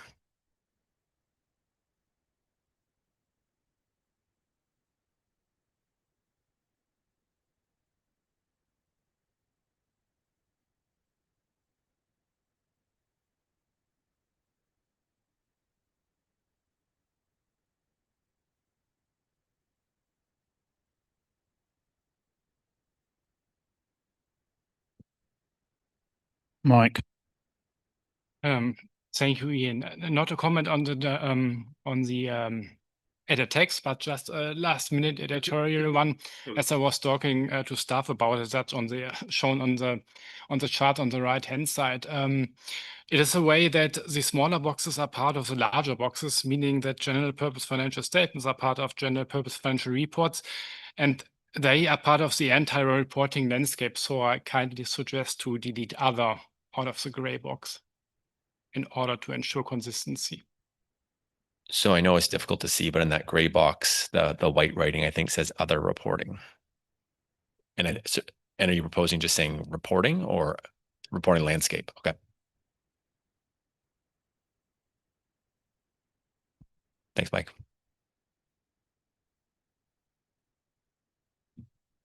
Okay. So one more change related to this description of the research project, and that is the title of the document of this page used to be Sustainability Reporting Projects. So I think I added and other. Looking for input on that. Because you're allowing for that piece of research.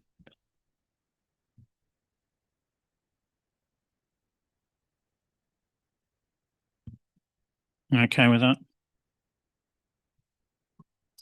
So I think I have two more changes related to instruction 4.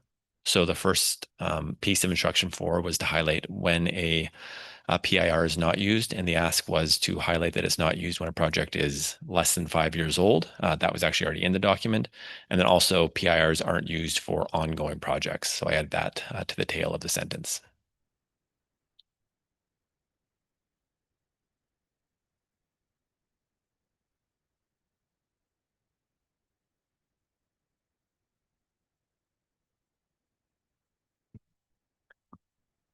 I think the other point will be that we will need to make sure that the policy on PIRs is actually posted on the website ahead of this being published, so that there's a link to that. Because I think that was a missing piece we identified, that constituents wouldn't have access to that. And it makes sense then of that 5 years and so on.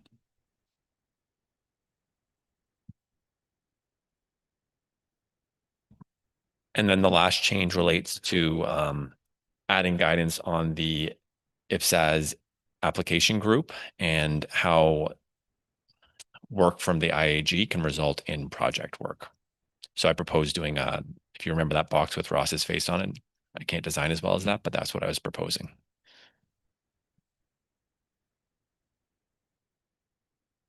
Ross.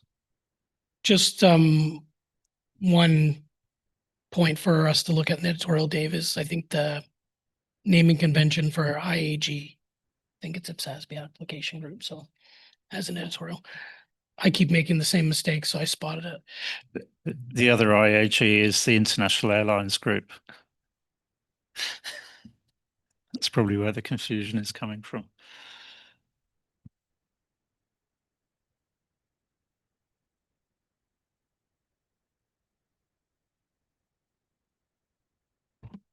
So it sounds like there was general agreement there. So Ian, I'm looking for approval on the work program consultation. The one point that I don't think we discussed in detail on Tuesday was staff's proposing a 180-day exposure period. This is a little longer than 120 days. This is in response really to one of the comments from the PIC to make sure that we have a robust outreach program, to make sure that we're consulting with middle and lower income jurisdictions. We have a document that was prepared as part of our consultation for climate that was pretty robust, that we shared with some of the PIC members, and they appreciated that format. So staff's proposing that staff prepare that document again, share it with the PIC, and that will give us more time. The extra 60 days will give us more time to make sure that we talk to everyone. The last point I'll make is adding 60 days won't slow us down at all. The work program or space on the work program doesn't really open up until the end of 2026. So this also gives us a little extra time to make sure we can solve properly, and like I said, won't slow us down. So presumably, though, this still allows some initial discussion, initial analysis and discussion at the June meeting. Is that the intention? So I can't remember the date. I think this comes back April. So we can definitely talk June. And my assumption would be we'd approve in September. maybe, maybe not, but we can talk about it in June. Renee. Yes, just before proceeding, because your next step is you're going to ask us to vote on this. So we had a subject 2 related to the decision we made earlier today on materiality, phase 3. Now that they're not sequential, like I was wondering if maybe on the work program visual, we could just show them together, overlapping, or just to make that clear, just to signal this decision in a document.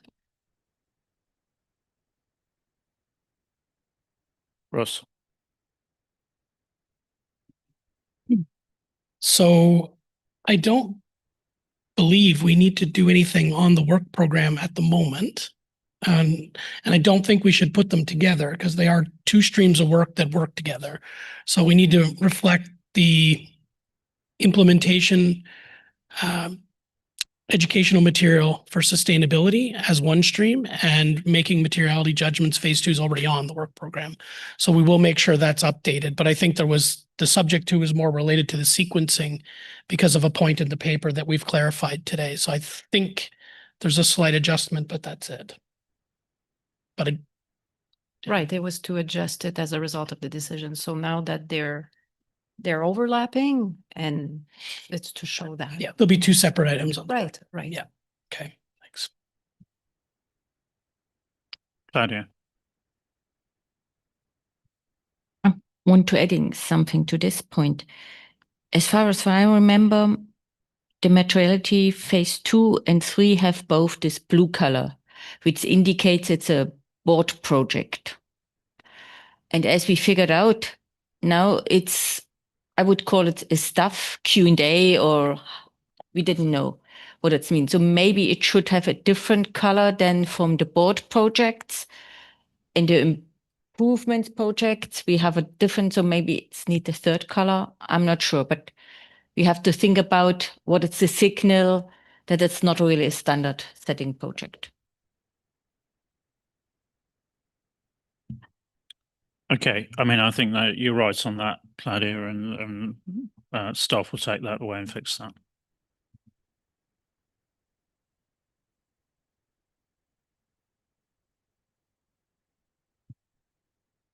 Okay, so based on those proposed changes, are we content then to approve the work plan consultation at this stage?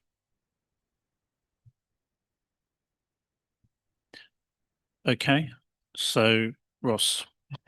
Thank you. So final approval for the week. Please, if you vote for, please raise your flag in the room. If you're online, please raise your hand.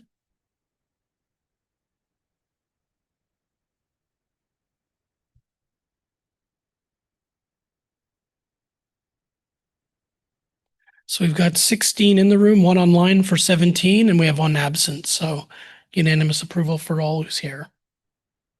Thank you very much, everyone. Thank you in particular to staff for the work that's gone on behind the scenes, particularly handling the input from the PIC, processing the input from the CAG discussions.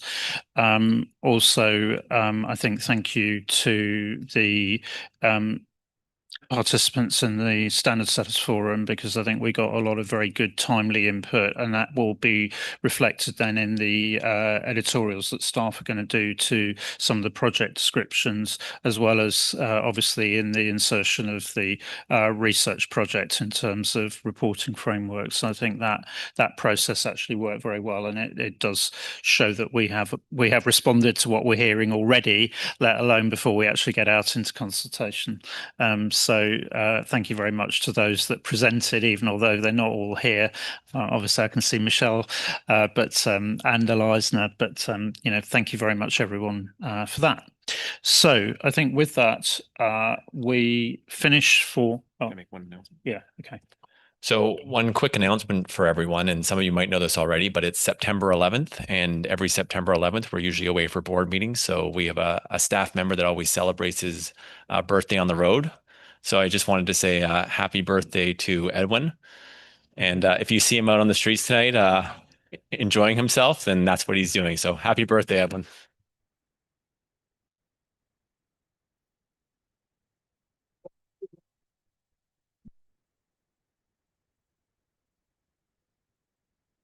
Excellent. We look forward to seeing you in regalia tomorrow.